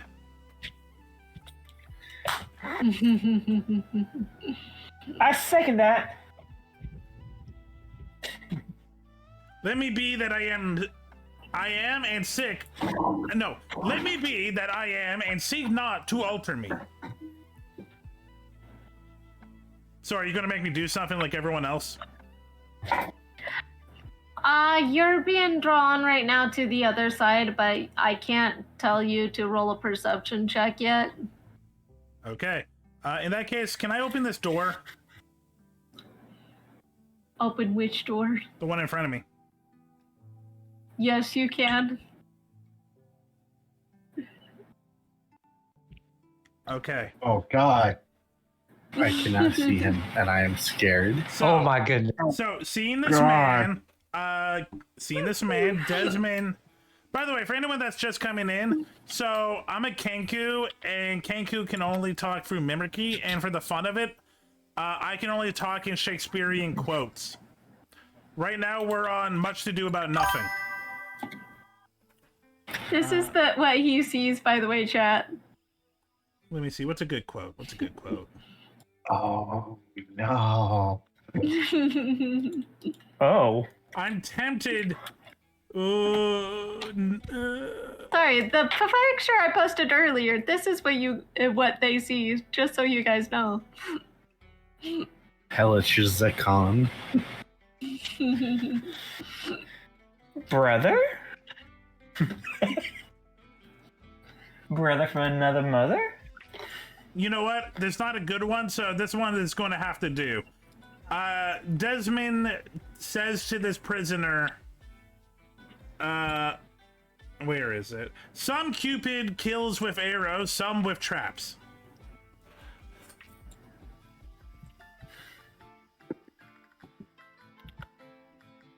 What are you gonna do? I just told you. That's my hello. What's he responding? Oh, that's hello. Yes. Oh, how is he gonna respond? In Much to Do About Nothing quotes, yes, that's the best I can do it. And he's gonna step forward.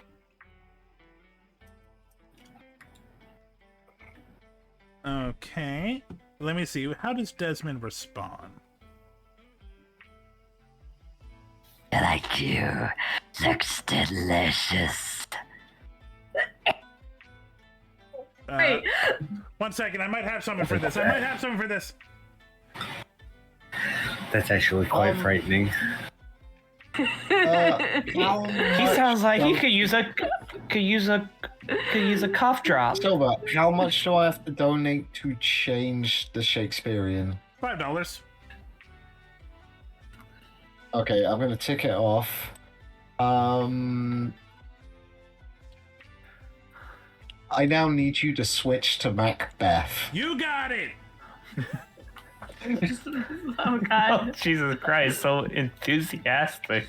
Oh, because I know Macbeth has some good lines in this Oh, situation. Macbeth has some of the best lines. There is another one, and I'm thinking I'll wait till later because I'm just marking down because I'm gonna basically pay everything I gotta pay in one big total afterwards. So I'm currently at 120. Okay, so we've done Hamlet, we've done Othello, we've done Much Ado About Nothing, and this is not Macbeth. Two truths are told as happy prologues to the swelling act. I know at some point we gotta hit Julius Caesar. Brute! Why? Exactly. Too brute. But no, So how did you respond to him? Two truths are told as happy prologues to the swelling act. So I think I thought you respond to you are a pretty bird that looks delicious. Yeah, I am a pretty bird that looks delicious. Okay, but then I also say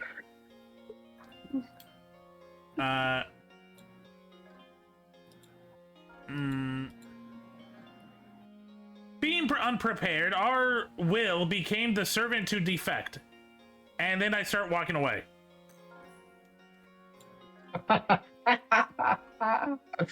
Oh, you went with being unprepared to summon to defect.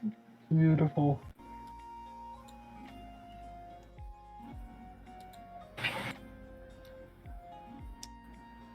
You're not even going to close the door. Wow, okay. Nah, he seems nice. He seems nice? Okay. Oh god, he wants For to now. eat you. Again, I am a bird-brained bard. True, valid. Okay. My biggest skill is Bard, charisma. my brother. Yeah. It looks like Sunny just donated 15. Sunny, what was that for? What's Oh, our dear 15? God. What's Sunny, our what have you 15? done? Do we have a 15? Spawn a random creature. Spawn a random is creature. 15. Is 15. Oh god. Oh no. Okay. Hey, Sunny. Oh no, Right. Sunny, what have you done? Also, choice. Stay on Macbeth or by move. the way, Drew, add a, like, you get 2 inspiration, because you technically have 1 reroll die, because you did 16, you did 15, not 16, so you have $1 extra, so that would be a reroll die, just so you know. But yeah, Now Sunny, let me get the creature. Do you wish Silver to stay with Macbeth or move to another? I'm telling you right now, there's a lot of great lines in Macbeth still to use.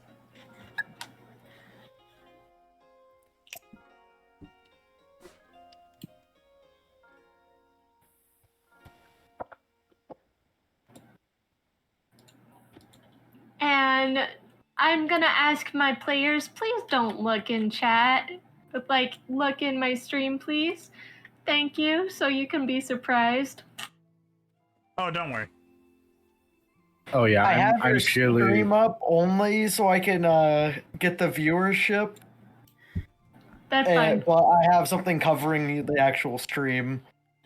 And I'm in my usual mode of keeping an eye on chat Wrong and thing. everything. Oh, I saw that. Why is reality breaking apart again? I saw a giant creature. Yeah, I'm purely looking I'm at the keeping chat. all of that closed for the sake of the game. But yeah, we do need Oh Sunny my to tell us what Oh, just a Look at creature. if they wish Macbeth to continue or not. If they say nothing, I'm going to continue. Because Yeah, if Sunny says nothing, I also really it'll like be Macbeth. Yeah. I love Okay, so you Macbeth.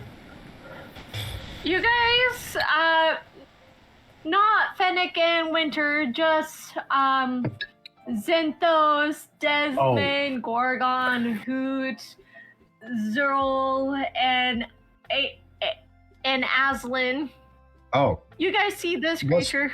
hold up. Kenzie, was it Son of the Snowman who donated the 15? Yes. Ginger, shoot Sunless a message. I'm working on it. Kenzie, I just quickly sent you something. What the fuck is that little abomination? Can I pet it? Exactly what you just said.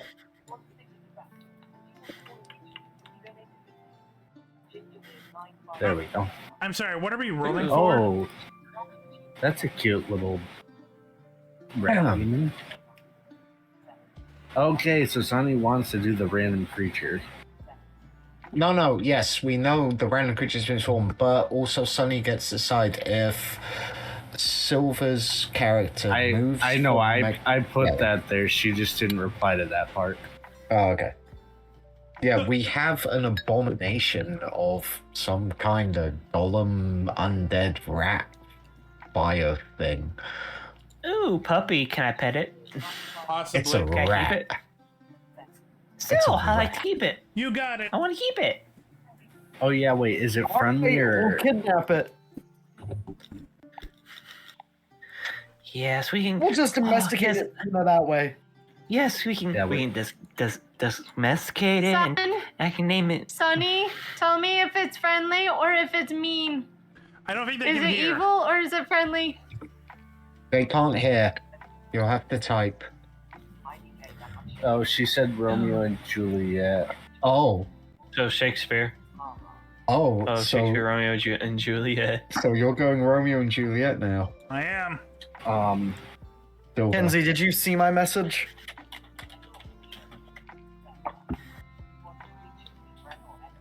This is the creature, Sonny. Yeah, she was Right. not being able to hear. That's why. Sunny they can't typed hear. Oh my god, I realized no one could hear us. Oh wait, Wait, you've why? been muted on your stream. Oh no. Wait, you've Sunny- been muted. I don't This know if whole I've been time? muted on my stream. No, Oh, no. wait, no, you wasn't muted because when I joined your stream to Oh, look at was the it? Oh my chat, God. Oh, I thank could God. hear you. Oh, I'm not sure if I could. Sunny said enemy. Sunny said enemy. Sunny said enemy. enemy. Okay, this is the creature. She's a monster. And Yeah, Kenzie, just to let you know, they can still hear you. We're just Sunny's speaker yeah, it's sucks, okay. she said. okay, It's thank not you, that Sonny. you were muted. Sunny's Okay, being a so monster. She's trying to kill Let us. me roll initiative for this creature. While you're doing that, because it's still my turn, can I respond to it popping out of nowhere? Yes. Yeah. Remember, Silver, it's now Romeo and Juliet. Oh, I know. Oh, Romeo, where art thou, Romeo? Deny thy father and refuse thy name.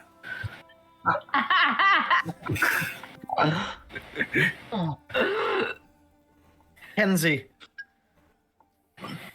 Why are both of did them you next check to your me? Discord, your DM? Let me look at Discord. Sorry, I haven't been looking. Yeah, I sent you something important. Wow, they look at that. It's too bad. It's too bad that thing's not friendly. That could have been a nice pet. Yeah. I know, right?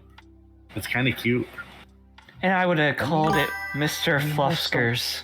Can we all stop focusing on the demonic rat golem creature and still think about the guy who literally just went Like, is that legit? Is that legit happening?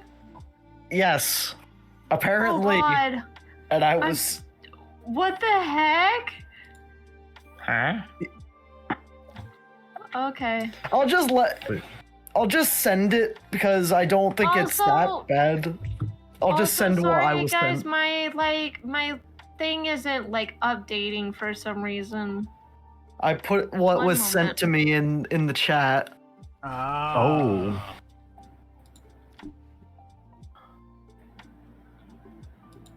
I see. I hope Yeah. everything is Oh. okay. Okay.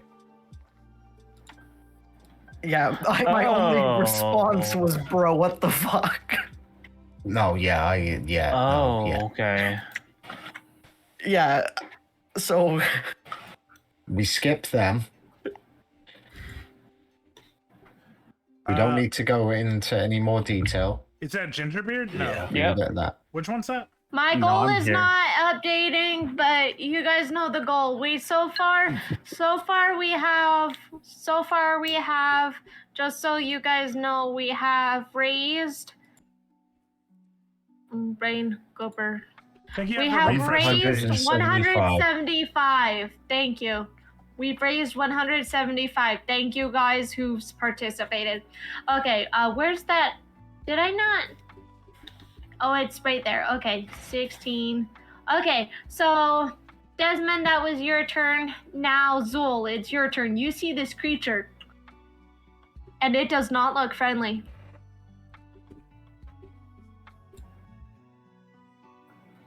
Flirt with Hold it. on. It worked for me.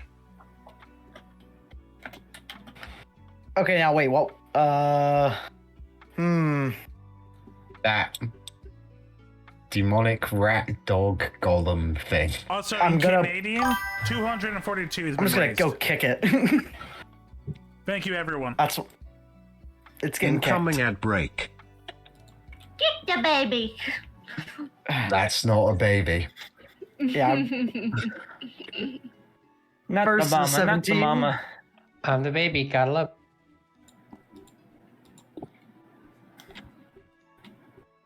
So does a 17 hit?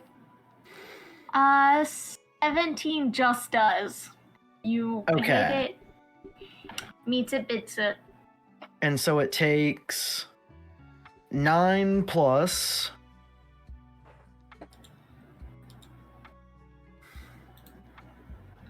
another 2, so 11 damage for the first hit. Okay. And then I swing again. Oh wait, that was meant to be with advantage though, because I forgot. Oh, it's a good thing I remembered. I rolled a nat 20. In the fire again. A nat 20. Oh wow. Okay. That nat 20 hits. Damn, 20. A lot of 20s. Roll And your that- crit damage. 12 damage. Okay.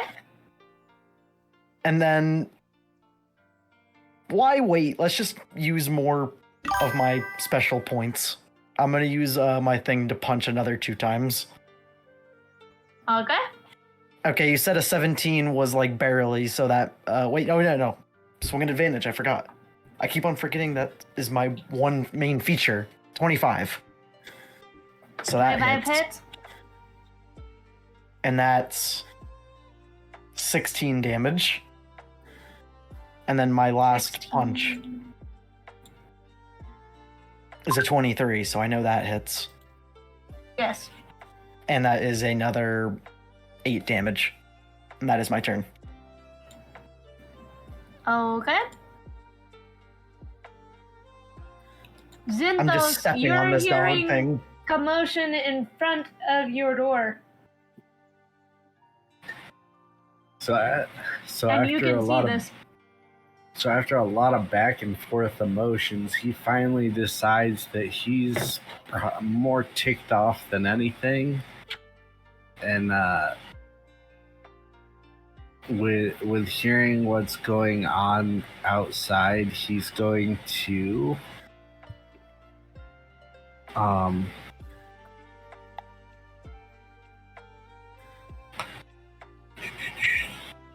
one second. Yeah, being ticked off enough, he's going to enter a rage, and he's just going to come charging out at the monster. And then I just needed to read something really quickly.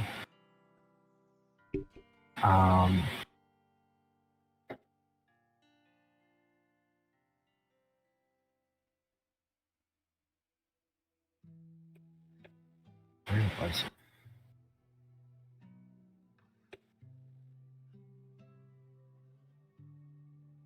Straight.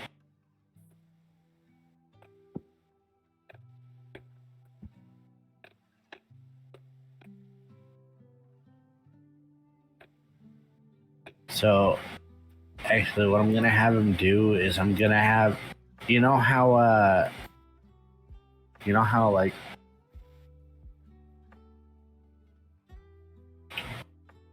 he's gonna he's gonna start off by kind of like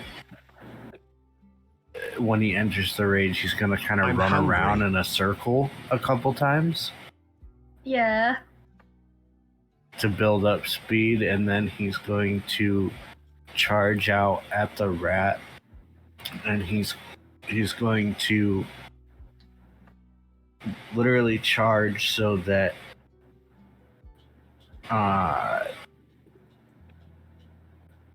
he's gonna hit it with a melee attack and then follow it up with a hooves attack as a bonus action. So first, You just did a loop around the bed to then run out the door.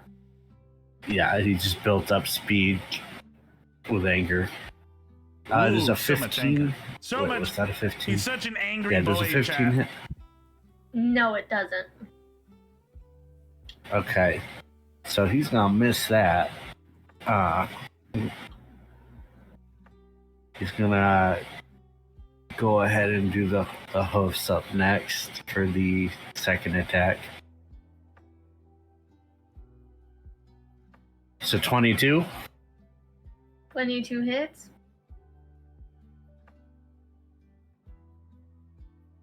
So okay, so he's gonna take 5 damage.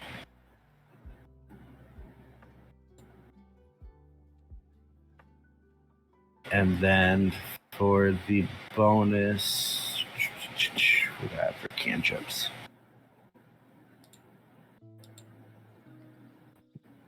For the bonus, he's going to cast Thorn Whip. Okay. So 16 hit. 16 hits. I mean, the misses. All right. Sorry, 16 misses. 16 misses. Ignore that. Ignore that damage. Okay. It's 17 And that hits. That'll end his turn, but I did forget the attack that hit is a 7 out of 5 because he was raging. Okay. And that'll end his turn. Root, your turn. Wonderful. I am going to do a flyby shooting. I will fly to this square, and then I will Eldritch Blast this thing down here.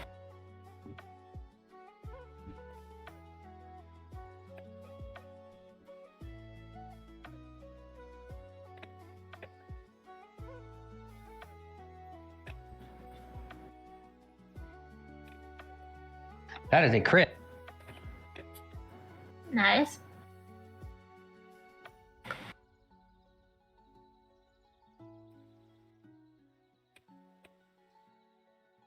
Roll your damage. Is that double damage? It should have auto did the double damage. Did it not do? I don't know if Yeah. it did it. No, it did not do it. That would be 28. Or it was a 14 damage, 15 damage, so it would be 30. Okay. For the crit. And Anything second, else? second, Okay. 22. 22 hit.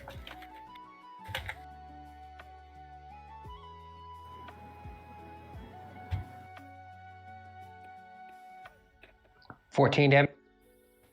Finish it. Finish them. Its head pops like a grape. Ooh. And then I fly away. Nice.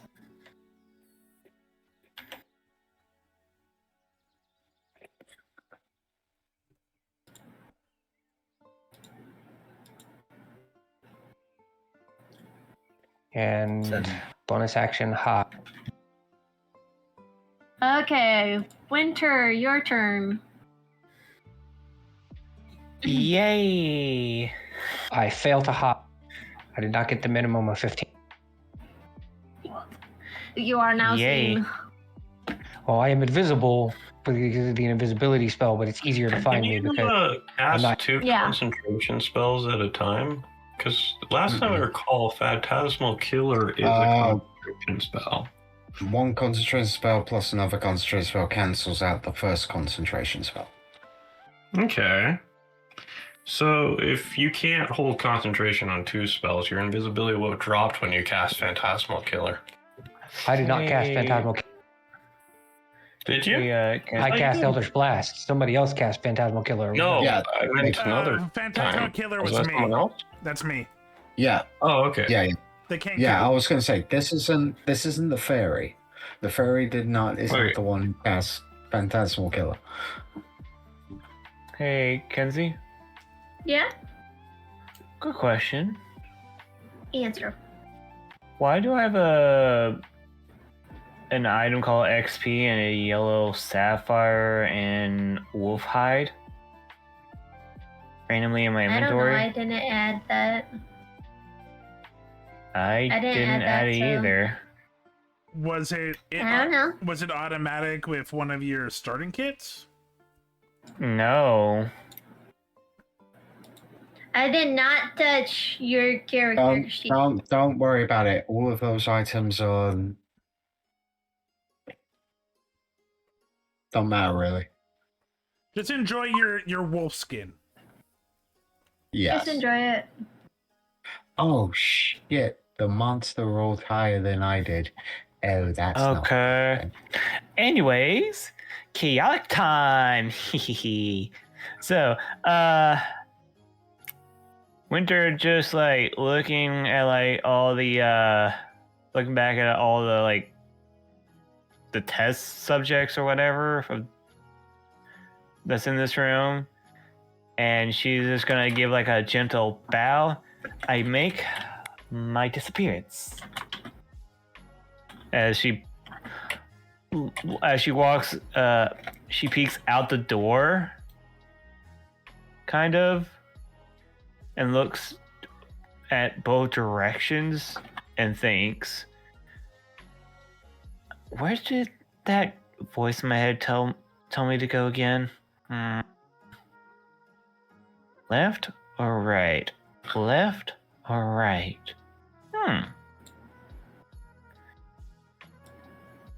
Well, you know what? Let's go left. I saw a random ping.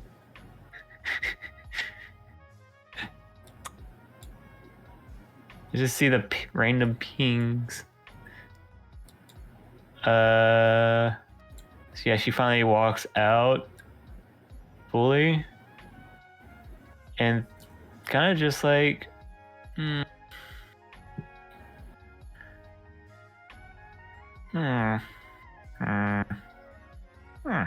I tell you to go right. You tell me to go right? Are you saying that in my head? Yeah. But is right always the answer? I didn't quite hear you. What did you say? She's talking to herself right now. It's like, do I listen to the voice in my head? Well, I did unlock that door for you. Or at least open it. No one asked you, voice in my head. You know what? I always go with the thing. If someone tells me to go right, I go left. As she starts walking left. Then you should go left. I'm not that dumb. Sheesh.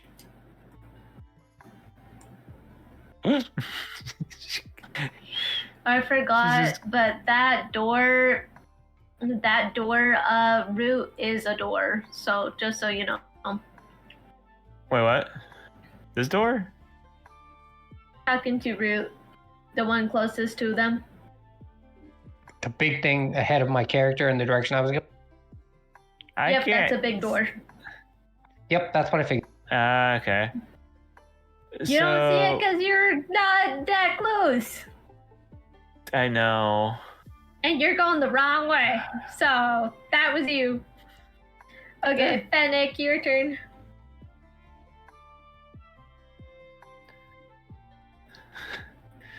She's a chaotic creature. She's always not gonna follow the first look person. in this room. Okay.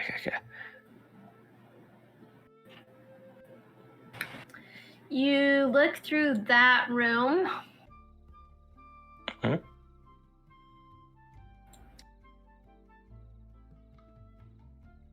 Let me just...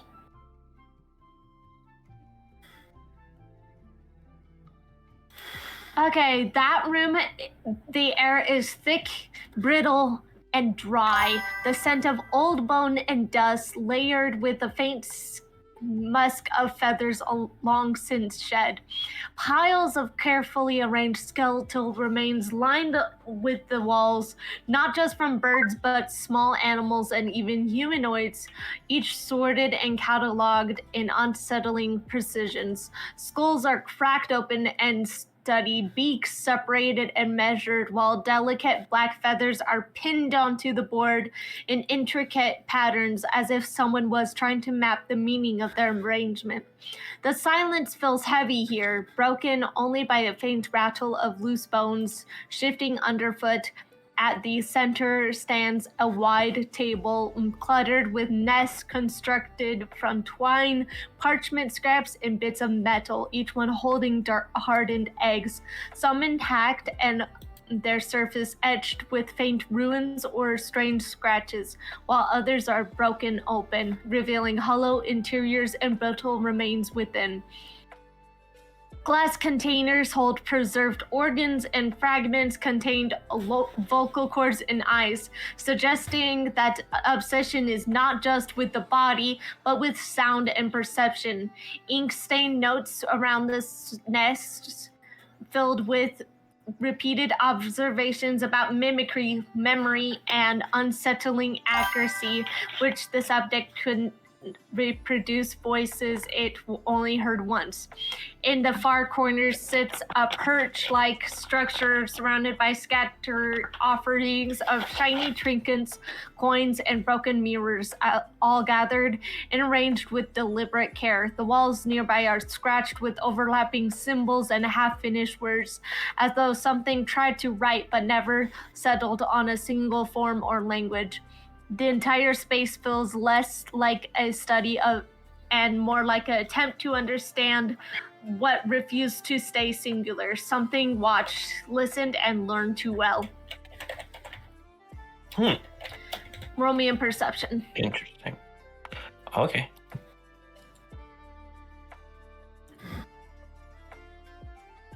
It's a 28. There is a note, and it says, every time I believed I have defined it, the answer is in the different voice, a different manner, as though the truth of it is not hidden, but constantly rewritten. Damn. And sorry, due to time, I'm gonna have to chain you all and force you all to the map that I need. Aye, aye, Captain. Okay. Hey guys, you enjoyed your Where trip? am I? I met a guy that wanted to eat me. And I think I told him yes? I don't know. So we rolling for initiative, or what's going on? You will re-roll in a minute. I just gotta make sure Ming can see shit. So you made a new friend. You guys getting soft tacos later? Super kind of you, think. I have no idea what you're talking about. Oh, fortune, fortune, all men call thee fickle. If thou art fickle, what dost thou him? You That was guys to the bird. enter a green experiment room. It is broken and covered in failed experiments attempts. There's missing sections in the floor, as you can see, as if something large dug through it. You see notes scattered of all sorts of creatures and all lined on the walls. Gorgon. Can Desmond say something? Yeah, what do you say about it? Oh, shut the door, and when thou hast done so, come weep with me. Pass hope, pass cure, pass hope.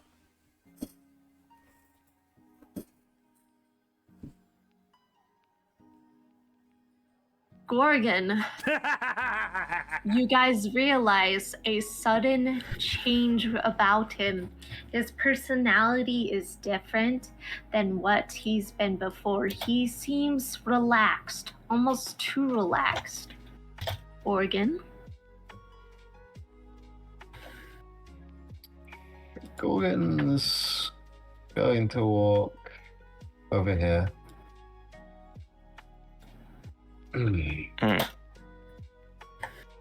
I see. I must say,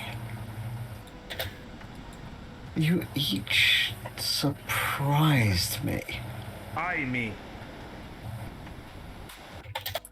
For even when conversing with you in your own languages, none of you were able to realize that it was all in your minds. I understand you're confused, but please enable me to finish my research, to gain from you what makes you great, to combine it to myself so I can rise higher to perfection.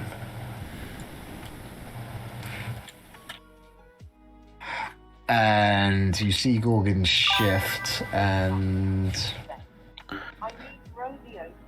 his true self. Oh no, he's hot. Do you have the picture, or do you want me to post it? I have it. Oh god, he's hot. Oh my god. To be fair, he's not. I mean, if you find it hot, that's on you. I mean, he just looks like an emo twink. There you guys go. I couldn't help it. I just was so caught off guard with it. I laughed. Nice to meet you. I'm Toff. He's hot. Oh gosh, he's hot.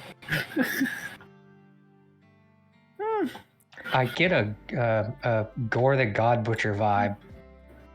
Desmond Roll says, initiative. What villain, madam? Baby, I can't select the new token. You should be able to. Nope. How about now? Now I can. I actually was. You really could use a bit of a I'm not gonna lie. makeover, though. That one I actually was curious about a response. Are you a villain, madam?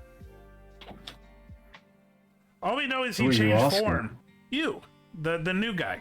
Oh. All we know is you just changed form. We don't know if you're bad. Cry I mean, he havoc. literally called us experiments and we're going to merge us.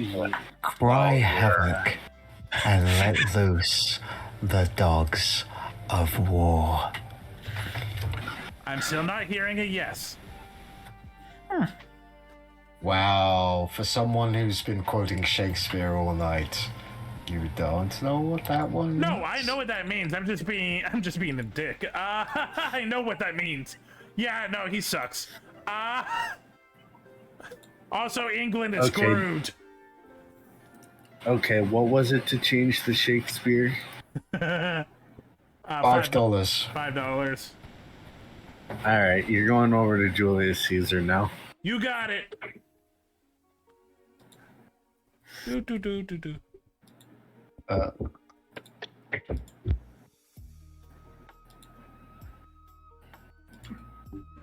Calpurnia!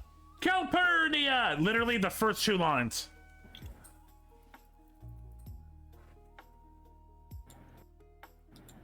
He is a dreamer. Let us leave him. Pass. That is to all of you guys, by the way. You want to avoid him? Yeah, I'm kind of a coward. I'm a bard and a crow. Yeah. Oh, but that's no fun. You can disagree with me. I'm not the leader. Right, I rolled a 25.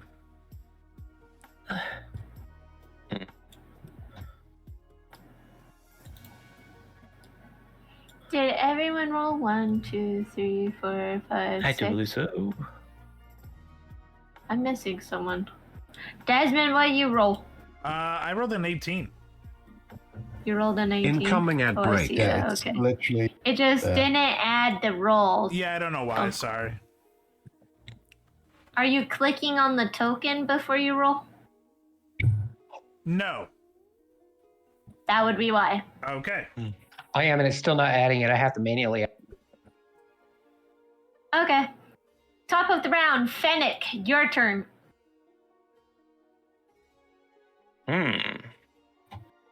Talking is a free action. Yes. Yes. I like Julius Caesar. There's My some good dear, I lines in have here. no idea why you have decided to trap us here. An experiment. No on head us. and no earth have been at peace tonight. But Thrice have I Calpurnia will in say her sleep this. cried out. You will not leave here alive. That also might be And Julius then Caesar. I'll move here. Okay. You still have your action and bonus action. I still haven't used all my movement. That was 30. Yeah. I have 50. So, Kenzie. Yeah. Yes. I sent 25, so 5 was for the Julius Caesar, but I had something else I was gonna do just to make things interesting. Yeah, what is it? The other 20 is going for Grace or Doom. Wait, what? On what? On what? Well, it's under the donations thing. No, $20, but Grace or who Doom. are- Coin flip who are for you major select- effect. Who are you selecting for the Grace or Doom? Oh, is that not just everybody? Mm-mm. Oh, you know what? Do it on Listen, the box, gamble. 'cause that'll make I was it the gonna most say interesting. either gamble with his life or my life. Ravens, this is my session. The Grace or Doom Sorry. is for the whole. It's a fact for me. There we go. So I just yeah, gotta I was- roll. I was hoping No, it you was got something that would either help us all or doom us all, you know? That extra Oh, little Kenzie, he's back. interesting. Oh, beautiful. He's back. Okay. I'll add him back on the thing. Roll initiative. Welcome back. Little- I come back to combat. Yes. Little catch up. Ravens is the big bad. He's a traitor. I should have known when me and him locked eyes from across the hall. How's he a traitor? What happened? What? Oh, Yeah. you're all basically here to just enable due to my experiments and for me to find Yeah. greater purpose. Oh. I can't believe you, Red Man. So, what is this Grace and Doom thing? Yes, Hey. one moment. Kenzie, question. Before I roll initiative, could I use my Vigilant and Blessing to give myself advantage on blessings? Advantage. What? My class, I have Vigilant and Blessing, which gives myself or a creature a advantage on initiative. Could I use that to get advantage on initiative? Yes. Okay, cool. Suddenly, the ground doesn't just tremble, it heaves like something beneath the world is trying to rise. Stone groans and splits, dirt rippling jagged waves that throwing balance off with each step. You're all knocked prone, everyone, even the enemy, and as the sky above tears open, chunks fall on people. I'm gonna roll to see who gets hit.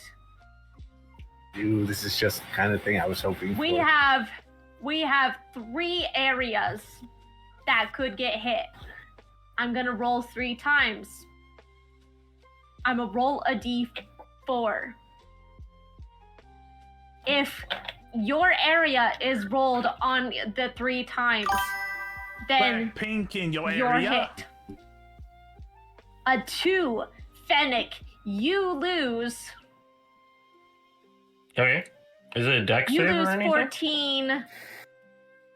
No. Oh, I just lose HP. Because you're okay. knocked prone. You're knocked prone because of Well, the prone to... earthquake. Okay.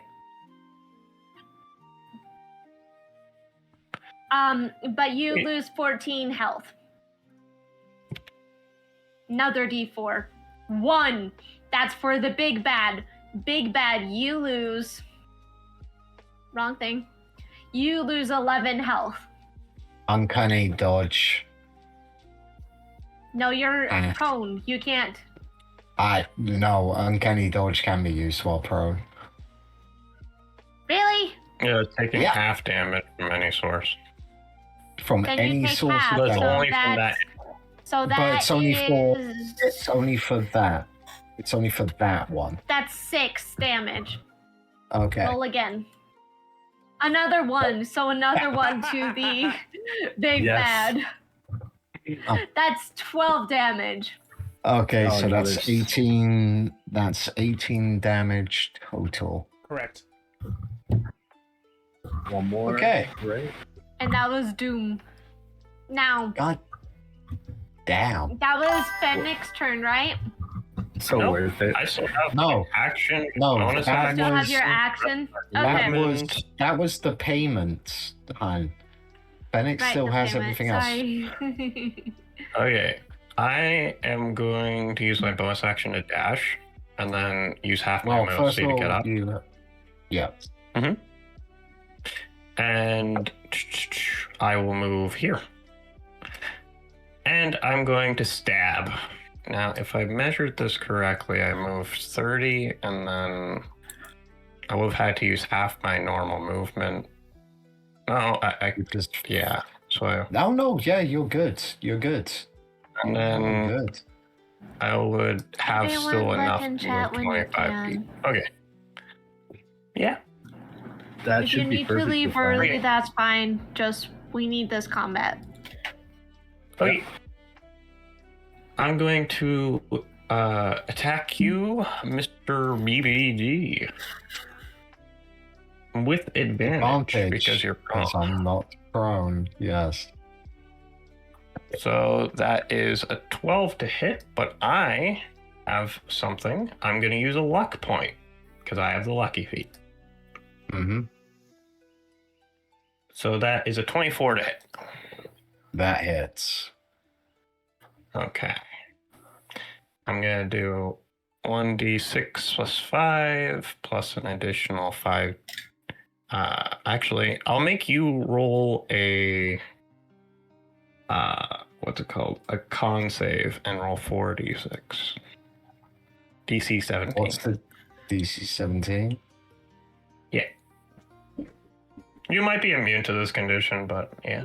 I'm going to use the reroll that was gifted to us earlier in the game. Okay. Because no. Still just as bad. Fuck. Okay. Yay. So you're poisoned if you failed for 1 minute, and you can repeat it at the end of your turn. I'm immune. If you're immune to poison, then it doesn't matter, but I'm immune. okay.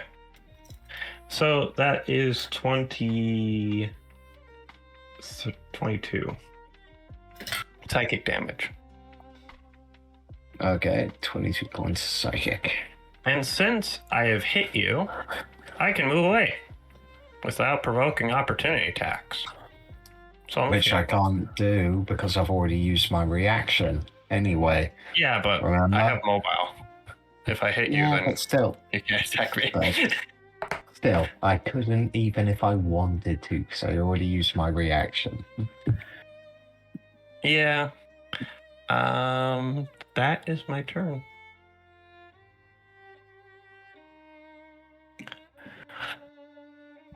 Kenzie. Baby.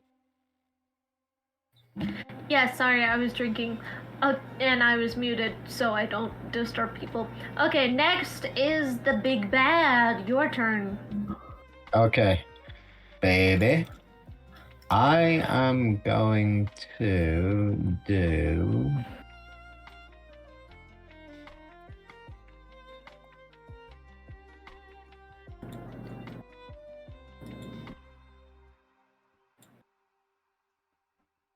I clicked. You clicked the wrong chat, babe. Good job. 1, 2, 3, 4, or 5. Or I 6. thought it was fully in combat for a second. I'm gonna shift to 5. The big guy? The big guy.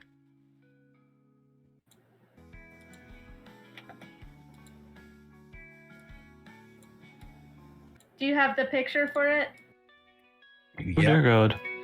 I am going to post it for group chat for people to see. And he goes from what you all saw to begin with to this. Dude just loves to transform. Can't stay in one form. Has to try everything. Remember, you're a Kenku. You can't say that. That's not the Kenku. That's No, that's Silver. just Silver. That's just Silver. The Kenku. No, I'm just pointing it out. The Kenku says something.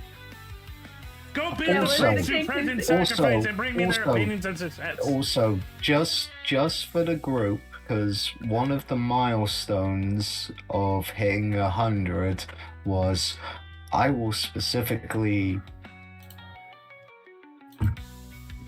go to kill a member of the party.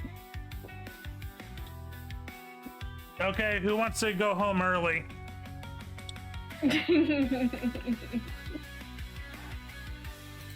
So, as he shifts into a dragon form, you see him inhale, and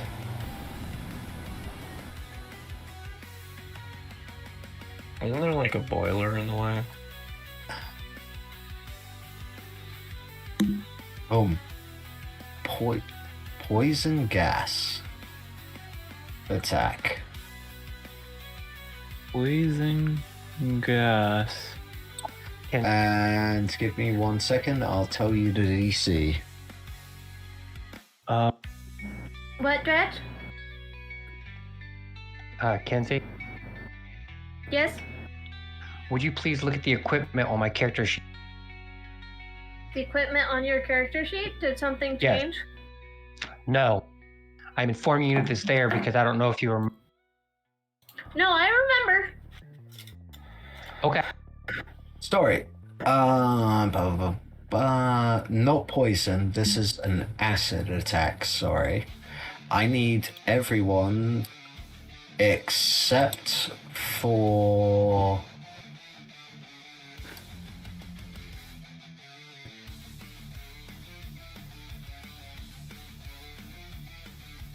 Emma and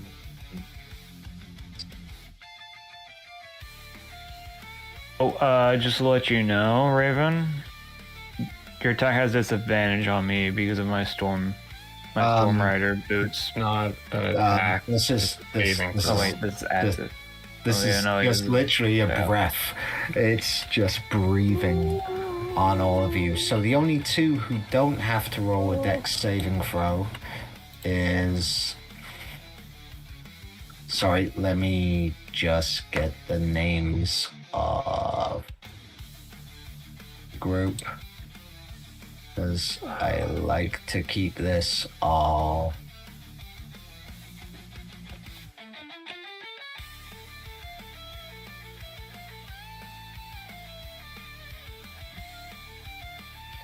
Fennec and Zyphos. No, not Typhus, sorry. Fennec and Zoldergrush are the only two who don't. It's Zenthos. No, not you. Fennec and Zoldergrush. No, I know, but you said his name weird. Yeah, I know. Dyslexic brain. My brain states it as it reads it. Doesn't matter what you tell me it should be, that's how my brain reads words.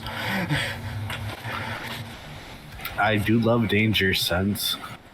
But no, Zoldergrush and Finnick are the only two who don't have to roll a dex save.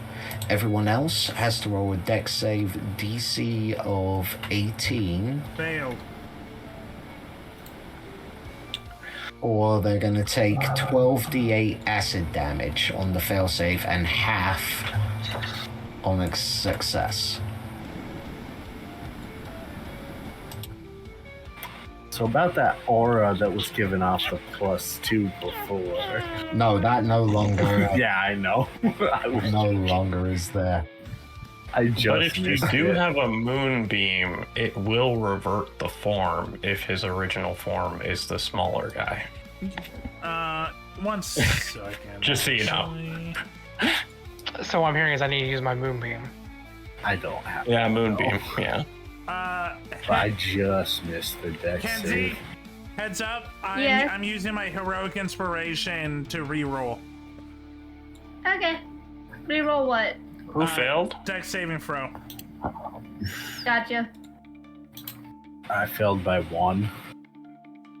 Yikes. That was worse. Yeah. Wait, no, that's not mine. Yeah, that would be mine. I'm gonna use a. Still is worse, I'm gonna use a. I'm gonna use a luck point to re-roll that. Ginger. Yeah. I'm gonna spell. I'm gonna use one of my dollars to make you re-roll the die. Oh, Okay, that's Ginger. better. Okay, so we have half. So 2 of you are getting. Who's also failed? I failed. I did. Oh wait. Last You one. did for me to re-roll. You said. Yeah, I let Ginger re-roll with $1. Okay. Let me do that. And again, I have danger sense, so let's see. With the advantage. Okay, that time was a 19. Thank you. Anyone else failed? I did. Aslan did. I did. Yeah. Aslan did. I got a whole 9. Who are you? Yeah, I'll have you re-roll. Okay. Okay. Appreciate that, buddy. Just a quick thing for those who join the team, you didn't have to join the team. It's wanting you to now like donate, like that. The amount you said is the amount you wanted to donate. That's basically what it was asking. And it wanted a limit of 100 for some reason. You could have just donated to the group without joining. I rerolled Yeah. a 9. Another 9. Re-rolled it to a 9? So now if you donate, just donate to your area and it'll still include it in the team, okay? All right. Oh, okay. I'll do that for the next one then. Yeah. I'm sorry, guys. I tried So, to help. That is 60 points of acid damage. So everyone who got higher than an 18 will only take 30. The one that failed takes 60. I am down to 3. So, I'm still standing, motherfucker.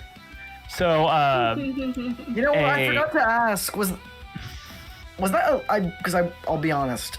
I kind of blanked out for a second. Was that a legendary action or just a regular action? Regular. That's just the That's regular. a regular action. Okay. Hey, so eventually. So Raven, Mm-hmm. because I took damage, I have a reaction to cast level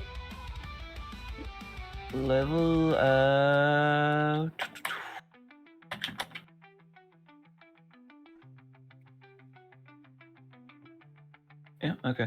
Yeah. So, as a reaction to taking the damage, I'm gonna cast level 2 Hellish Rebuke. Okay. Dealing you 3d10 fire damage. Okay. On a dex save. But hoping you're not immune to fire damage.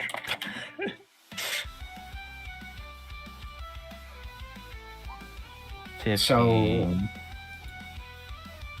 am I rolling the dex save? Is it a dex save? Yeah. Yes, It's a yes, dex he has save. to roll a DC, a BD, dexterity save of 16. Oh. He's good. Can I? He takes half. Can I could use I could use one of my luck point to give you disadvantage. I mean, if you want to do that. Do you want to do that? I'll roll again. Don't waste it. He has a +7 dex save. Does he really? Yes, he does. Yeah. Fucking hell. Never mind. So you only take like half Nice damage? to meet you. Yeah. I'm Toff. Okay, so that's like rounding it up or rounding it down. 7. If you're rounding up, it's 8. If you're rounding down, it's 7. Well, it's the DM's choice. That is a very scary round dex up. bonus to be on a dragon. Round up, so 8 damage. This is just right. I want to say to you all, this is just an adult. This isn't an ancient. This is an adult black dragon. Okay. I hope you kept the damage you took before, because I'd hate it if my 22 damage. Oh no, yeah, I have done.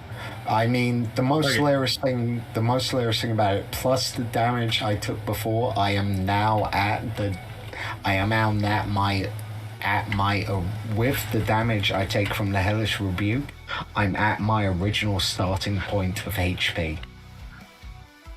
Okay. Yeah.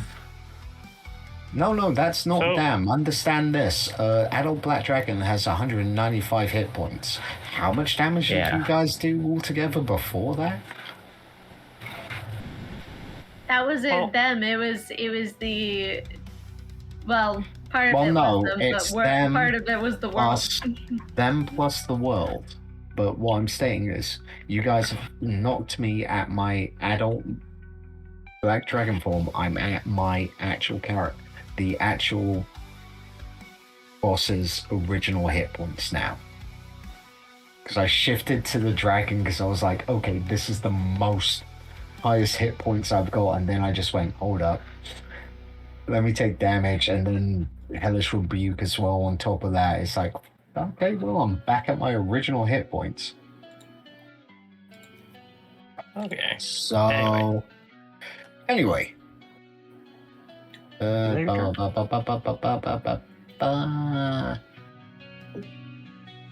Use my breath. I now need everyone to make a wisdom saving throw DC of 16 as I use Frightful Presence. Fail. The DC 17. 16. Oh, DC 16. Okay. If you're immune to fear... Wow, 17. If you're immune... I was going to say, if you're immune to fear, it doesn't affect you. That's an 8. Oh, God. That's 2 fails. Damn, someone got that one. Ooh. I got 20. So.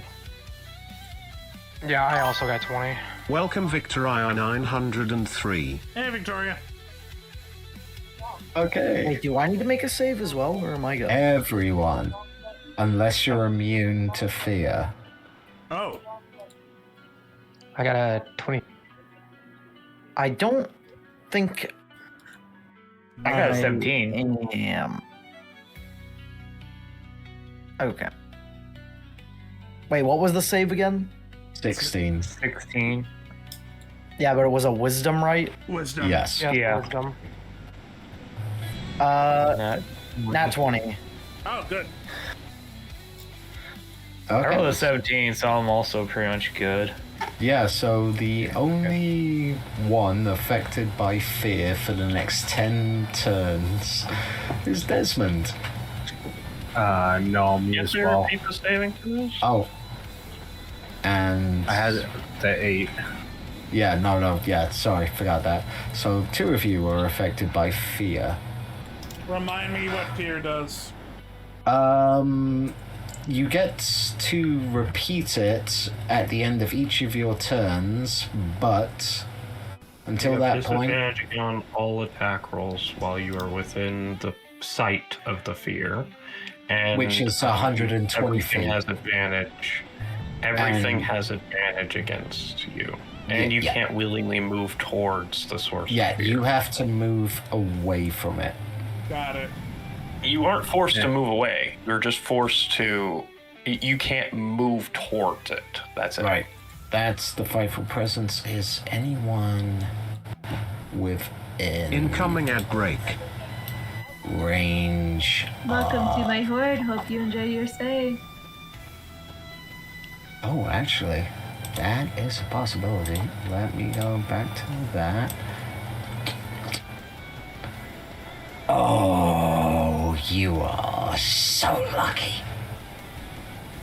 I'm not feeling lucky. No, I'm talking to Fenric. Yeah. Outside of melee. Just outside of the tail whip.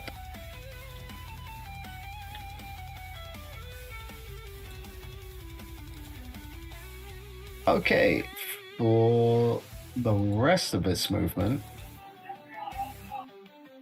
That He's scared me. gonna- Oh my god. he's gonna fly 80 feet. Wait, Kenzie, how high is the ceiling in this? I originally said the ceiling is 100 feet. Okay, he's gonna fly 80 feet into the air. Come on, man. We have a lot of melee characters on our team. That was rude. And that ends If you his check the turn. side chat, we don't have the most time. Okay, fine. He is going to use. He's going. Actually, you know what? Fine. Actually, Everyone I'm gets gonna. a step ladder. I'm going. No, you know what?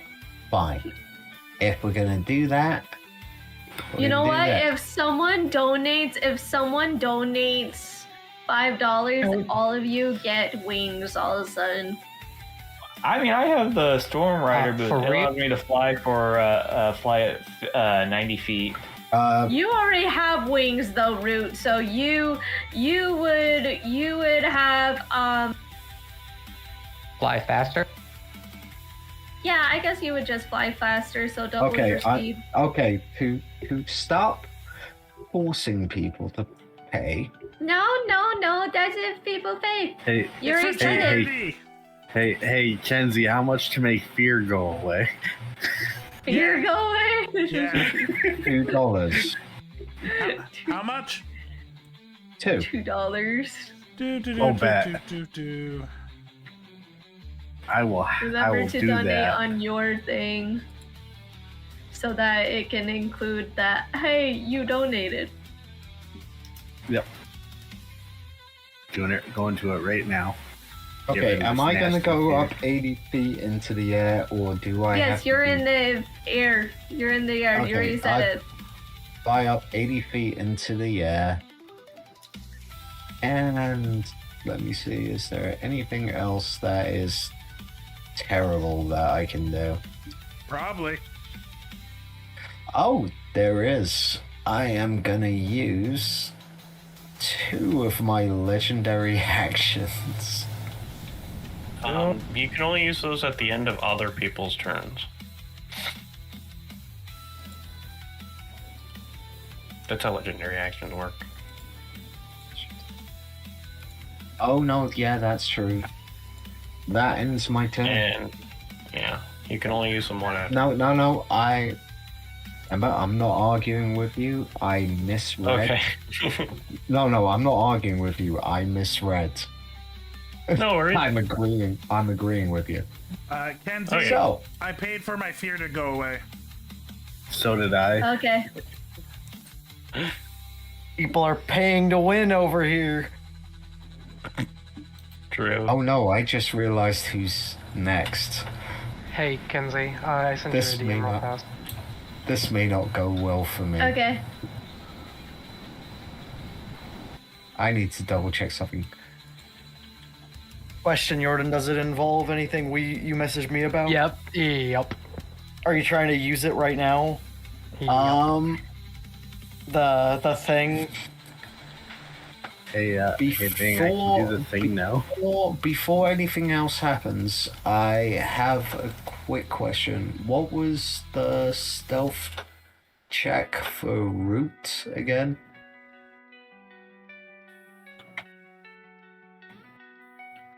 I'm looking it up right now.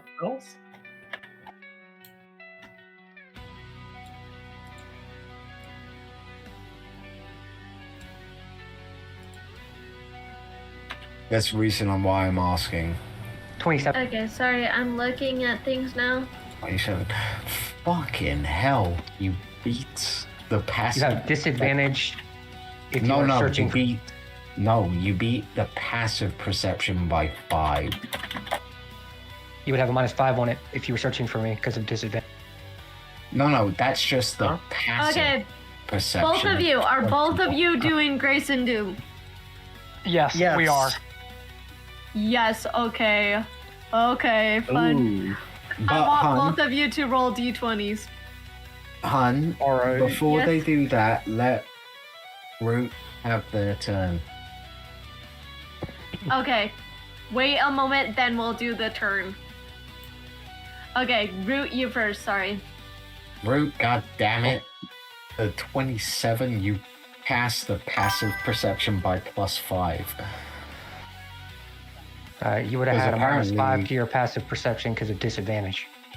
Yeah. That's how that works. Do you have like an Elven cloak, or because Yes, that I do. dragon has true sight, they can see you. No,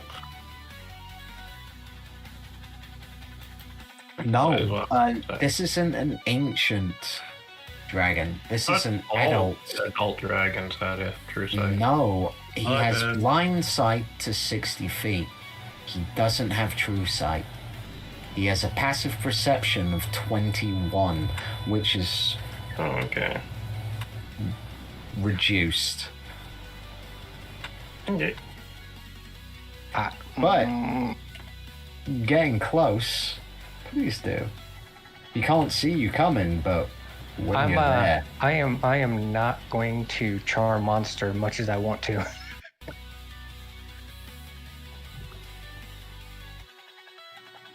I'll keep my turn very simple. I will up 20 feet, and I have a range of 120 feet on my Elder's Blast, so I don't have to get any closer than that. And I will hit him twice and then move back up against the wall and hide. Okay. Roll to hit.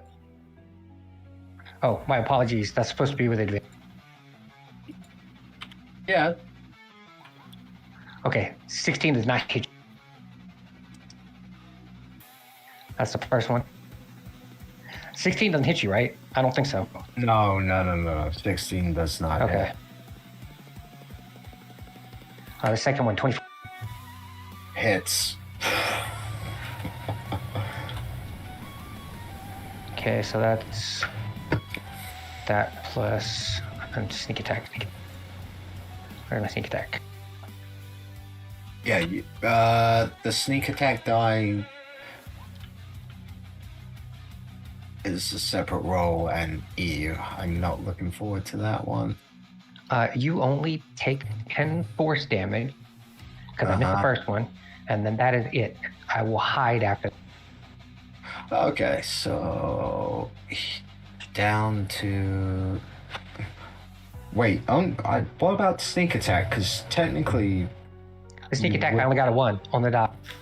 Oh. I got a 9 on the D10, and then I got a 1 on the sneak attack. That was 10.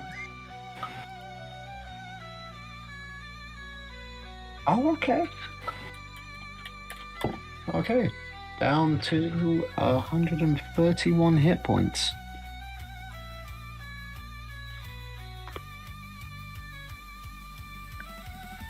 Okay, I'm rolling that. And then that's my...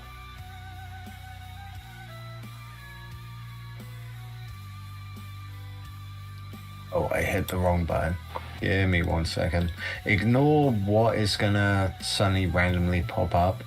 I clicked on the wrong pen. Because... Dragon. Wagon.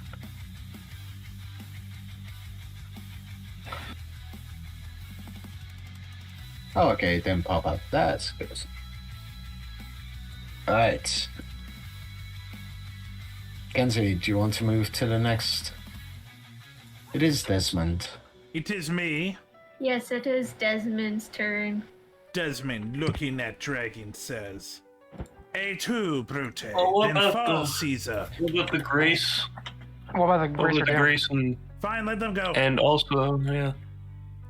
Yeah. I was gonna say we will do it at your guys' turn. Okay. Oh yeah.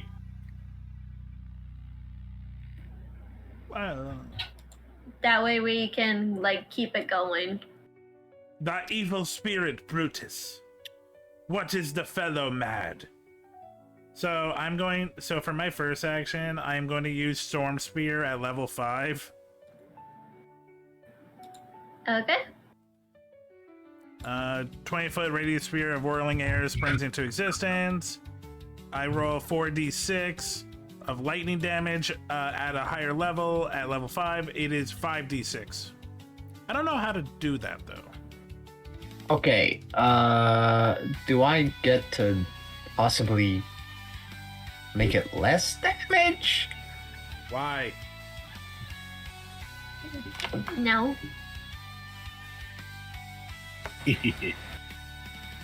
One second. It's an area of effect attack. 50 feet, 20 feet, range area, 20-foot radius sphere of whirling air. Doesn't look Is there like a it. DC? Is there a DC connected to it? Not this one.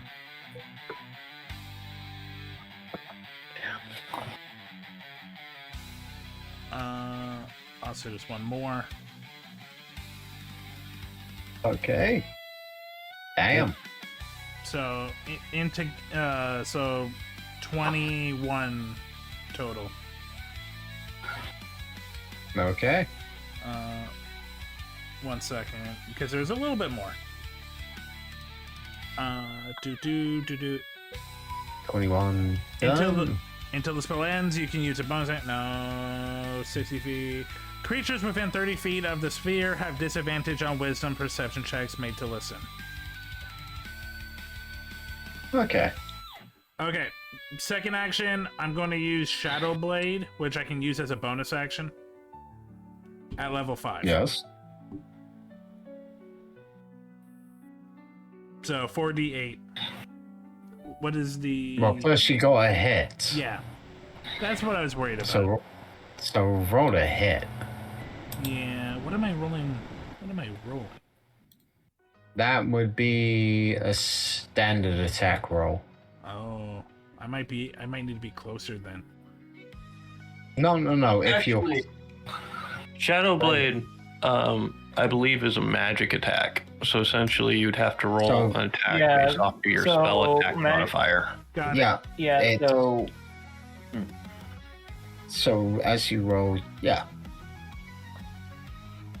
Does that hit? Yes. Okay. Let me do damage now. I'm gonna do that. At level You thought I was 5. scary.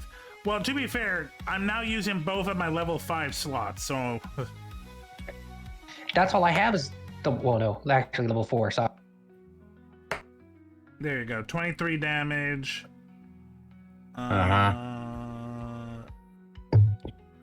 Yeah, that's about it. Okay. Before any other fuckery gets to be allowed to happen. Let me say something.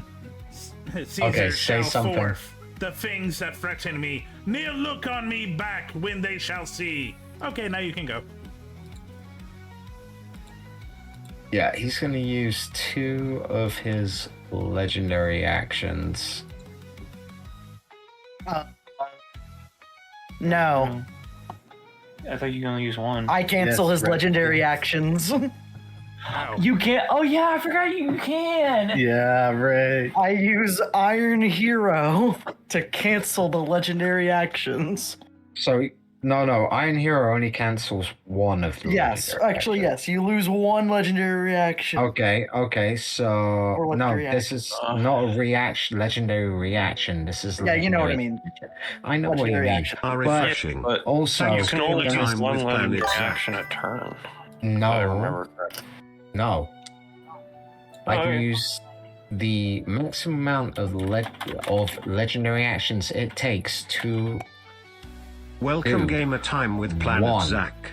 of my legendary actions. Night, So, buddy! in cancelling 1 of my legendary actions, I still continue to do my original legendary action. It just means I've had to use all 3 legendary actions in a row instead of just 2. Oh, okay.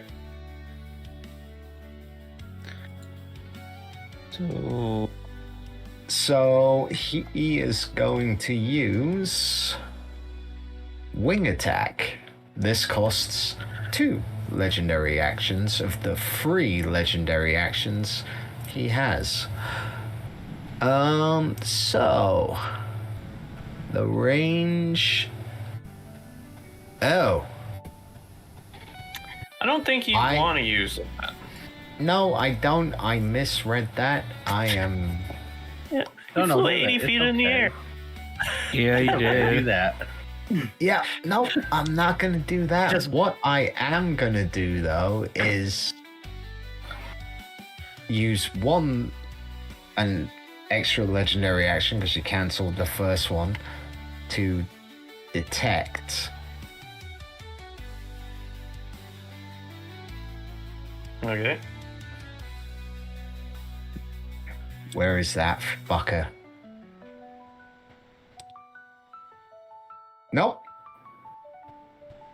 I don't know where the fuck that little fucker is. You have a problem with root? Yeah. So whose turn is it? Desmond's done, but he's doing a It would be legendary action. Zul's. However, we are going to do the Zoom and Grace rolls. I need both you, Rick, and Aislinn to roll d20s for your Grace or Doom. All right. But before you do, tell me heads or tails, basically. Heads. Okay, your I heads. rolled a 5. You know what? Since you went heads, I'll go tails. Okay, your tails. Roll. You're not siblings in this. Stop supporting each We're other. siblings everywhere. What do you mean? Shush. I got a 14. You got a 14, and he got a 5. Okay. Yeah. I feel like we went opposites and we rolled exactly what we didn't want.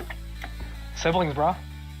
Like, I said heads and I rolled a 5. I feel like that's tails, and I feel like you rolled heads. ZZZZ. And you said tails. So I think we're cooked. Hey, yeah. May chaos take the world. I cannot wait Listen, for the entire Oliver's building turn. blows up. Hey, Chaos did us a favor last time. I mean, so here's the thing that you guys gotta consider. You guys got a chaotic creature Okay, on you guys' so- side. A storm suddenly erupts boom, boom, boom.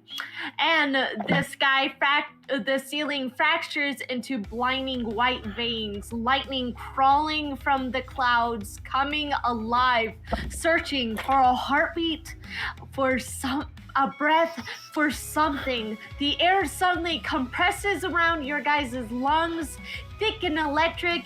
Every hair lands on your body, expands, and I am going to roll bam, bam, bam as lightning strike.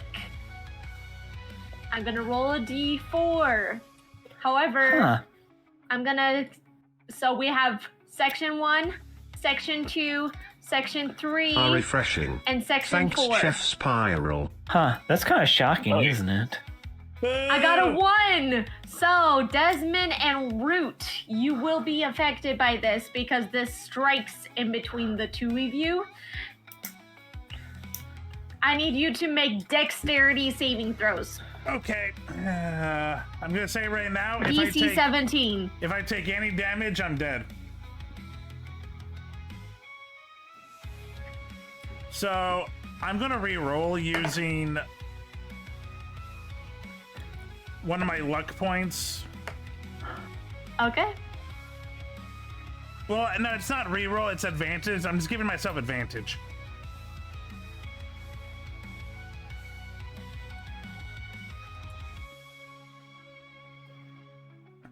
I know I should have said it earlier, but god damn it! Wait, yeah, no, never mind, I'm dead. That No, dex you're save right. worked. That deck save worked. You rolled a There's a 24. You rolled a 24. Oh, it was 17. It didn't show on my screen yet. There's a lag. Yeah. No, you're fine. You're fine. You're safe. You dodge it. Root, what did you roll? It was 17. I did not roll yet. Dex save, right? Yes, dex save. Oh, yeah. Kenzie, 14. just wanted to state. I have 15 no. or 14. 16? 14. 14. Okay, sorry. You unfortunately get hit. You are hit 5 damage. Huh. Shocking. Okay, there is another strike. It is 4, so it is at Fennec. Fennec, I need you to make a dexterity saving throw, DC 17. I'm gonna use a luck. No damage. 27. Perfect, you're good. Okay, last roll. 2. That is for the group. Zol, Aislinn, Zinthos, Winter, I need you to roll dex saves. DC 17. Wait, are we blinded right now? Hold on. Can I donate to make you reroll that? Is that a possible ability? Yes. That is. Okay, I'm doing that then. Wow, someone really doesn't like Fennekin. You want Fennec to reroll? No, I'm saying no. The lightning. I want you to re-roll that. The DM? Oh, okay. Reroll. Oh, 3. okay. It hits the big bad. There we I go. like that. This is Mo Bet. Damage. That was two good to causes. The big bag. Now. No. 14. No. Oh wait, yeah, he rolled a 13. You Also, failed. baby, 1, I can't control the token. 2, Sorry. Now he the still at grace. 25. No, he was still at 25. He should have gone before everyone else. Just saying. Wait, why are you not on the turn order? You already took your turn. No, But I don't know because I took my turn and I used that to shift. So in removing me from the turn order, Genzi forgot to re-add me to the turn order, which would have been a 25. My bad. Anything else, My Kenzie? bad. What's happening next? Yes, so there was a Grace rolled with the 14. Grace, you all suddenly see a big hand suddenly erupt from this crevice over here and grab the dragon and pull it into a mouth of teeth, crunching on it, killing it instantly. Oh shit. Oh. As it then sinks down, not detecting anyone else. Han, as that happens, I revert to my normal form with my hit points. And you're stuck in its mouth. No, I then Yes? can use Uncanny Dodge. No, you're stuck in its mouth. It's not damage. You just It instantly grabbed die. you and sucked you Also- into its, like, it grabbed you by a Well, hand is it with God is it hand. grappling? Is it grappling me? It grabbed you with the big hand Yeah, and is then it grappling? closed around Is it you. grappling? Yes, Is it's it grappling, but baby, we don't have Legend- time. Legendary resistance. Babe, we don't have time. No. Legendary resistance only works against saving throws. This isn't a saving Yes, throw it's for a one, and for grapple. two, It is it's a an save- instant death effect, so it would kill through polymorph. It's You Doom wouldn't or be Grace, able to. baby. Doom or Grace. Hey, no, This is Kenzie. Kenzie, you should let him go because I had something funny for my turn. I sincerely apologize, but it is late We for don't me, so have I'm gonna time. go. Okay, no, I will not do what I. With that, Okay. Yeah. the combat is at the end. The door in the back opens, and Incoming the at break. experiments are all free. Thank you for coming to my one shop. I hope you enjoyed. Thank you to how much we have raised. Oh my gosh, we have raised the bar $205 just because of today's session and beforehand what we earned before. Thank you guys so much. I love you. We're going to raid. Wait, Kenzie, 1 second. Two Yes? things. One, in Canadian it's 283, so even looks bigger. And even more important, what is the hospital this is going to again? Shout them out. Yeah, this is going for the lovely Children's Hospital close to me. It is the Intermountain Children's Hospital, one of the only hospitals we have over here Whoop whoop. for children. What? Sorry, didn't Sorry, want to cut you thank off. you. Just wanted to give you the shout out. No, you're fine. Thank you. Let me... Can I do one thing before I die? Please. No. Go ahead. Baby, we don't have time. No, please. Can I just do one thing? What is before- your one thing? You sound so sad. Dagger against the Kinku. Yeah, I'm dead. Kinku is dead. Oh my god. Well, no. Kenzie. Let me roll to hit. Let me at least roll to hit. Okay, roll to hit. I think he wants me to say something in Shakespearean.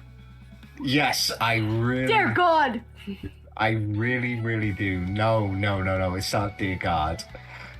I just got scared. What do you mean, not dear God? Right. Sorry. So. Desmond's for the first one. Yeah, Does 22 hit you? it does. Right. For the second one. Does a 15 hit you? It does. For the third one. Does 23 hit you? Let me look. Is it higher than a 12? Yes. Okay, so you take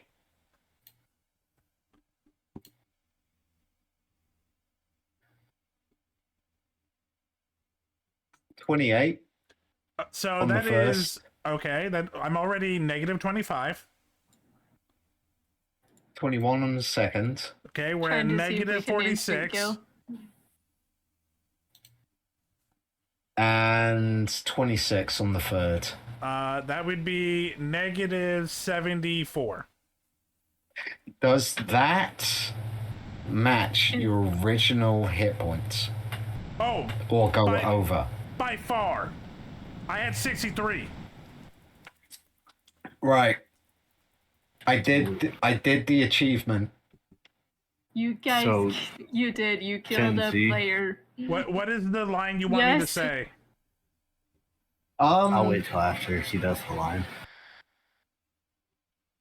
I want you to go back to Macbeth Got it. and a death. Oh, the death scene? The death scene specifically.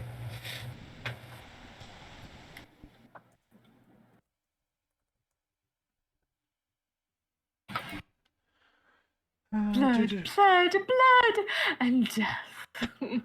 Why should I play the Roman fool and die on my own sword while I still live? The gashes do better upon them. Turn, hellhound, turn! All men else I have avoid thee, but get thee back, my soul is too much charged. With blood a fine already, I have no words. My voice is in my sword, thou bloodier villain than terms can give thee out. Thou loser labor and easy mace, thou the interted air, with thy keen sword and press and make me bleed. That feel the blades of vulnerable crest, I bear a charmed life which must need yield to one of woman born. The spirit they charm, and let the angels whom they still have served. Thou these Macduff was from his mother's womb, untimely ripped.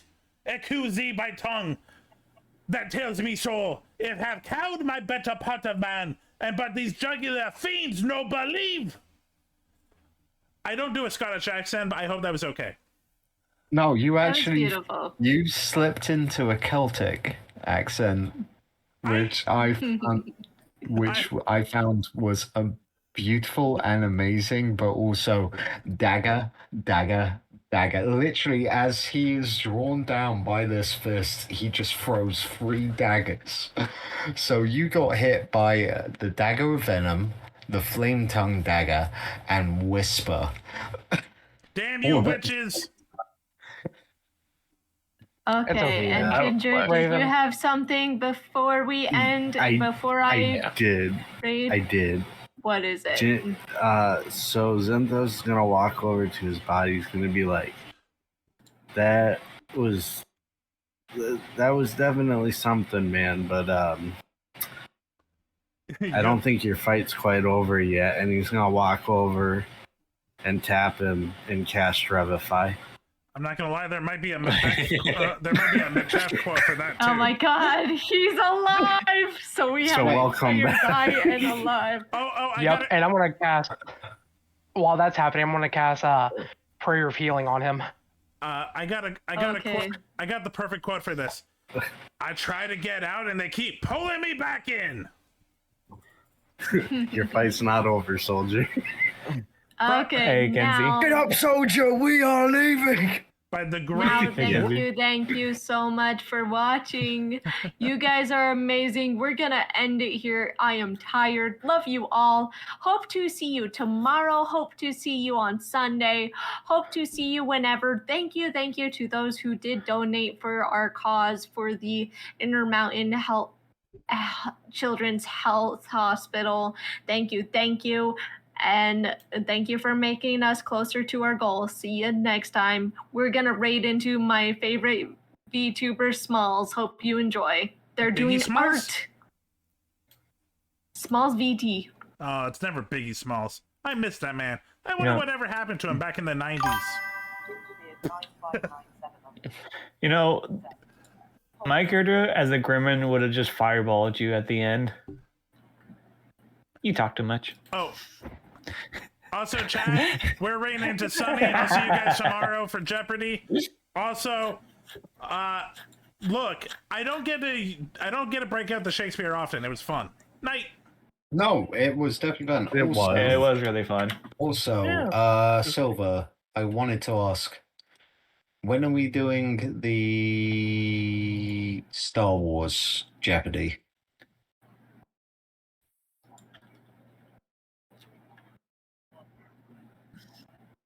No, just give me the day.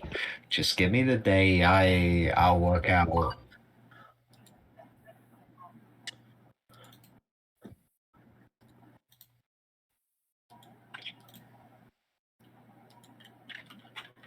5 I'm p.m. sad. EST?